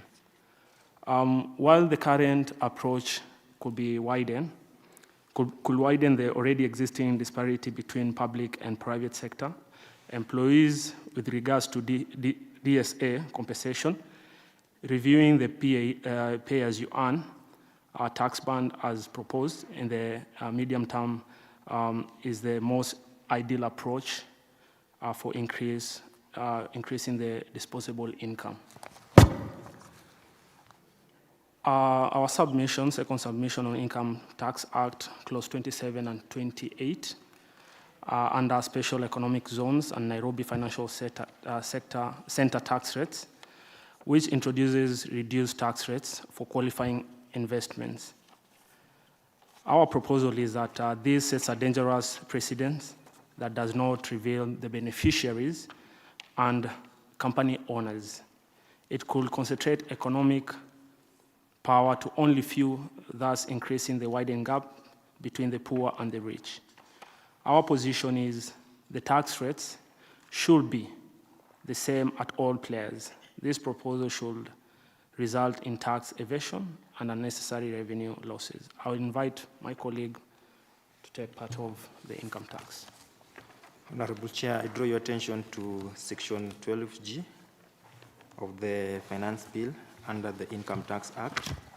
The section proposes a new subsection provides that a minimum top-up tax shall be payable by the end of the 4th month after the end of the year of income. And our position is that we welcome this proposal, and it's coming at a time when there's an ongoing debate around the base erosion and also how do we combat the tax evasion, and that comes with the multinational corporations. We find that the proposal aligns with the current corporate income tax and therefore should be adopted. However, there is a need to ensure the compliance and also the burdens that comes with it so that the relevant parties are aware of its operational framework. I then draw you to Clause 12 under page 5 of 11, which introduces the Advanced Pricing Agreements, APA. And our position is that we need to develop regulations early and train Kenya KRA officers.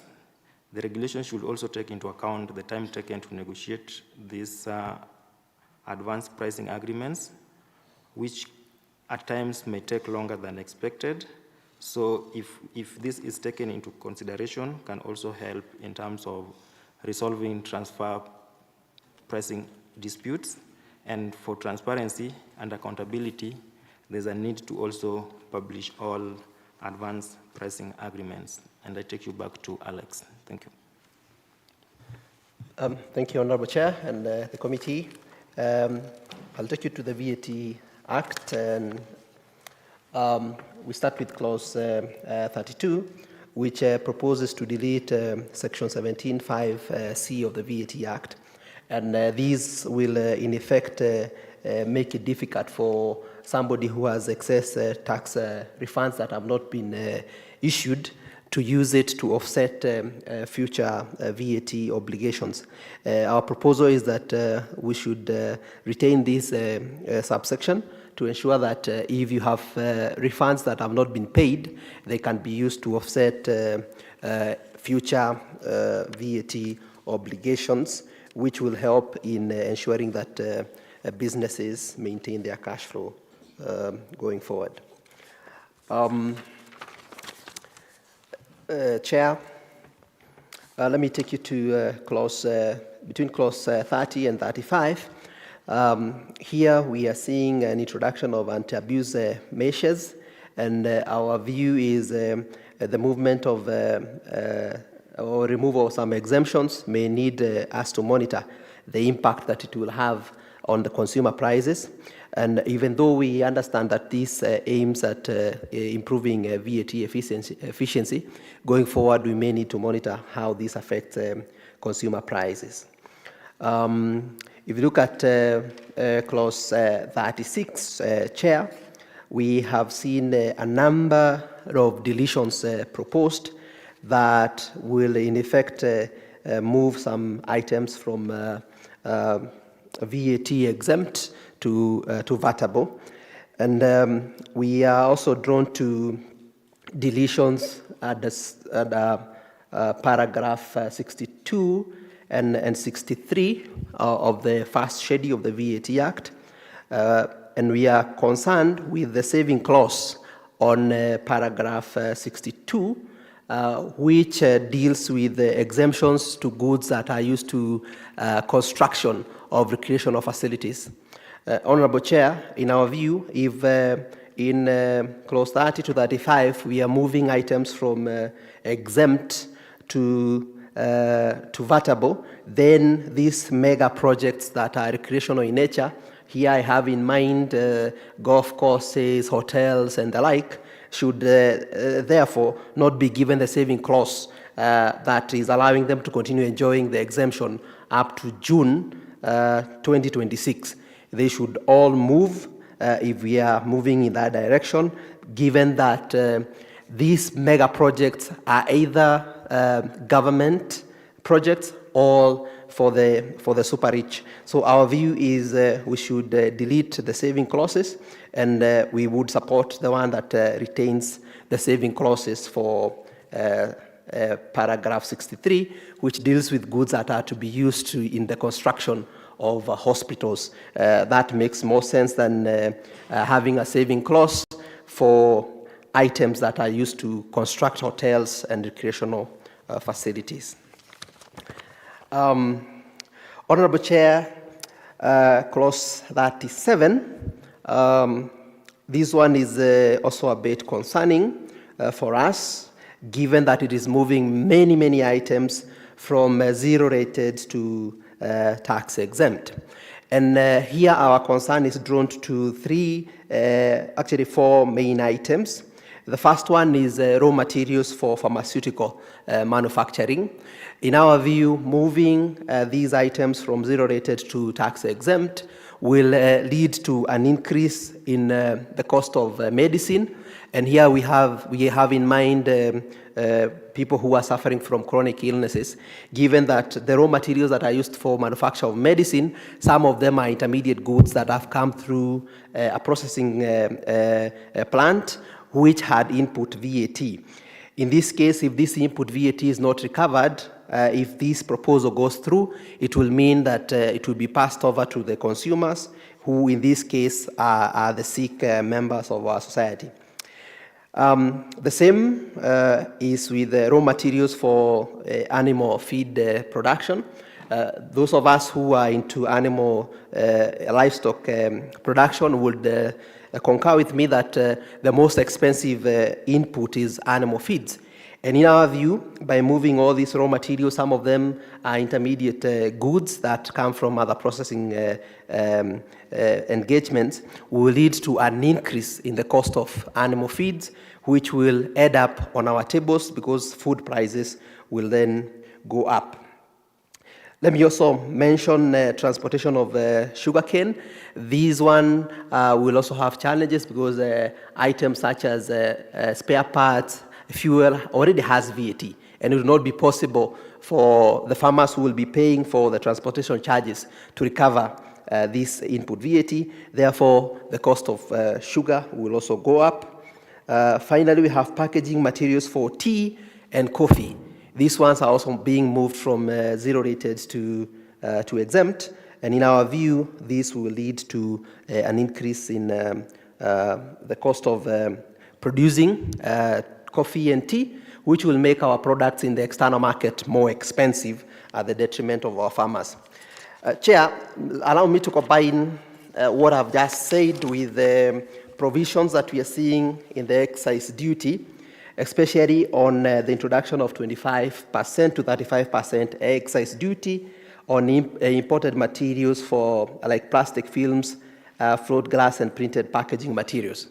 If you add what we have done with the movement of raw materials for livestock feeds and medicine, and then on top of that, we are increasing the excise duty on packaging material, then it means the cost of medicine will skyrocket, which in our view would hurt the very vulnerable in our society.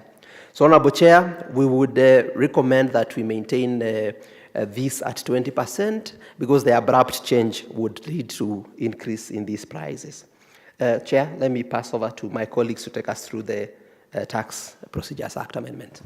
But I think it's important that we put it on record that the amendment you're referring to on clause 36, the introduction of packaging materials for tea and coffee, they're actually moving from vatable to exempt, not from zero-rate to exempt. So they are currently vatable. So the proposal to include on that section, the amendment on section A of the first schedule, clause 36, is moving the packaging materials for tea and coffee. They are now vatable. They are moving to exempt, not from zero-rate to exempt. Thank you, Chair, for that correction. Good afternoon, Chair, again. I'm going to speak on the Tax Procedures Act. To begin, the bill proposes the deletion of Section 42, subsection 14, paragraph C, where the KRA can now issue agency notices and collect tax from taxpayers, even if the taxpayer has lodged an appeal that was upheld by a tribunal. This casts doubt on legal recourse and undermines laws in Kenya. Section 47, subsection 1, paragraph A, subparagraph 1, deletes input value-added tax, which means that input VAT will no longer be eligible for offsetting against other types of overpaid tax. Subsection 2, on the same section, increases the time frame to review application for tax refunds or overpaid tax from 90 days to 120 days, and increases the time, and subsection 4A increases the time frame to review an application for a refund subject to an audit by the Commission from 120 days to 180 days. The implications of this section being amended will mean that sectors that incur a lot of input VAT due to inputs such as manufacturing and healthcare will have limited output VAT to offset. And the changes in time frame slows down cash recovery in sectors that have high refund volumes and are unable to pay around refunds. This leads to cash flow and predictability. Additionally, I want to mention there's no consistency in tax administration, despite this being a focus of the finance bill, which is aligned with the medium-term revenue strategy. Section 77 of the TPA it says that the computation of public holidays for refunds, appeals, and submissions it will compute now Saturdays, Sundays, and public holidays. This reduces the time frame by which taxpayers can lodge refunds and appeals. And on the other hand, the KRA is seeking to extend the timelines by which they issue refunds back to the taxpayers, both of which will impact cash flow, cash recovery for sectors that rely on input VAT refunds to operate their businesses. So I am calling for the finance bill as it goes forward to ensure this consistency in tax administration, so it does not only negatively affect the taxpayers and rather enhances tax administration as it has claimed it will.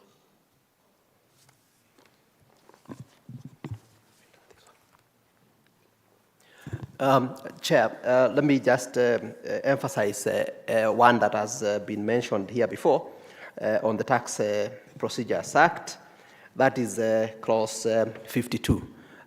Chair, we really seek your support in this with your committee and as you go to the floor of the House, because deletion of subsection 1B will expose both the private sector and all of us to unnecessary interference with our data. This one violates Article 31 of the Constitution and the entire of the Data Protection Act of 2019. So we implore on you, Chair, and your committee to ensure that subsection 1B is retained in the Tax Procedures Act to ensure that then all of us are protected from our data is protected from KRA. Lastly, Honorable Chair, we will take you through the miscellaneous fees and charges proposal. Thank you, Chair, members of the committee. Our final submission is with regards to clause 59, which actually seeks to amend the third schedule of the Miscellaneous Fees and Levies Act. It proposes to reduce export levy from 17.5 to 10%, and this is with regards to steel products as well as hot rolled rods. Well, this actually might seem like a very positive thing that is actually portrayed on the surface of it. We fear that we deem it proper, actually, to question, the position of local companies where growth in the construction sector is concerned. This is because, as we have seen, when it comes to growth in that particular sector, it has actually slowed down since the particular introduction of this particular levy. So our justification for this is that we are saying that ideally, if we are to have this particular levy, it should be introduced on finished goods that are actually not inputs in different sectors unless they are locally available. Our view as well on this particular introduction of this, the reduction, is that it's actually likely to benefit a few players, hence it actually might disproportionately be applied. Instead of being applied to the entire system, it's actually just going to benefit a few people. So for us, we deem it that it should not just be applicable to steel products, but we should actually consider relooking at other products, especially within the construction sector. Thank you. Thank you, Chair. We would be ready to take any questions or clarifications. Thank you. Thank you very much, Okwa Uchumi. And I must laud you also for including the students, caucus, and young people in this process. It's very important. And very impressed, this public participation will see that representation from young people. This is how law is made. In as much as it is good to air your views and agitation in other platforms, I think it's also very important when given opportunity to have your voice heard where it really matters, and we laud you for that.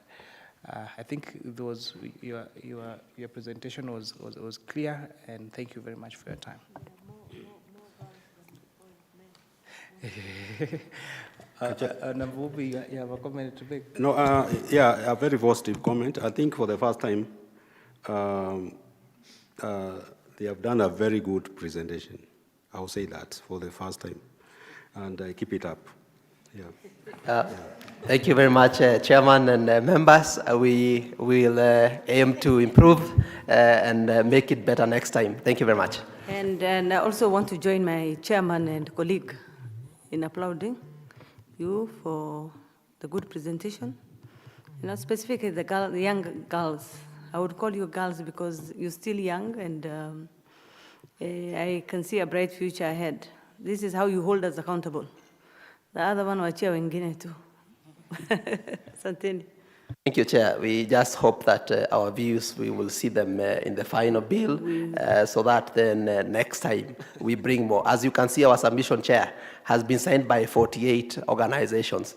And if we brought all of them here, we would have filled the hall. So we said we were sent as the emissaries and received greetings from Diana and Rugo, you know them. Thank you very much. Rest assured, we will take your views seriously and consider what is to be considered. Thank you very much. Thank you, Chair. But take note, we always take your views seriously. Our regards to Rogo and Diana, and again, good job. But I would also encourage you, the same way, please also help analyze our budget.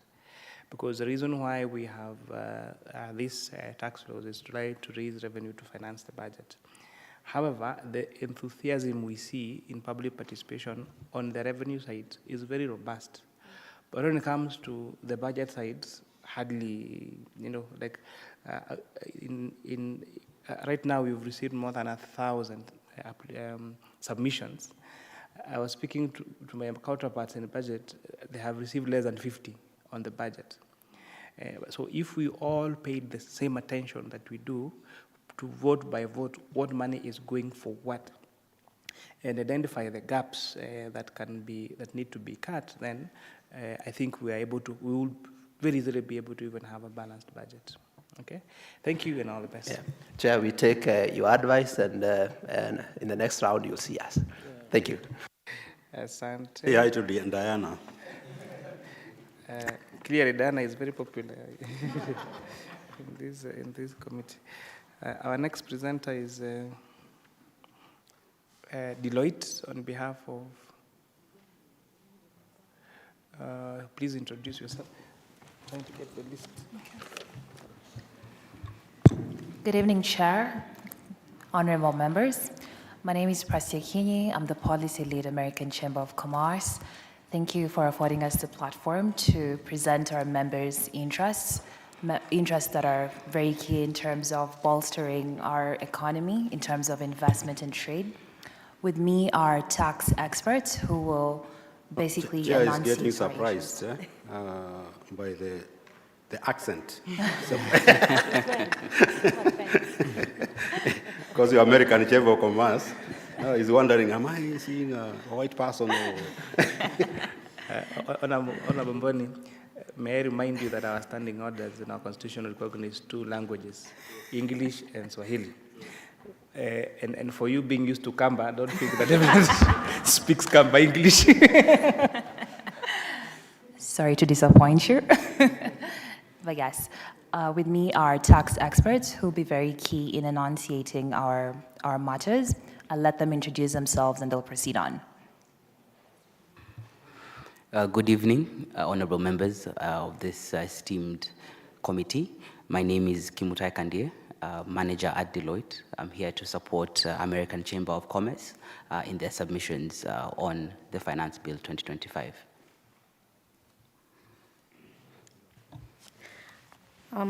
Honorable Chair and members of the committee, my name is Doreen Max. I'm in PwC, a senior associate, and I'm here to support in the tax presentation for the Finance Bill 2025. Good afternoon, honorable members. My name is Nicholas Gadesha, senior consultant in Deloitte, here to support American Chamber of Commerce as well. Thank you. Okay, you can proceed with the presentation. Thank you.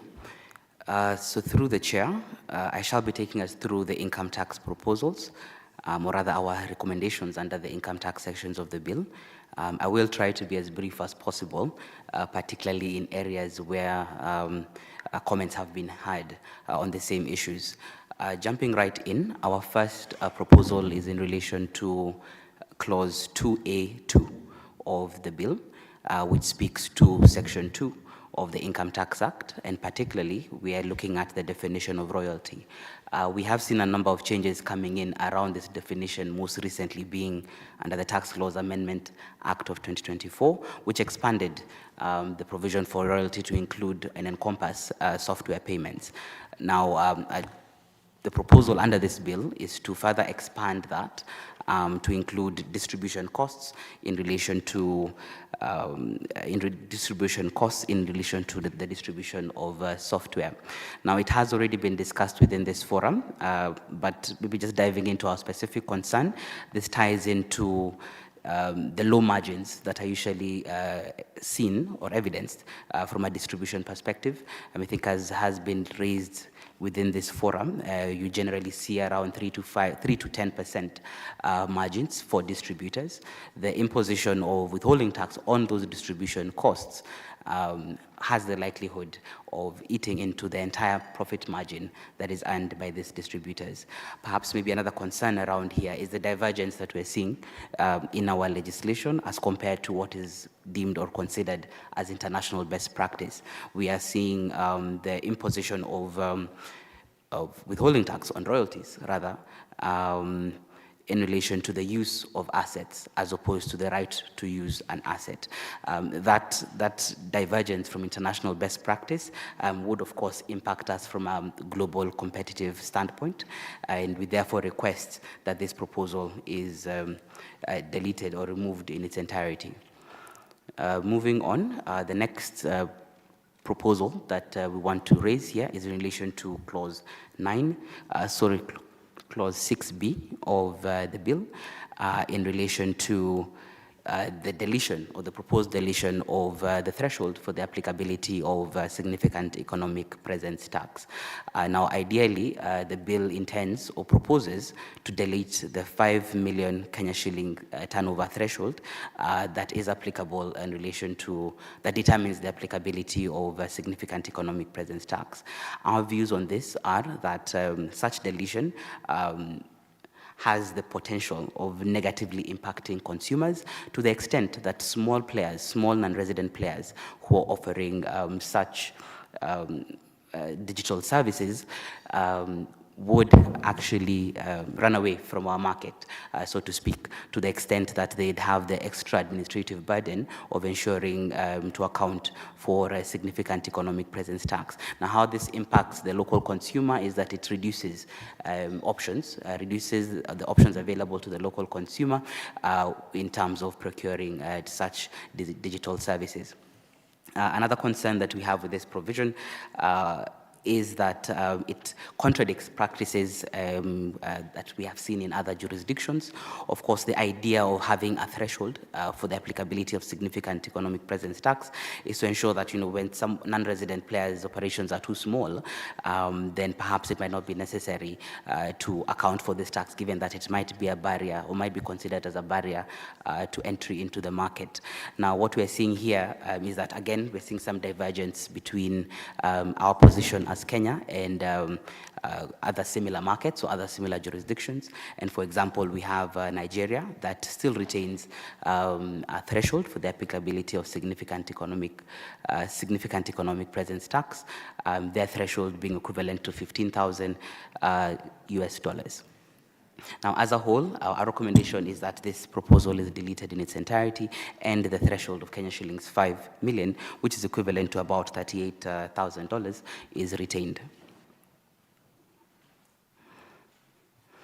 The next proposal or recommendation that we'd like to discuss within this forum is around clause 7 of the bill, which gives some clarity in terms of the payment of minimum top-up tax. So minimum top-up tax is governed by Section 12G of the Income Tax Act, and some concerns that have been around the minimum top-up tax is lack of clarity as to the tax point or when the tax ought to be paid in Kenya, and then the next in terms of rather the due date for the payment of the minimum top-up tax, that has been an area that needed clarification, as well as the manner or the mechanism in which multinational groups ought to compute their liability in Kenya. We are happy that the proposal under the bill, that is clause 7, seeks to introduce clarity to this to the extent that it does provide the date for payment of the minimum top-up tax. What we urge this committee is for your support in ensuring that robust regulations are provided by the Cabinet Secretary in charge of the National Treasury to ensure that there is more clarity in terms of how this tax ought to operate. And this is particularly in relation to the manner in which the minimum top-up tax is computed in relation to multinational groups that have operations within Kenya. The next point that we want to bring out here is in relation to Clause 8 of the bill, which speaks to the limitation of a period to carry forward tax losses. We are aware that this proposal has been very emotive, and there have been a number of submissions on this issue, so we might not go deeper into the challenges around introducing this limitation. But from our perspective, and I think the general consensus that we have seen is that a 10-year period ought to be considered sufficient as opposed to the 5 years that has been proposed under the bill.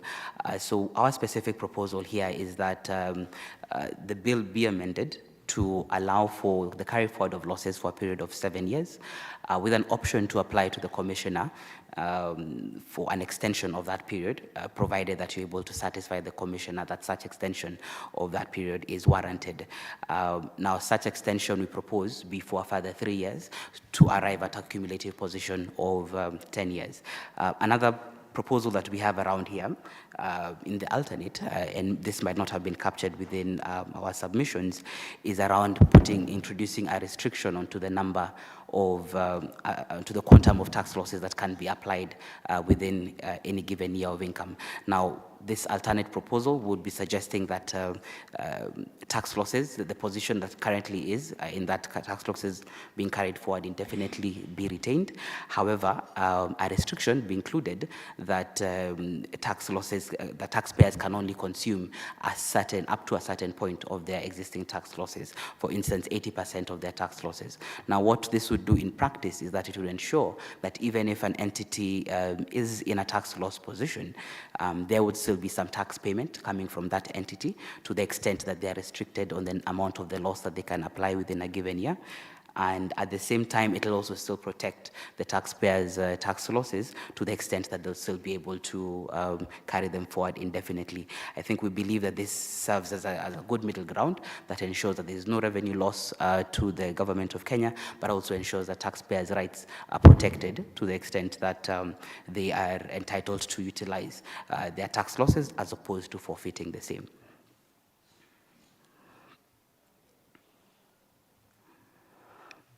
In terms of the next proposal, here we're looking at Clause 11 of the bill, which provides some clarification in terms of country-by-country reporting.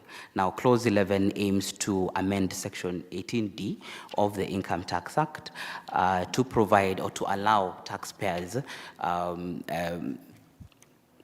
to allow multinational enterprises who have more than one entity in Kenya to nominate the entity that will be in charge of filing the country-by-country report for the multinational group within Kenya.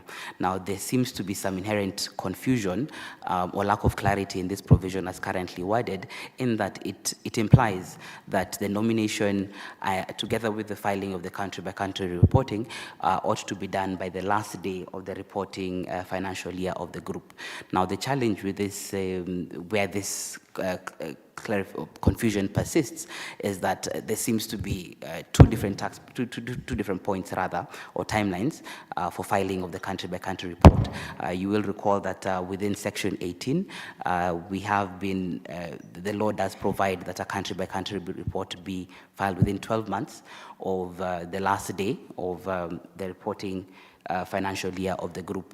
Now, to the extent that this provision as currently worded makes it seem as though that reporting ought to be done on the last day of the reporting financial year of the group, as opposed to within a 12-month period after the last day of the reporting period. We therefore propose an amendment here to clarify that what needs to be done by the last day of the reporting financial year of the group is nomination or designation of the constituent entity within Kenya that will be in charge of ensuring that the country-by-country report of that group is filed on time.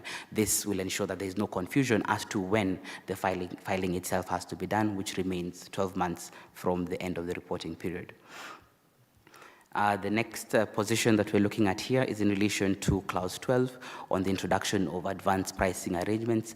Our comments here are quite brief in that we are happy that the law is being modernized to the extent that advanced pricing arrangements or agreements are being recognized in Kenya. However, for us is to implore this committee to support in ensuring that regulations are prepared in relation to this advanced pricing agreements by the Cabinet Secretary in charge of the National Treasury, just to ensure that there is no confusion into the operation of advanced pricing arrangements in Kenya. Of course, we are aware that to the extent that there is lack of clarity or confusion on this, that would only be a recipe for increased disputes between taxpayers and the Revenue Authority, which is an end that would not be advisable for any player involved. The next bit that I'll look at here is in relation to clause 27 of the bill, which proposes the repeal of accelerated allowances of 100% and 150% as provided for under paragraph 1A and 1B of the second schedule to the Income Tax Act. Now, our proposal here is that where these accelerated allowances are deleted, there is a likelihood that that will incentivize significant capital investments in the country. You will keep in mind, or I do urge this tribunal, this committee rather, to keep in mind that there are players in the market, investors in the market, who undertook significant capital investments on the strength of this provision, being aware that they would be entitled to accelerated allowances, which of course would help in the turnaround of whatever capital investment they are bringing in. Again, aside from that, this provision was initially purposed at incentivizing significant capital investments, both within Nairobi and Mombasa, and also in rural areas. Where this provision is deleted, we stand the risk of reversing such incentives to ensure that there's sufficient capital investment within the country. Aside from that, we do have, so that is it from an income tax perspective in terms of proposals that were in the bill. I will move on to additional proposals for your consideration that were not in the bill. The first is on the significant economic presence tax regime. Here, the main point for us is, again, to implore this committee to support us in ensuring that the Cabinet Secretary for the National Treasury does prepare and release guidelines in terms of the applicability of and implementation, rather, of the significant economic presence tax regime in Kenya. Ideally, we would expect that such regulations will touch on the scope of the services that fall within that when performed by non-resident persons that fall within the SEPT regime. It will also propose also that the regulations also speak to the mechanisms and thresholds for establishing a significant economic presence in Kenya. Again, another clarification that would be welcome from a regulatory standpoint would be the manner in which income subject to significant economic presence tax will be determined. Moving on to the next proposal that again is not within the bill is in relation to section 10.4 of the Income Tax Act as introduced by the Tax Laws Amendment Act of 2024. Now, our proposal here is specifically in relation to operators or players in the ride-hailing sector, and what we suggest is that the law be updated to clarify on the base upon which tax under section 10.4 is applied. Currently, there is some confusion as to whether this withholding tax ought to be applied on the gross amounts collected from the platform or from customers, or on the margin that is due to, let's say, driver partners in the case of ride-hailing, players in the ride-hailing industry. In our view, we suggest that this withholding tax is limited to the amounts due to the driver partners to the extent that commissions and fees charged by the platform owners already fall within the tax net. Now moving on to maybe the final two suggestions here. Again, this is on Section 10 of the Income Tax Act. Now our proposed amendment is that the applicability of withholding tax under Section 10(4) of the Income Tax Act be limited to non-resident owners or operators of a digital marketplace or platform. Now, the reason that we're saying this is that, and again with a specific reference to ride-hailing companies, is that for resident players within this sector, they already fall within the tax net, and there's already traceability in ensuring that they account for their taxes accordingly. As such, looking at this issue from a traceability perspective and a visibility perspective from the Revenue Authority, then we suggest that maybe the impact ought to be only on non-resident parties who ideally can escape from the tax net to the extent that local players are directly within the tax net in Kenya. Now, the final point that we're looking at here, again, on Section 10(4), is in relation to goods, is rather that the provision now, Section 10(4), is updated to exclude goods and movable property from the ambit of withholding tax. Now, the idea here, and this is in line with Parliament's intentions, I believe in December, in relation to the Tax Laws Amendment Act, is that withholding tax should not apply in relation to goods. It might skew the market to the extent that would be unfairly targeting goods that are sold through online platforms as opposed to goods that are sold in brick and mortar stores. So the suggestion here is that the provision be amended now that Section 10(4) to remove the reference to property that is contained there to the extent that property can be construed and is defined to include goods and movable property, or in the alternate, a clarification or a proviso is included just to ensure that to clarify that property within this section excludes or does not include goods and movable property. Moving on to the next provision here, the final bit, and this is in relation to the 5-day period for payment of withholding tax. Of course, this issue has been discussed severally before this committee and in the national debate around taxation matters in Kenya. Our proposal here, with specific reference to players in the ride-hailing sector, is that is that there is special recognition within the law that players within this sector are already exposed to significant taxation in Kenya. We have, for instance, the SEPT regime, we have the withholding tax regime, and we have the VAT regime. Now, it raises a lot of administrative burden to the extent that all these taxes are accounted for at different points. So the suggestion here is that there's an amendment that is introduced to Section 10(4) that ensures that players that are subject to withholding tax under Section 10(4) have the opportunity of deducting and remitting withholding tax, or rather remitting withholding tax so deducted by the 20th day of the following month, as opposed to the 5-day period that is the current case. So thank you, Chair, and thank you, members of this committee. I submit. You want to add something? Thank you very much for your submissions. Yeah, and I think there's a decision that we need to, honorable members, we need to make as a committee.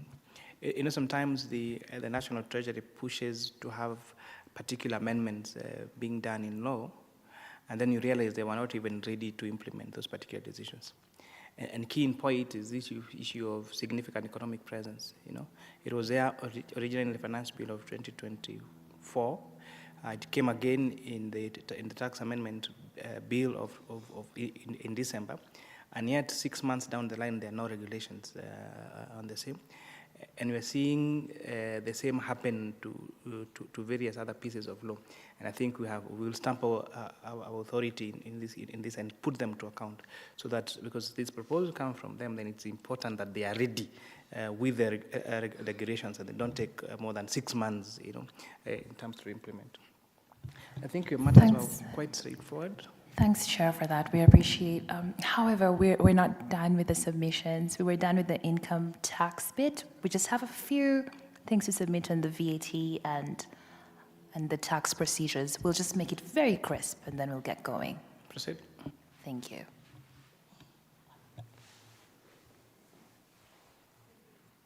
Okay, so I'll be covering the proposals included in the Value Added Tax Act and Excess Duty. So first and foremost, I'll start with a proposal that is currently not in the bill, but it's something that we would like the committee to consider, which is the VAT exemption on inputs for local manufacturing of denatured bioethanol that is used for cooking. So currently, the VAT Act provides for VAT exemption on the supply of denatured ethanol. And this exemption has resulted to a lot of significant benefits, and we are actually grateful for that the exemption is currently in existence. However, a significant portion of the cost of ethanol for cooking is actually as a result of the VAT cost that is used in production of this ethanol. And essential inputs such as the molasses, transportation, and electricity, which are essential for producing the denatured bioethanol, are actually subject to VAT, meaning that manufacturers of the denatured bioethanol are passing the cost that they incur in VAT to the final consumers, hence making this bioethanol very expensive, and it's a disadvantage for the local industry producing it because the imported ethanol is going to be a little bit better compared to the locally produced bioethanol price-wise. So what we're requesting is the extension of the VAT exemption that is actually provided on the denatured bioethanol itself is extended to the inputs that are used to produce this bioethanol, such that the local producers would not have to bear this additional cost or pass it to final consumers, hence making it a little bit way more competitive and at least aligning it to achieving the targets of green energy transition, which is a key priority for Kenya right now. So I'll move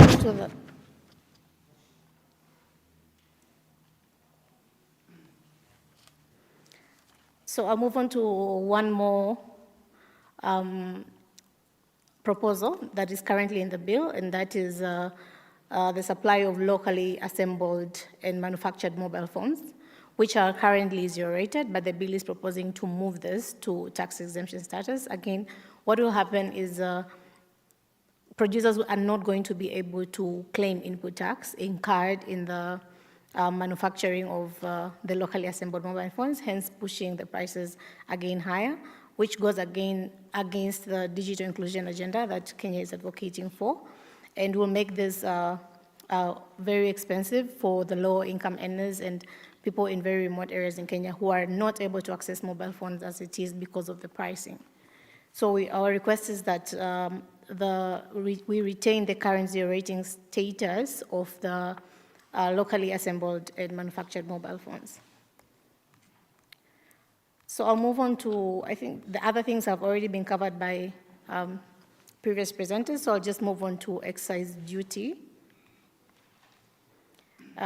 particularly covering on the definition of the phrase digital lender.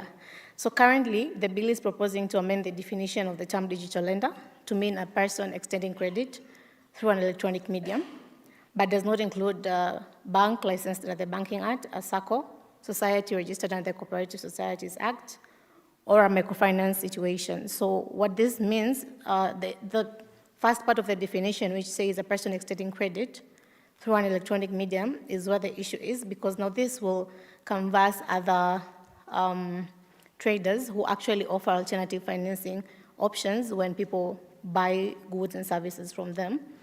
And the reason why this happens is you find that such products are expensive for Kenyans to actually incur a one-off cost on them. So they offer financing options to allow customers to be able to pay for this slowly and impose a little bit of interest because of the time value of money that is actually in those kinds of financing options. So putting up this definition of a digital lender actually exposes these models like pay to go and buy now, pay later, into the ambit of excess duty, which was previously not subjected to. So we ask your committee to please consider this and delete this definition of digital lender that is currently under Clause 38 of the Finance Bill.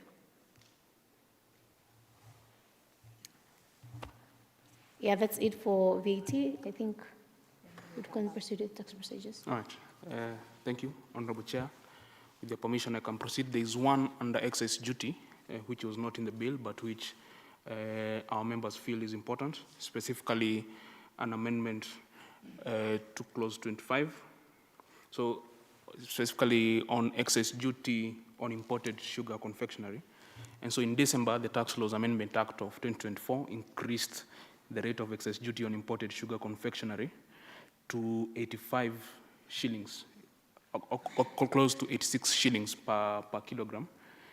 And what that amendment did with effect from 27th of December 2024 is that the specific rate of excess duty for imported sugar confectionery under that specific tariff heading has risen by 100% within 4 years.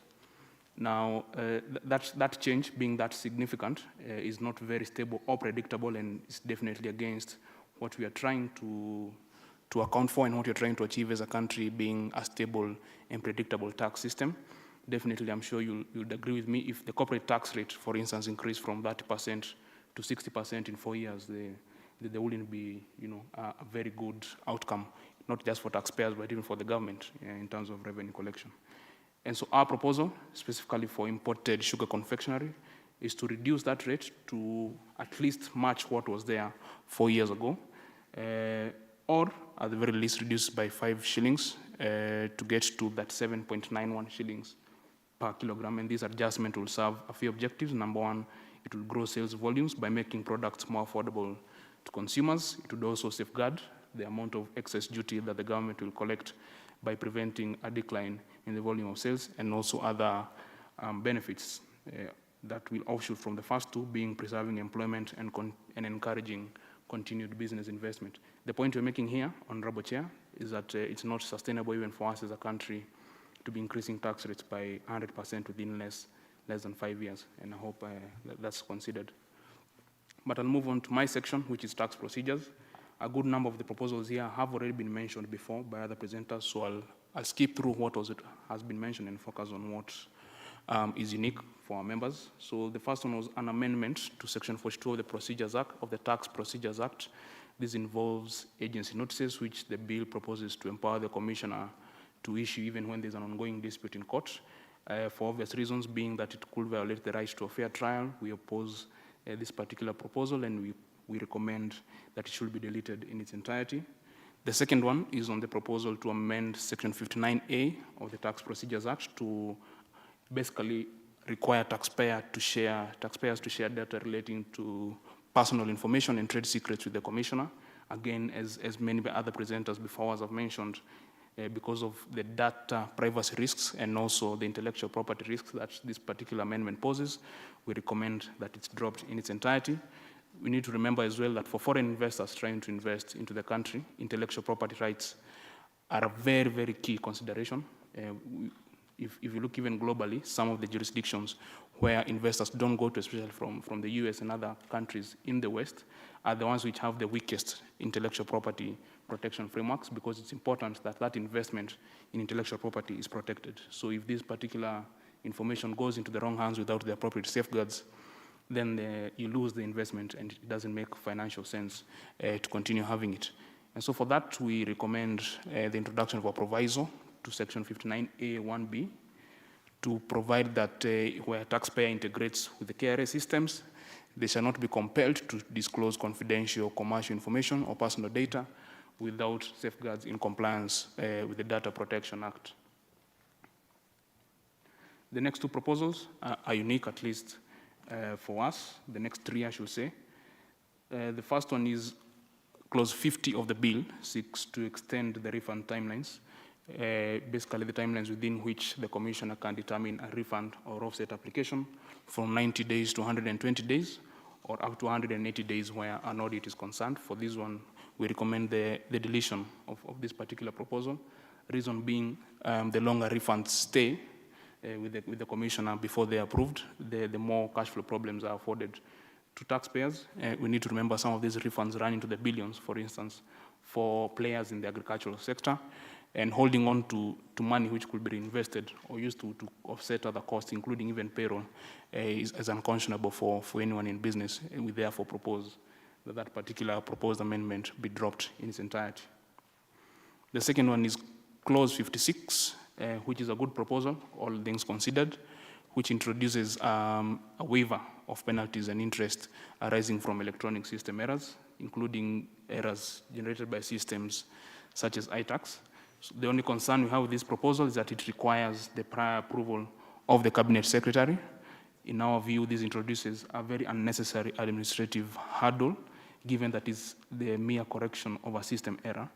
In our view, we don't see why the correction of a system error, say on iTax, needs the Cabinet Secretary's approval. And to reduce the administrative delay that may be caused by seeking for the CS's approval, we recommend that that particular rider be removed from the proposal and have the Commissioner possess that discretion to waive anything that is imposed on a taxpayer due to an error in the Commissioner's own systems. The last proposal on our end from a tax procedures perspective is a proposed amendment to Section 47 of the Tax Procedures Act. This is a section that governs applications for refund or offset. And so currently, as the section is worded, it allows taxpayers to apply for an offset of overpaid tax against both outstanding and future liabilities. Now, ideally, based on the definition of even what a tax is and the ordinary meaning of what future tax liabilities can be construed to be, this should also cover withholding taxes, including withholding tax itself under the Income Tax Act, and withholding VAT, which is imposed under Section 42A of the Tax Procedures Act.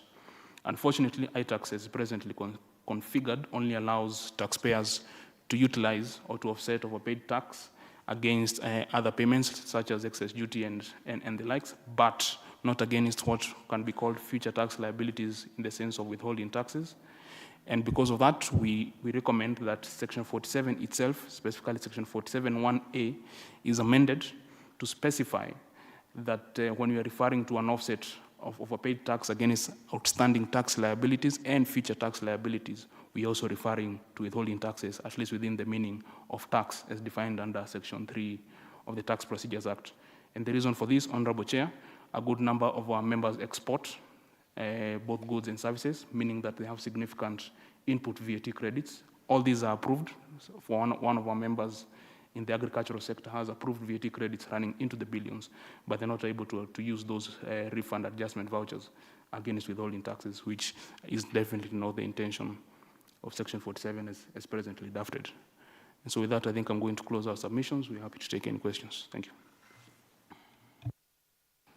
Thank you very much, American Chamber of Commerce, for your very good presentation. I didn't mention one of the things that you actually raised, that has been raised by several stakeholders, is this clause 1 on the with effective date of Section 12 and Section 56.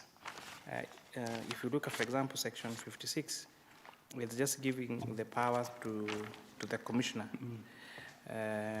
to be able to waive whole or part of penalty and interest for errors in the system, which would be something very, it's a small administrative matter. Yeah, so the reason we actually have a meeting with Treasury next week, and they will have to explain to us why they would then need, with the effective date of 1st of January 2026, a whole 6 months later, to implement Section 12 and Section 56. So thank you very much for your contribution. Your submissions are well received. We'll do the best we can to consider as many of them as possible. Thank you very much. Thank you, Chair. Thanks, Chair. Our next stakeholder is Kenya Sugar Manufacturers. Thank you. Thank you, Chair. And then Honorable Petroleum members. Institute, please move forward. And Cocoa here. Thank you, Chair and Honorable committee members. My name is Stephen Ligawa, CEO, Kenya Sugar Manufacturers Association. I have my colleague who will introduce herself. Good evening, Honorable Chair and Honorable members. My name is Joyce Opondo. I'm a member of KESMA, representing several companies. Thank you. We are going to have a presentation, very brief, particularly on the areas that are directly touching us as the local sugar industry. And the key one, the first one is on the change from zero rating to exempt on the transportation of sugarcane from the farms to the factories. And Honorable Chair, on this we would wish to request your committee to consider retaining the VAT status on transportation of sugarcane at zero rating rather than taking it to or having it on exempt, because currently the cost of sugar production in our country is one of the highest in the world. And we also applaud the government effort to try and make the industry profitable through several reforms that have been put in place over the last 2-3 years. And we believe that this change from zero rated to VAT exempt status will erode some of the gains that we have started realizing. Currently, most of the sugar millers do subsidize the cost of transport that the farmers are supposed to bear. And if we go to take it to tax VAT exempt, then this is likely to be lost, and it will be additional cost on the production for both the miller and the farmer. So we want to implore the Honorable Committee to consider retaining the transportation of sugarcane at zero rating.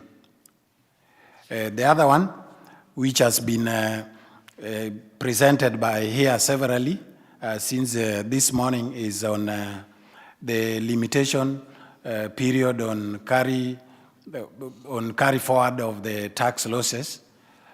The sugar industry is a capital intensive one, and in most cases, those who invest in the industry take at least 5 years, and in most cases 10 years to recoup their investment. If we are going to limit the carry forward period to 5 years, then they are likely to incur a lot of losses, because they would not, within 5 years, they would not have been able to recover or recoup whatever they had invested in those factories.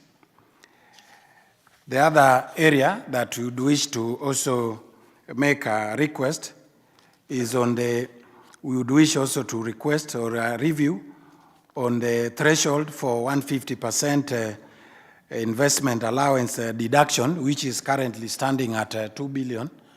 We would want to request that this be reviewed downwards to 500 million or 500 million, so that it can accommodate middle and small investors who may not be having investments to the tune of 2 billion or more. The other area that we would also wish to make a request is on the IDF and RDL, that is on raw and industrial sugar. We know that for several years, the local sugar industry has not been having a refinery, but we want to thank the government that through its support, there is a refinery which has been given permit to operate and is soon starting its operations after lying idle for the last 8 years. This is Kibos refinery, which in the trade name, the name here is the business name is Mombasa. It's Mombasa Sugar Refinery. That is how it's registered, but it is based in Kibos, Kisumu. So our request is that this IDF and RDL on raw sugar that would be used to make refined sugar in this factory, and any other factory that would want to install or establish a refinery be withdrawn or be reviewed to zero so as to encourage further investment by other sugar millers in refineries so that we can have the industrial sugar primarily being manufactured locally. The other request that we have is on excise duty on imported sugar. Currently, the excise duty on imported sugar is standing at 7 shillings per kilo, and we would request that as part of steps to protect the local industry, that these be reviewed to 9 shillings per kilo, so that the local industry can get further protection. That we have, because we already have a high demand of industrial sugar in the country, and with the setting up of a local industrial or refinery, then we need to encourage or to protect this industry that the government has approved. Then the other presentation or the other request we have is on excise duty on imported sugar confectionery. Our request is that this excise duty be increased from 100 shillings, from 85.82 shillings to 100 shillings, and our justification is that this will discourage the importation of the confectionery, hence creating demand or further demand for the local industrial sugar manufacturers. The other request that we have, Mr. Chair and your Honorable Committee, is on excise duty on imported industrial sugar, that SH code 1701-1490, that we request here that we increase the excise duty on this imported industrial sugar, refined sugar, used in the manufacture of soft drinks, beverages, and luxury consumables. We increase this by to about 20 shillings per kilo, so that this would further protect the local industry or the local refineries that have been promoted by the government. And we are certain that a number of millers have shown interest in investing in this field.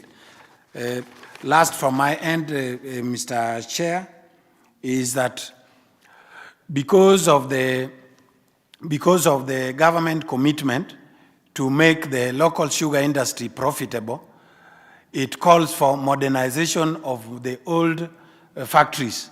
And these old factories, as we are aware, have been leased out to private investors. Having leased them out, and even that they have very old technology, we would need quite a number of experts or expertise that would work in the modernization of these old factories. And as such, currently the work permit that is at 500,000 shillings per year, given the number that we expect, that we would expect to come in to modernize these factories, that the number of experts would require would increase. So we want to humbly request the committee that if it is within your purview, then consider reducing this work permit to 100,000 shillings per person, so that the modernization of the sugar factories in our country here can be fast-tracked. Thank you, Chair. I submit. I'll pass it on to my colleague, Joyce, just briefly. Yes. Thank you, Chair. Joyce. Thank you, Honorable Chair. Honorable Chair, we are manufacturers, and as manufacturers in the sugar industry, we are trying as much as possible to come up with a circular economy. And this circular economy is currently serving a lot of other industries and a lot of the sectors in the economy. I will not repeat what my colleague has said, but there are some areas that have been spoken of before, but that will not stop us from also bringing them up. We're talking about VAT exemption on inputs for local manufacturing of denatured ethanol. The VAT Act provides a VAT exemption for the supply of denatured ethanol of tariff code 2207.20.00. However, Major contributors to the cost of ethanol cooking also include VAT on inputs used to manufacture this ethanol, including molasses, molasses transport, and electricity. Because the output is VAT exempt, but inputs are non-exempt, local ethanol producers are at a disadvantage versus the imported product and are passing on the non-claimable portion of their input VAT as costs, which drives up the retail price of ethanol cooking fuel to Kenyan households. And therefore, we propose that inputs and raw materials locally purchased or imported for the manufacture of denatured bioethanol for cooking, as approved from time to time by the CS responsible for finance, be exempt. We have justifications, which you have already listened to from others. I will not belabor that point. I'm skipping some of the proposals that we have shared with others. I want to come to the duty on imported molasses. This is new. The current duty imposed on imported molasses is 35%, excluding those that come from the EAC partner states because they meet the EAC rules of origin. We are proposing that this duty on imported molasses for the manufacture of denatured alcohol and ethanol be exempted. There's high demand for ethanol and denatured alcohol in the country. This has been a very robust industry. However, of late, it has really gone down. The manufacturers of ethanol have reduced drastically. Molasses is a raw material used in the manufacture of ethanol and denatured alcohol. A duty exemption will facilitate the importation for the licensed distillers in the country, which will increase local production of ethanol. Export duty also, on exported molasses or export levy on molasses. There's no duty currently, and there's a high demand for molasses, particularly in Uganda and further afield. And a lot of our molasses is going out of the country, basically because they find it cheaper to buy ours, and also a lot of it is also smuggled out. We propose that the export duty on molasses or export levy 20% of the custom value under the first schedule of Miscellaneous Fees Levies Act. So this will limit the exportation of molasses, hence increase local production. The Kenya Sugar Board has set up requirement for the sharing of molasses. Molasses is produced by the sugar industry as a byproduct. The rule requires 80% of this be given to local distillers and 20% go for animal production, animal feed production, and also for other uses within the country.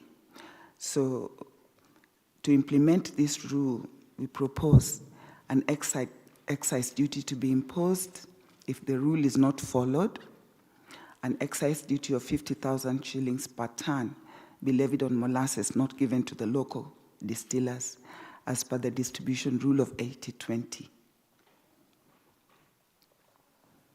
My colleague has talked about the IDF and the RDL, so I don't want to go back into that. I'd like to move also to the production of paper. The sugar industry produces a lot of waste called bagasse. When sugarcane is crushed, what comes out of it is bagasse. And bagasse is an environmental issue. It has a problem with the creation of leachate into the environment, which is quite dangerous. Therefore, Kibos Paper and Packaging Limited use it to manufacture paper and packaging materials since the year 2017. 100% of these products are environmentally friendly with a green footprint. These operations improve Kenya's carbon position and contribute to reducing the country's carbon footprint, aiding in the country's efforts against climate change.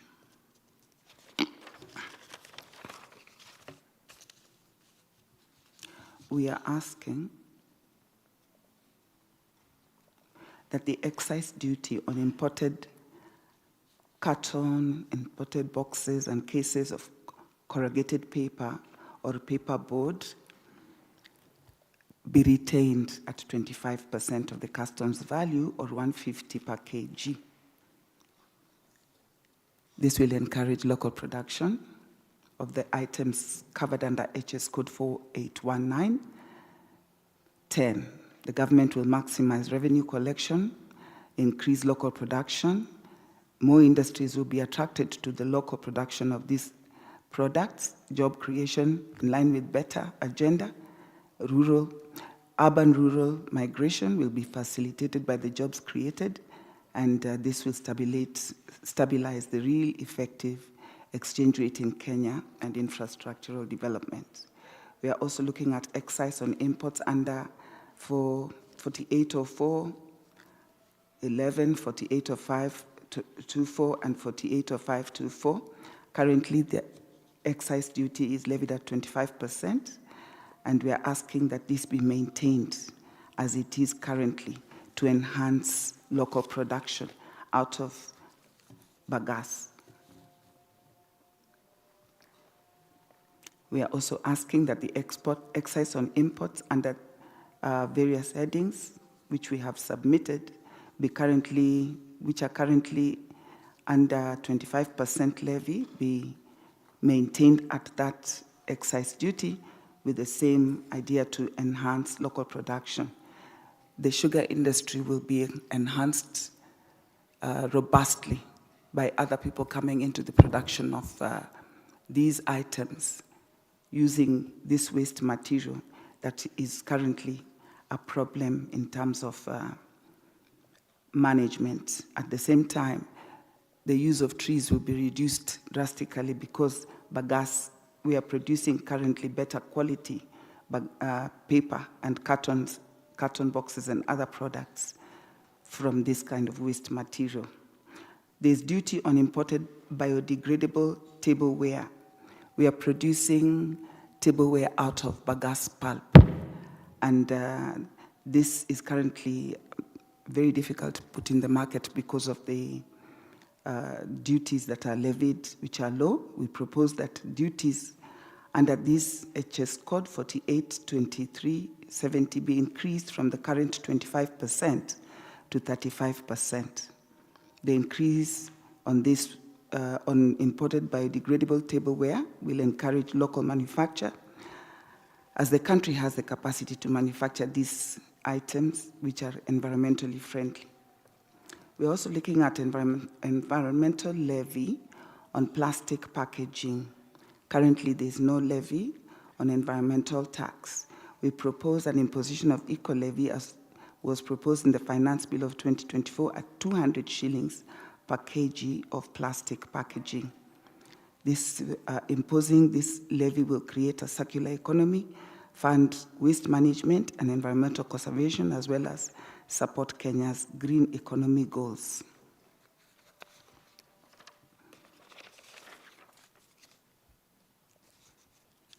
We are also proposing excise duty on imported plastic plates, HS code 3919.9. Currently, the excise duty levied on imported plastic plates is 25% of the customs value, or 200 per kg, whichever is higher, excluding, of course, those that come from EAC partner states. We propose this to be increased to 35%, or 500 shillings per kg, whichever is higher. This increase to 35% will enhance competitiveness of locally produced biodegradable products within the region. My colleague has talked about the work permits, which are very, very important for us as an industry because we are moving with speed into the circular economy, and we are facing difficulties because most of our experts come from outside, and the price of 500,000 shillings per year per expert is prohibitive. It will enhance foreign direct investment if we are able to allow these experts to come in and pass technological knowledge to our young ones. Thank you very much, Mr. Chairman. However, the second submission, you did not submit. You did not have submit that. So I think it's better that you update your submission. I will, sir. Thank you. This is the one time when you have Kenyans proposing increase in taxation. But anyway. Chair, I couldn't see how well you are smiling. But the big question is this policy of protectionism of our local manufacturers really working? We give you protection, we make it expensive to import finished products, but are we still seeing a reduction in growth of manufacturing? And we're also not seeing reduction in prices for the end products to the consumers. What would be a response to that? Honorable Rico? Thank you, Chair. Chair, this issue of protecting local manufacturers, and probably they are importing this finished good from outside. So I don't know whom can we believe, because majority of manufacturers are importing sugar, then they come and repackage. Yeah. Sir? Chair. Importation of sugar comes in because Hold on. Thank you. Just note down the question, then I'll give you a chance to respond. Honorable. Yes, Chair. What I just wanted to add is that if it does not actually reach the common mwananchi to feel the effect of what we cushion these local manufacturers, then it may not be worth it, because as it is not felt. And I fear that it's not working. Thank you. Respond. Thank you, Chair. Honorable members. Sugar only comes in imported when there's a deficit in the country. The government has noted the serious problems that have been in the sugar industry. And based on that, the government has come up with an act, the Sugar Act 2024, and currently regulations are being made that will regulate the sector. The sector has been suffering from a lot of lawlessness, and this has contracted the production of sugarcane, or, well, I can say both sugar and sugarcane, because of poaching and the fear of investment into increasing sugarcane production. Currently, that has changed robustly because of the new act and the regulations which are coming out. Millers are becoming much more confident in establishing sugarcane and expanding sugarcane farming. Currently, the government has also leased out the public mills that were limping. And we are seeing a huge change coming up. So as far as we are concerned, in the next 1 year or two, we will see local sugar manufacturers producing enough sugar because the capacity is there. There will be more than enough to export. So supporting the local sugar industry is already showing results, if I may say so. And, sorry, Chair, supporting local industries in terms of bagasse and paper production is also very important, because the infant industries are there in all countries. And in order to enhance them, you must put some level of protection for them. Most of these industries are supporting the really poor people on the ground, at the ground level. So it is important that the government takes cognizance of these people and see how best to ensure that their lives and the standard of living comes up. Thank you, Mr. Chairman. Thank you for your submission. You may take your leave. Our next stakeholder is Cocoa, to be followed by Petroleum Institute of East Africa, so Petroleum Institute, you may move. Are you already here? And then Africa Mini Grid Developer Association, are you here? Okay. Coca-Cola, I can see you there. Today I think you.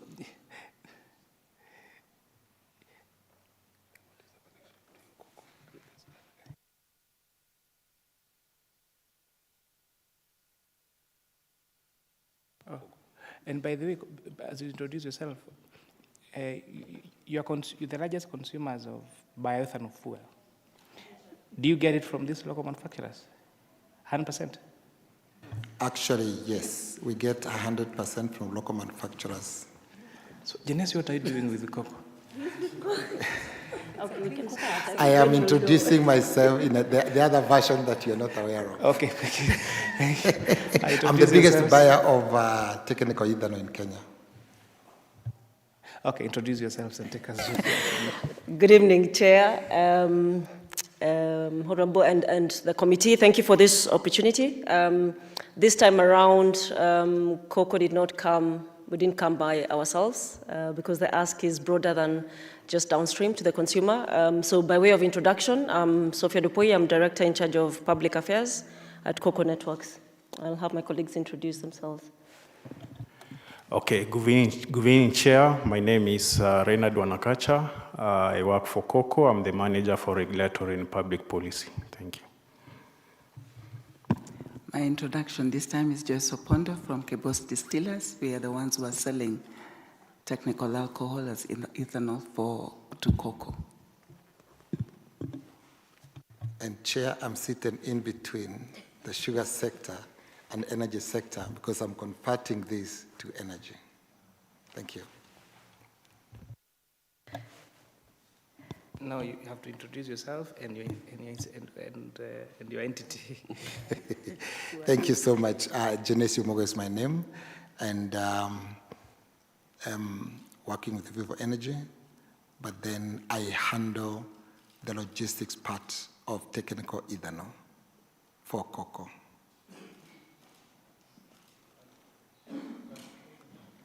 As transportation, importation when given the opportunity, and storage. Thank you. That's it.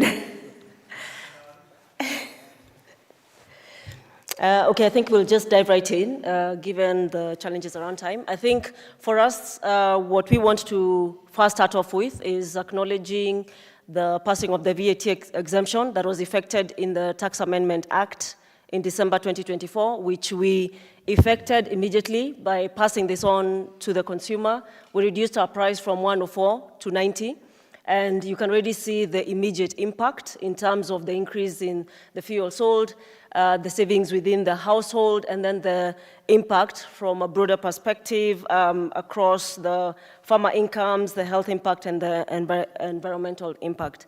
Next slide, please.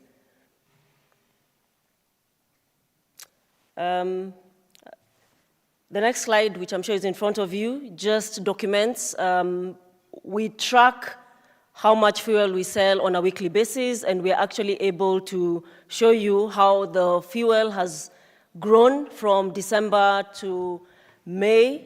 We've seen an increase of 15% behind the 13% price reduction. I believe, Chair, this is the sort of relationship that you expect to see when exemptions are effected, and that is why anytime we get an exemption, we pass it on and we see a direct correlation with consumers. Next slide, please. The next slide speaks to the impact of input VAT, and I think this has been spoken about by the two teams that have gone ahead, but the fact is when you move from zero rating to exempt, the inability to claim VAT means that the input VAT costs are passed on to us. So this has been passed on to us from the distillers, which has impacted the degree to which we can pass on the VAT exemption. And that means that the price to the households is a bit more expensive than we would want. Next slide, please. We just want to reiterate that what we are doing as COCO aligns with the government's ambition. The government's ambition is universal access to households, to Kenyan households by 2030, of which bioethanol will contribute 30%. We remain 100% committed to delivering revenue, and what you have in front of you are 5-year estimates of potential with expansion to deliver the 30% of Kenyan homes by 2030, 20 billion Kenya shillings to households versus through the price subsidy. There's potential of another 20 billion to Treasury through PAYE and corporate taxes. And then there is taxation within the carbon regulations, of which we estimate an additional 20 billion. Next slide, please. What do you mean 20 billion to Ministry of Environment via carbon regulation fees? There's a tax for corresponding adjustments. Remember, we are a carbon project. So when we sell our carbon credits, there's an export permit that is given to us by government, and the cost of that export permit is $4 per ton. So when you apply that to the number of carbon credits we'll generate until 2030, that is the value of the potential to government of Kenya. Now what we have in front shows us visually, without the VAT exemption, the price that we pay. This is simulated. We would be paying 149 with the scenario we are in currently right now, which is just the output VAT. We are paying around 140, and the potential with both means that the price would drop by 128. So there is a potential of 12 shillings, which we again would commit to pass on to the consumers once the input VAT exemption is extended. Next slide, please. If we are to put in numbers the impact of that additional 12 shillings, we would anticipate within the year 2025 to 2026 an increase of 9 million liters in terms of the fuel sold. And then in terms of the subsidy, because we subsidize the fuel, an additional $3 million. And in addition, also the impact to the farmers in terms of the higher incomes, the impacts health-wise and environmental-wise, both to households and to our environment. Our ask, coming now to our ask specifically, the language that we are requesting to be inserted within the VAT Act is for inputs and raw materials locally purchased or imported for the manufacture of denatured bioethanol for cooking. And that is what will enable the input VAT exemption to be extended to the industry and then passed on down to us. The last slide just captures the submission in the format that you have requested, and I believe we have captured our ask crisply. Thank you, Chair. Chair, I just want to wrap up on that presentation. First of all, is to thank you so much because of the story of incentive on this particular product that has brought us here. When we started this project in 2018 together with COCO, I went around the whole of East Africa looking for TA, technical ethanol. I got almost zero. There was nothing. And therefore, we started importing, and through incentives from through you, the assembly. And because of that, we developed a subsector that never existed. And today, I think you've seen the kind of volumes we are selling. As I said earlier, today we are buying everything local. There's no import, a single liter that is important. And you can hear from the sugar sector that they are now agitating and asking for more so that you can develop this sector. I propose that what the sugar sector is asking, please grant them so that they can be able to develop us more. And final statement, please remember this is a byproduct of the sugar industry, meaning this is an innovation that brought something that did not have any tax element, did not bring any money to the country, and now we are having a lot of, ecosystem around it that is bringing a lot of resources to the country. The final statement, Chair, that was phase one, developing the cooking fuel to the nation. Phase two, you need now to help us to get to phase two, and phase two is biodiesel. We passed and approved biodiesel standards 2 years ago. Today, we are not able to do bioethanol into the cars because we don't have the raw material, which is technical ethanol. We do not have. We have several guys that are saying we need to even now go into full-scale production of it, and therefore we need as many incentives as possible so that we can be able to move to phase 2 and now have it introduced into the motor vehicle sector. I propose give all the support that you can so that the subsector grows further and enhances the economy. Thank you so much. Could we maybe inform this committee what these different kinds of ethanol, what's the difference between this bioethanol and what you're calling technical ethanol? May I answer that? Thank you, Chair. Bioethanol is denatured. Denatured means ethanol that has been poisoned to ensure that it is not ingested, but it is used for the purposes for which it is being sold. Extra neutral alcohol is the high value alcohol that is sold for production of, maybe let me say bottling of alcohol to the bottlers in the country. And Chairman, if you will allow me, there was a question on why local industries need to be protected. It is important for us to note that the more we import, the more we are exporting jobs out of the country, the more we are exporting our foreign exchange, which we could very easily use within and expand the GDP of Kenya if we encourage local production, local manufacturing. Thank you, sir. Sorry, Chair. I need also to add that denatured bioethanol is the same with technical ethanol. Thank you. Denatured bioethanol is basically the same. The other name is technical ethanol. It is the one that is poisoned. Thank you very much, Coco. I think we have been in this journey since 2017. And you're one of those entities that actually show that a tax policy can shape a growth of particular sectors and growth of particular institutions. I remember the first time, then the committee was under the chair of the Honorable Joseph Limo, where we did a discussion and you brought those, what do you call them?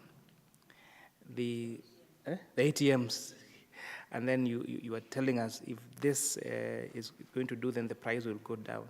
And you've seen the prices of aqua products in the market go really down over the years. So I want to laud you for making tax policy a matter that can lead to growth of jobs, to growth of a new sector like yourself. But most importantly, advance the price benefit to the end to the end consumer, because one of the greatest challenges, and that's why you see this bill is trying to really clean up the first and second schedule, is that people come to seek exemptions, but those exemptions are not transferred to the end user of those particular products. They just go to increase the profitability of these particular entities. So your submissions are well received. You will try the best we can to accommodate them. Thank you. Thank you, Chair.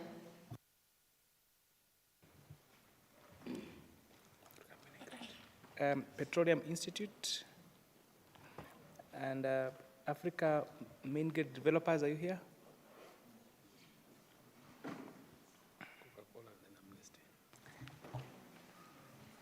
We're almost done, then Coca-Cola, then Amnesty. You can go ahead, Chair. Good evening, Chair and committee members, and those who are still standing.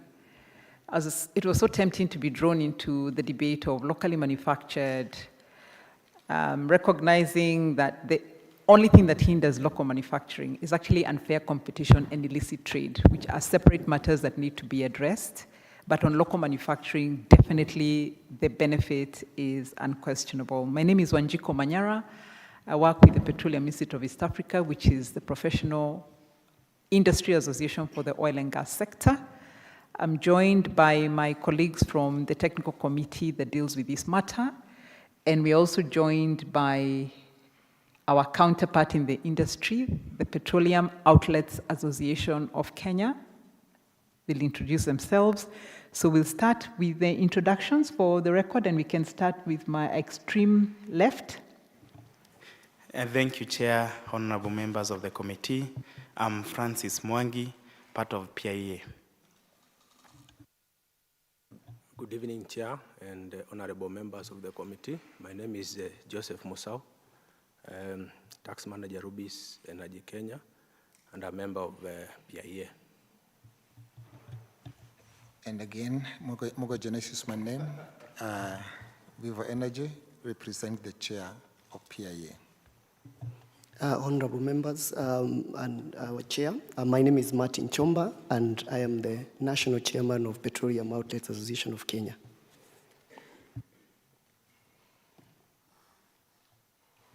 Honorable Chair, my name is Ayuma Likanga, PIA Secretariat. Thank you, Chair. We'll delve right into the very short presentation. We've interacted with this committee even before you had your first speeches at the National Assembly. So this is a sector that you know very well, very organized, and we cooperate with other organized associations that are part of the value chain when we are discussing and advocating on cross-cutting matters. Just allow me to mention three things before I hand over, I believe, we've organized ourselves. The first one, congratulations for digitizing the process this year. We were able to register online and to also upload our documentation. We should have been smart enough to beat PwC because PwC had many companies that they were representing. Next time we know better, and I think we'll also do it offline. The other thing is that we have two areas that really don't require a lot of, or rather detailed explanation, and one area is section 12. It's been spoken to by the presenters before us, which has to do with an insertion that has been made, 18G, which will allow the commissioner to enter into advance pricing agreements with persons involved in cross-border transactions with related parties. And it goes on to say that the agreement shall be valid for a period not existing 5 consecutive years. We think this is a very welcome provision because it will create certainty for business. You know, we thrive on predictability and certainty, and this will definitely create certainty for businesses involved in cross-border transactions, and it will minimize the taxpayer audits. What we would propose is to really have, apart from having this proposal passed, is for the Cabinet Secretary to move very quickly to issue the necessary regulations for the implementation of this insertion. The other one is on section 56. Again, it has been spoken to by our previous presenter, so we won't belabor on it. It's on the inclusion of the section 89 of the Tax Procedures Act. Is that microphone functioning? I think it is. And this one, we are happy with it. We hope that this amendment will be passed. We believe this is very welcome, especially for a sector that has also been going through certain penalties as a result of KERA system challenges and malfunctions.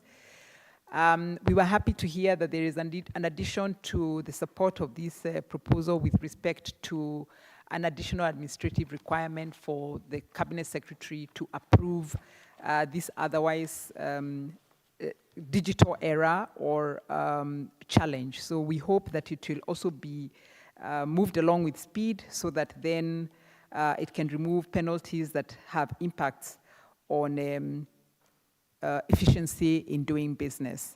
So I'll pass on the microphone to my colleagues just as we introduce ourselves from my extreme left to be very, very efficient. Thank you. Thank you. Thank you, Chair, honorable members. I'll take the first two proposals, Section 8 and Section 47 in the first page. And the first submission that we would like to make is on the issue of limitation of carryover of tax losses.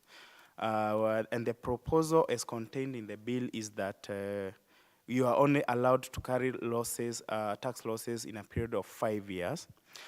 Well, two facts about our sector, the energy sector. One is that we operate in a very high capital intensive projects. Two, our products are highly regulated by the government and the margins are very thin. Also, I know you are aware how we are moving towards renewables, moving towards green energy.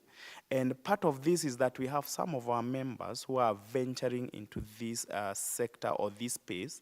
And as I've highlighted, this requires a lot of initial capital investment.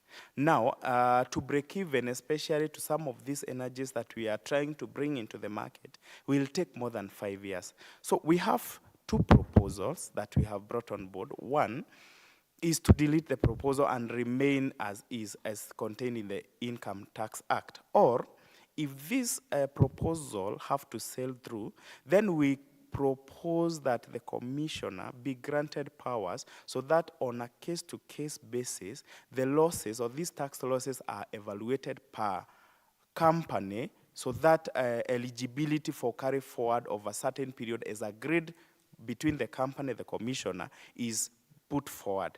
With this one, we will be able to venture even into new areas of energy and encourage more FDIs into the country. The second proposal, or the second submission that we have is relating to the amendment to Section 42, and this is on the agency notice, and specifically the commissioner being granted powers to issue agency notices to some areas where the litigation is still ongoing. Well, when I look at this proposal, it's more or less a step-brother to some of the provisions that have been brought by finance bills of 2022, which was requiring taxpayers to submit or to deposit 50%. The finance bill of 2024, which required taxpayers to submit a deposit of 20% before appealing. So this one, if the commissioner is given powers, if you are not in agreement with payment and then this money is recouped or is taken through agency notices, we have noted that this will create a very big problem, because should the taxpayer win, then it exposes them to very, very lengthy processes of refunds. And also, some of us who are in the space of transfer pricing audits, we are aware of the huge amounts that are involved. And most of these cases are more or less litigated at the ADR level. If you look at the assessments that come through the confirmed assessments, are in tunes of billions. So if the commissioner collects this money and the taxpayer ends up paying maybe 10%, 5%, or even 0%, recovering this money will be at all order with the limitations that we have. So the proposal we have is to delete, or this amendment should not be passed in this finance bill. I'll pass over the mic to my colleague to discuss other provisions. Thank you. So, Honorable Chair and Honorable Members, I'm supposed to submit on Section 52. That's the proposed deletion of subsection 1B under Section 59A.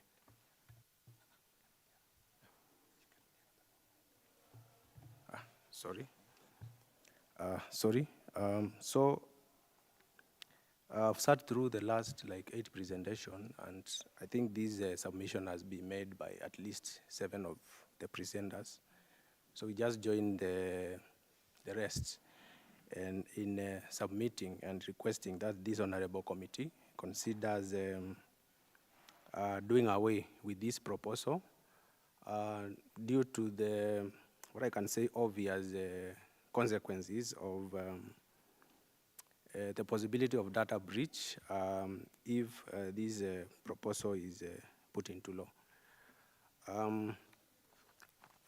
The other item I would wish to submit on is just on a few items on the proposed change of the applicability of vatability of some items. And I would like to submit on essentially, especially the movement of some items from being zero rated to VAT exempt, starting with the supply of solar and lithium on batteries. Honorable members, we are all aware of the efforts the government and the climate action agencies are making to essentially move from green energy. And what this proposal does is that by moving these items from zero rated to VAT exempt, it essentially makes them more expensive and goes against the effort to move to green energy. So we would submit and request that this committee considers retaining these items as zero rated. Other items include supply of electric buses and supply of electric bicycles. Well, you know, we are from the oil sector, so we market oil. And really, the fewer the electric buses and bicycles on the roads, you know, that means we are selling more fuel. But again, we are alive to the fact that what is good for the many is what we should push for. So I think in that spirit, probably you should consider retaining these items as zero rated, just to ensure that they are cheap out there and we get to conserve the environment. Thank you. I pass on to Genesio. Chair, I'll handle a very small item, Section 47 of Tax Procedures Act, and I'm sure this has been mentioned by very many people, but maybe I'll handle in a very different way. The proposal to remove the item on 47.1, input value added tax. Mr. Chairman, I'm looking at the proposal to remove input VAT, but you leave installment tax. When I asked in a meeting that you were with the PS Treasury and Treasury officials and KRA, I was told it's a cleanup. But even if it's a cleanup, then that cleanup should remove any item on any form of tax from that sentence or from that article. So it means if it is being removed, there must be a reason that they want to remove input VAT and therefore later will have a problem of setting input VAT. So as a petroleum industry, we are saying, please let it not be removed because later it will bring ambiguity and it will be very difficult for us to have offset of VAT. Second proposal on it, the same section, Mr. Chair, talks about future tax liabilities. Future tax liabilities is not defined in law, and therefore it adds some ambiguity also. So we propose that we have a definition of future tax liabilities in law so that it can now be able to clarify which are these future tax liabilities that can be offset with whatever is approved. And number 3 and the last one, looking at the definitions of input tax in the VAT Act, Section 2. Mr. Chairman, I want to bring up something very small but very important. Definition A reads that tax paid or tax payable on the supply to a registered person of any goods or services to be used by him for the purpose of his business. But definition B only talks about tax paid. It does not add the one tax payable. That is now on important raw materials and important services. We propose the same definition that is in A replicated in section B, which is meaning that it should be tax paid or payable. Just add the one payable so that it can clarify further those two sections. Chair, I think that's very simple. I don't need to add any more. I need to reserve more time for other people. Thank you. Thank you very much. Chair, as I said, my name is Martin Chomba, and I want to talk about something that I've brought to your attention sometimes back in a previous engagement, I think in Bill 2023. But unfortunately, then I think you had not interacted with it so much, so to see the effect. And this is the withholding VAT on petroleum. So petroleum, the first thing we need to note is that we are in a regulated market. And this regulated market, it has defined margins. And you'll find that today, the way it is, a lot of petroleum companies, the OMCs and the dealers, are in perpetual credit because the withholding VAT is actually touching on the stock. For instance, let me first characterize for you in a way that probably will bring you to get to the real feel. There's a section of the economy that is in petroleum distribution economy where we have people we call the last mile distributors of petroleum. Every one of us here in this hall comes from a certain village. And in that village, you'll find that there's somebody who sells some petroleum to some people, border guys around that place. You realize that most of those people do not have the ability to probably procure fuel to the tune of maybe a whole truck. They just get a kidogo product because they are keen to, they are just like a kiosk person. They just chose petroleum. So you'll find that for them to receive that product, they have somebody we call aggregator. And this person we call aggregator, we call them resellers, in other words.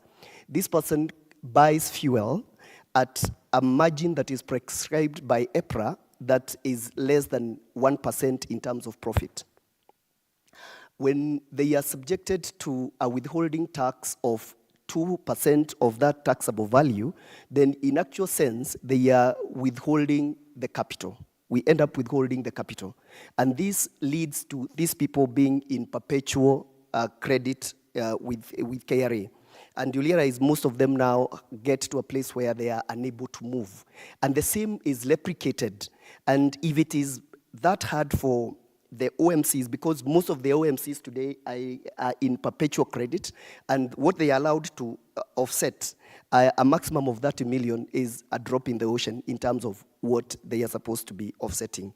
And this makes it very hard for them. So we are looking at a raft of measures. We have argued these petitioned Treasury, KRA, and they have told us that it has to also come from your committee. In this industry, most of these companies have demonstrated the use of e-teams, the way the law requires and tells us that if you demonstrate the use of e-teams for the period of 6 months, then you are able to get that option that you can now be let off the withholding VAT. So we are asking from your committee that because we know it is in our interest to comply, and the purposes of withholding VAT is to report transactions. And we have adopted the technology that KRA has employed to make sure that these transactions are reported. Then you let us off this perpetual withholding of capital so that we are able to move. Because a lot of businesses, I have empirical number that probably can share in another forum, to show you how many businesses have had to drop out of business because of this withholding VAT. Because we don't, the room under which we operate is again regulated. The margin, the profit margins are lower than what we are being asked to withhold. And that makes it very difficult in this. And as such, we would ask that your committee deems it fit to let off the withholding VAT as long as we are able to demonstrate that we are using and able to report the transactions. Thank you. Very, very well explained. Thank you, Mr. Chomba and my colleagues. Chair, we hand it back to you for any questions or clarifications that you may want us to respond to. Honorable Mboni? Yeah, minor clarification from somebody who did a presentation yesterday and said that the retailers of petrol station, retailers of petrol at petrol station level when they are selling to individuals, you go with your car, you get petrol, you don't pay withholding tax. But if they sell to institutions, like county governments, NGOs, and the institution, there's withholding tax of 2%. And that one was eating to their profit. You know, the profit margin for petroleum product is predetermined by government itself. And you know, that was the issue, that this should not happen because it is eating to their margin. Maybe that's a clarification which because I think there are some dealers here. Yes. The yes. institute may not be aware, but yes. the dealers Actually, the way you have captured it, sir, is exactly the way it is. Because what happens is that when you're dealing with institutions that have been assigned by the commissioner to be withholding tax agents, they require to withhold from you. And when they withhold the 2%, they actually withholding your capital because your profit does not get to even that 2%. And that is the conundrum that we have had to face. Yeah, so Chair, I wanted to bring to attention that issue, that I think you have understood and you have got what I said. Yeah. It's actually a matter that the stakeholder has canvassed this committee for a few years. However, the thinking was that with now the amendment we did of the TPA Act, introducing Section 47 that allows you to offset the unpaid any tax that you overpay, then that could address the problem. Chair, if you allow, we have a problem with that because, like we are saying, we are in a very controlled margin. So you'll find that the tax that you offset in terms of VAT that you pay and other taxes barely scratches in terms of what has been withheld. And because of what we were saying, so you'll find that it becomes extremely difficult to offset. And the other thing that you may want to appreciate is that there's a misconception that sometimes runs around town. Because today, if you ask somebody about business and you say you are dealing in petroleum, the first thing they say, wow, you are in a very lucrative business. But what people forget is that the money you use today, because it's a highly capitalized business, but with very thin margin. So you'll find that the money that you have used to buy today, a load of fuel, is the same money that you'll use to buy tomorrow. Because you buy, go sell, and tomorrow you use the same money, sell again, you use the same money, sell again. So this idea of refund, unless it is happening real time, because I have to sell and use the same money to procure another product tomorrow, then it becomes very difficult. So, and if that money is withheld over time, then a lot of us are being run out of town, business speaking. But when you say the amount of money is a drop of what I'm supposed to offset, but VAT is at 16% and your withholding is at 2%. So it's very easy. I don't know. You're in practice, that's why we're asking for clarification. Yes, you see. I'm thinking I'm withholding 2%, and this product is vatable. So I'm paying VAT of 16%. So if I offset, I have a difference of 14%. You see, so the withholding from that view, I may be wrong, but I think should be enough to offset on VAT. Sorry, you see, first, as I was explaining, is that this offsetting is not happening overnight. And that delayed offsetting means that you've held my capital for the time that I am supposed to declare my VAT the next time. So most of this becomes perpetual. You'll find that this person is every purchase they do, and this I'm talking now from the people who are just purchasing. Every time they are doing that purchase, you'll find that it is piling up. It is piling up, and I think my brother there can help me answer from the OMC side. Yes, I wanted to comment on that because you will find that 16% is not on the sale. Okay, let me put it in a very simple language. VAT payable is the difference between input and output. So you'll find in our sector, it's very high capital intensive. So the inputs are very high. So if you do at the end of the month, the difference between what you sold less what the input you have is way less than now the 2% of the sale. So that is where the disconnect is. Because withholding, the person you sell to, they will do 2% of the sale of the fuel, the selling price. But the VAT payable is the difference between the input and output. And because sometimes you have inputs that are more than output, maybe because of the constructions and everything that you've done to the station, then maybe you're in a credit position. But the customers keeps on withholding on a daily basis 2% of your sales. Yeah, because the presenter, what the presenter was proposing is that we allow the commissioner to determine who should be paying that withholding tax or not. So that's something which you probably you should think about, and you also sent including your whatever, yeah, right? But you have to look at it professionally. Yes, that's okay. Actually, Mheshimiwa, you are spot on. That's what used to happen, and that time we did not have an outcry in the sector. Yeah, thank you so much for that support.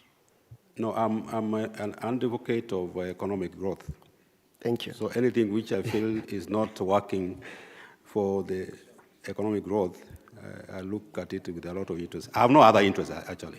Yeah, I was just following. And just to mention, because your thinking is spot on, when we've lobbied a few people within the industry and stakeholders within the value chain, even the KRA themselves, they get to, at a policy level, appreciate what is happening.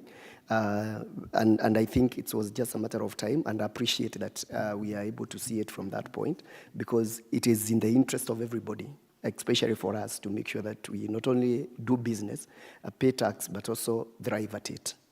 Thank you. Thank you very much. Usually have a supporter here he has left. Honorable Paul is one of your one of your dealers. He will give us insights after this. So thank you very much, Petroleum Institute, for your submissions. They are well received for consideration. Thank you very much. Coca-Cola. And then lastly, Amnesty.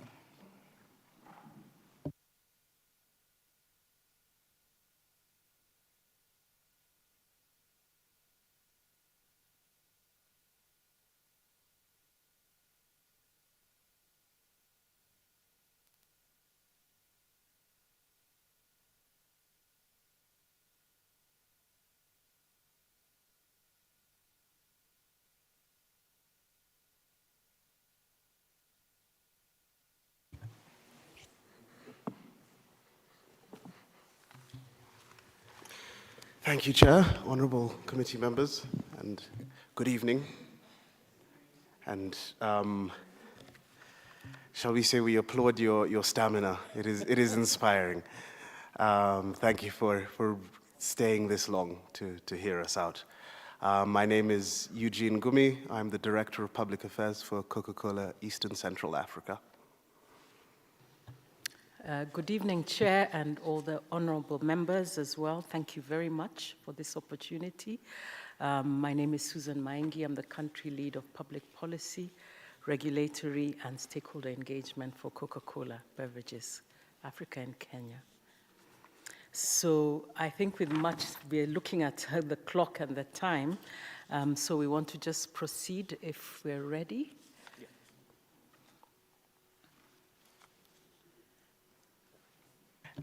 I'm being informed because of the earlier discussion on sweets. Usually there are sweets that have been put here, but I think someone must have been so angry that they've taken away the sweets. It take us with your submissions. All right, no, thank you very much, Chair. So we'll take it very quickly, and we'll try and There are some issues already well articulated by the other stakeholders, so we'll just try and work through it. But in summary, I think just as a highlight and refresher, this slide is just showing you our impact as an industry, as Coca-Cola system in Kenya, and the value chain that we impact from an upstream and also downstream, including our suppliers. And I'd like to note, I think from some of the conversations here and articulated, if you look at our suppliers, I think our core, local sourcing is one of our critical ambitions in Kenya. And where applicable, we source locally and use it internally for manufacturing. And of course, when you look at our outlying numbers, which is a reflection of that, you'll notice that I think the critical number, if you look at the number in terms of the purchases that we do, and this is a statistic which we're collating the 2024 number, but up to that period of early last year, we were doing 22 billion shillings. So it shows our significant impact for ourselves. I think also we'd like to also highlight that other number from a tax perspective, our contribution to the Kenyan economy of 26 billion, and this is in terms of tax payments across the value chain. But I also want to take this opportunity on behalf of Coca-Cola system to note that this has been facilitated by a predictable and tax policy over the last 3 years. And we want to really thank this committee for when we make our presentations in regards to that policy stability and recognizing the implication, we can see what has happened in terms of productivity and also increase in tax receipts. So thank you very much for that stability. Also to highlight is that our contribution, and I think this is just recapping again, is that for every 82% of the money we spend as a business in Kenya, 82% goes back into the economy. So we're just actually really generating value and sharing the benefit right across the value chain from the business, but also to the, the bottom of the pyramid in our suppliers. So I think the next slide is very critical. Why we're here as well is to just reemphasize a critical agenda. When we made our commitments during the President's visit to the US in 2024, we did make a commitment of $175 million in the next 5 years to invest in the country, and we'll highlight why some of our proposals is to support that agenda as we speak. And this, I think, is just to give a flavor of, apart from core business, our contribution and support of community projects around our recycling, which is a significant industry, but also some of the agenda in terms of water stewardship and strategy to support water security in Kenya. So even as we produce, we are also supporting the community. So if I move straight to our presentation, I think one of the key things we wish to highlight and propose is this of investment deductions, and this is tied into the commitment of investing in country, which we made a year ago, actually. It was already our first anniversary for that commitment, and is in this bill in terms of changes being proposed on the investment deduction incentive and repealing the 100% and 150 investment allowance available for taxpayers outside Nairobi and Mombasa County. So even though investors are enjoying the deduction, which is proposed at 50%, and 25% per year installment, if you look at why we are asking that this proposal be dropped and we retain the current status quo, is because if you look at the next slide, and probably just go to the that, and also the next slide. I think the next slide is instructive. What we're saying here is that investment deduction has really supported us to invest outside Nairobi. So if you look in the last 3 years, there's been a significant investment out of our total capacity investment. I think this is like 90% of it has gone to investing outside Nairobi. And currently, out of that proportion as we speak, and showing our commitment of what we committed in last year, we already have invested $45 million in an upgrade in the plant in Kisumu. And so I think it is for us, retaining this deduction will continue to incentivize investment, not only in Nairobi, but to create the benefit outside Kenya.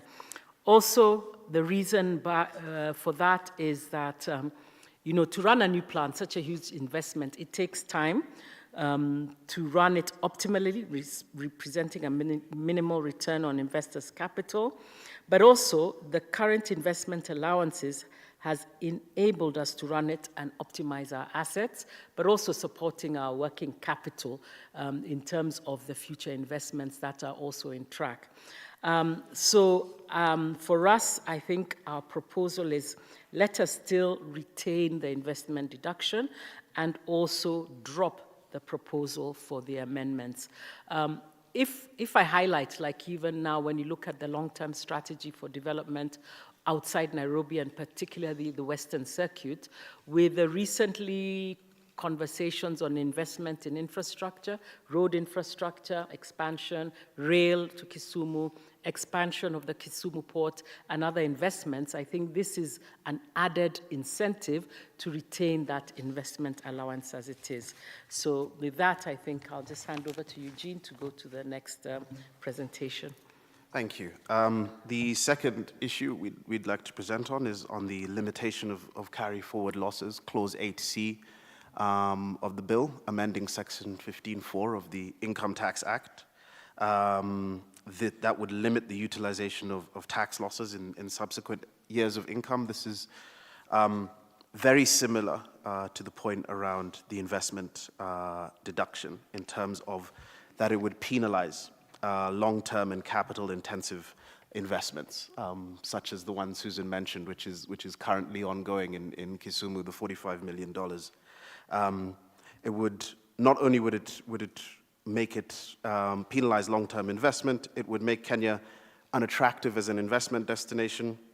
The proposal would disadvantage startups and high-growth firms, but also it would severely reduce a business's resilience during economic downturns. And we have a couple in recent memory with COVID and the drought, and the inability to carry forward losses would make those hard periods even harder for a longer period of time.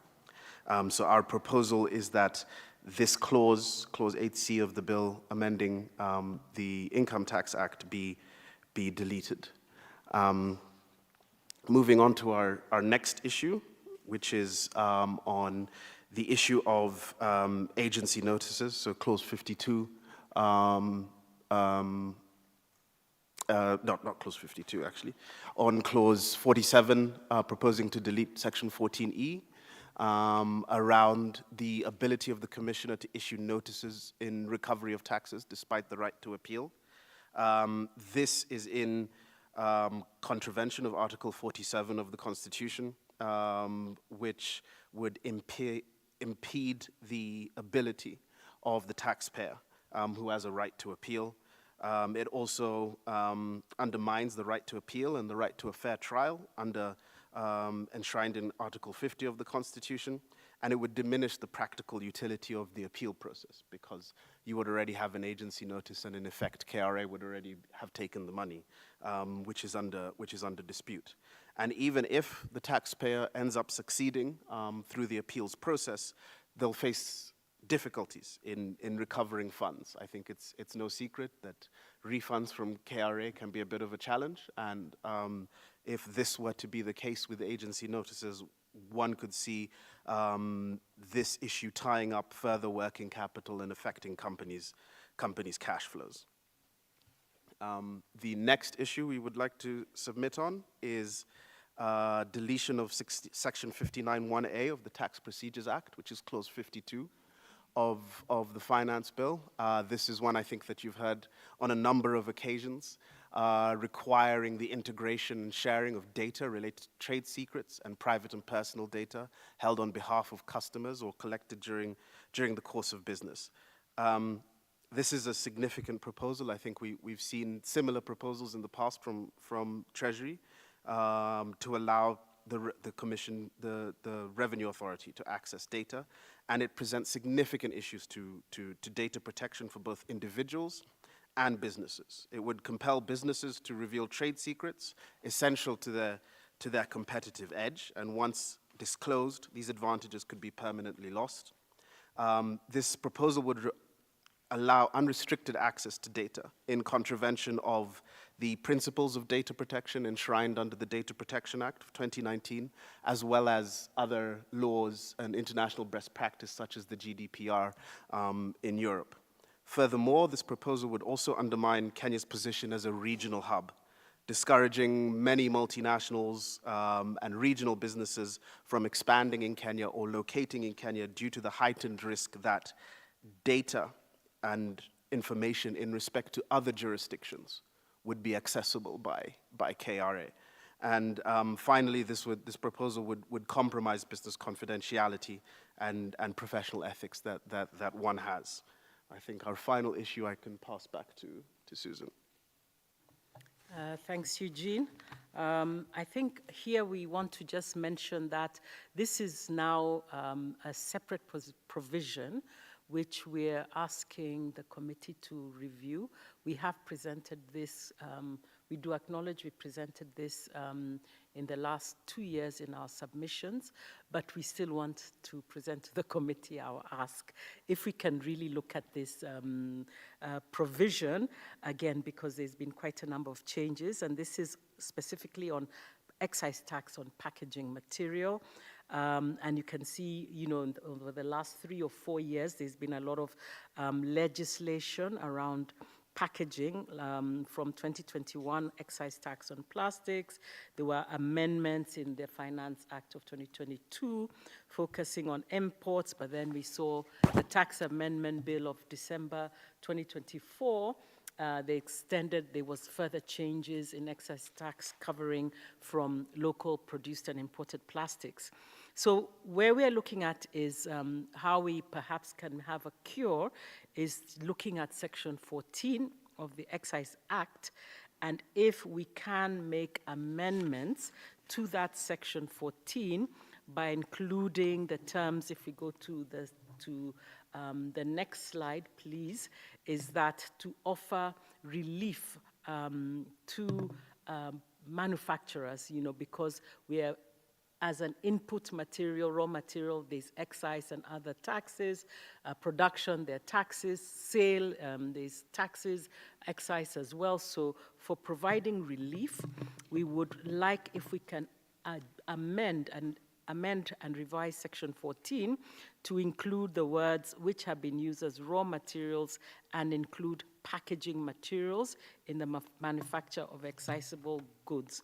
And I think this is our justification covers a couple of areas. One, we're looking and we've been investing in building a whole new sector, the recycling sector in Kenya, and we've seen significant growth in that new sector. At the same time, building circularity, a cleaner environment as well. So we're creating income for the bottom right across the value chain, but also at the same time building a whole new industry in Kenya, which has enormous potential for new jobs and new industries, but also, as we said, as an accelerator for investment.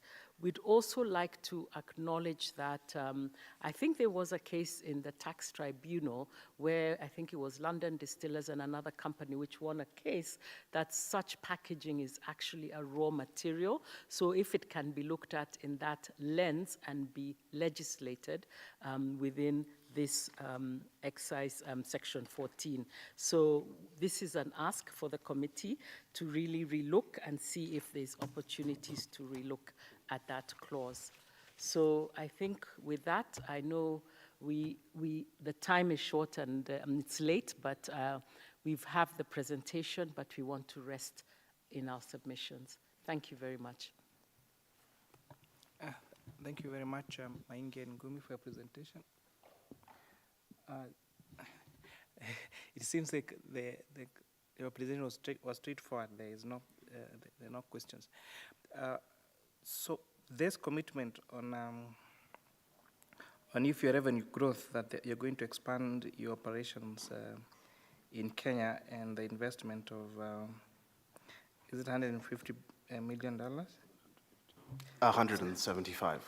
$175 million. Do you see any clauses here that could possibly hinder that reality?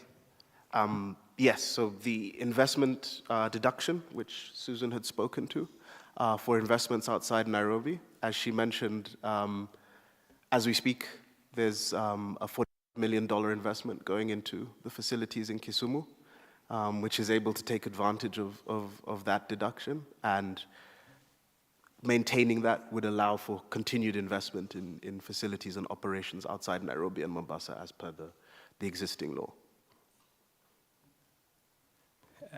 Thank you very much for your presentation. Just a clarification on the earlier discussion. The views received from the Honorable Kitur on sugar is personal views. They're not that of the committee. However, the committee receives views from all members of the public and will consider all of them, the merits and the demerits, and make the appropriate decision. Thank you, Chair. Thank you, Chair. Thank you very much. Amnesty International. Pass my regards to TC. We will do. Thank you. Thank you very much. Thank you for the time and all the best. Thank you.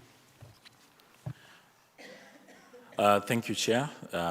Just by way of introduction, my name is Victor Ndede, Technology and Human Rights Manager at Amnesty International Kenya. And thank you once again. My name is Irongo Houghton. I'm the Executive Director of Amnesty International Kenya. I would also like Eugene, to just thank you for the stamina and the strength that you bring to this work. I can't imagine what it's like to listen to submissions one after the other for several hours at a time. I hope that ours will be nice and short, but also useful. Honorable Kimani Kuria, Chairperson and members of the Departmental Committee on Finance and National Planning, we offer our profound gratitude for the opportunity to come before you once again.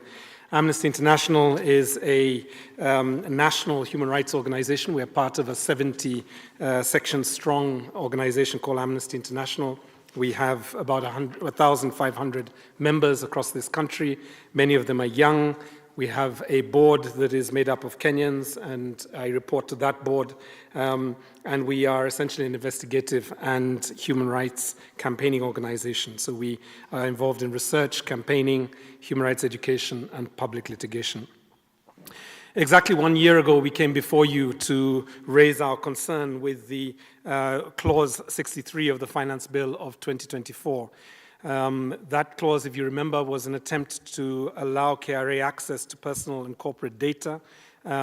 We made a fairly lengthy proposal on that clause, and we were delighted to hear that the clause was deleted in the final finance bill. So although there may have been a lot of dissatisfaction with that bill, as Amnesty International, we recognize that you listened to us, you implemented it, and we were able to keep, I guess, the finance bill within the Constitution of Kenya and the Data Protection Act of 2019.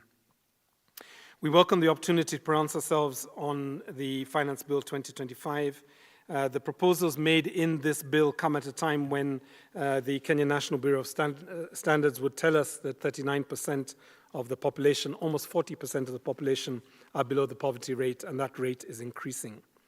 20.2 million individuals are living under the poverty line and cannot meet the cost of their basic needs. 17.4 million of the 20.8 million people in employment were employed in the informal sector. You can put it a different way.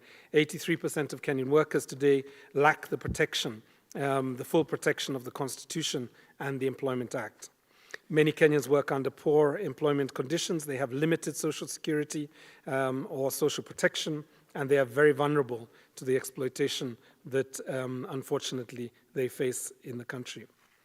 The second consideration for us as a starting point is really that our debt repayments are projected, at a fairly high figure of 996 billion this year, and it remains our largest budget item. And the crowding out of essential public services impacts on this very poor population. We would argue that the burden poses a very serious threat to economic and political stability and the realization of constitutionally guaranteed human rights. So we must not at this time introduce retrogressive tax measures that impact on the most vulnerable and the most marginalized. The 2025 Finance Act, in our opinion, must ensure that the tax model is rights compliant, it is progressive, and it protects Kenyans from increased inequity and discrimination and the instability that that breeds. We are going to basically touch on just two major clauses, and then we will be done. Allow me to pass over to Victor. Thank you very much, Chair and honorable members. We'll touch on clause 35 and clause 36. But just before then, also to note that some of the issues were canvassed in the presentation by Okoa Uchumi Coalition, which Amnesty International Kenya is also a member of. But specifically on clause 35 and clause 36, as you see, we are concerned with the proposal, of course, to apply VAT on previously exempt and zero-rated supplies on the cost, which will in turn, of course, increase the cost of goods and services within health, manufacturing, energy, mining, housing, and tourism sectors. For instance, the VAT on medicines and medical equipment will further increase the cost of healthcare services, which, of course, then negates the constitutional right to affordable healthcare as promised under Article 43 of the Constitution. Additionally, we note that imposing VAT on specialized equipment for developing and generating solar, wind energy, and that will also increase the cost of accessing clean, renewable energy, which then, of course, undermines Kenya's international commitment to 100% clean energy goals. And I think a lot of that has also been stated in the previous submissions. And lastly, around that is the removal of tax exemptions on the wide range of local and imported raw materials needed for medicine, animal feed, transportation of sugarcane, locally made phones, among other things, will inevitably lead to extra costs passed on to consumers, and then thereby raising the living costs for millions of Kenyans, as alluded to earlier.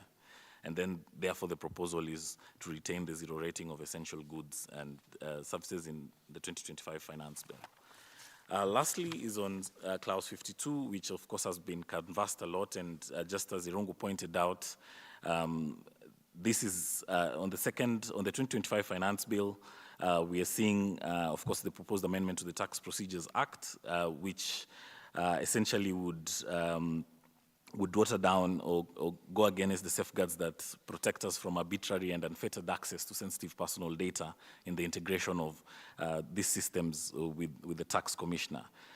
And this would, of course, open the door to extensive data collection. One of the things that we have been keen on since the Finance Bill in 2024 and now the Finance Bill in 2025 has been the need for KRA as other data controllers to comply with the Data Protection Act. This is because we do appreciate that there's a legitimate need for KRA to collect revenue, and any measures that, of course, limit the fundamental right to privacy have to be proportionate and necessary in the circumstances which KRA wants to operate.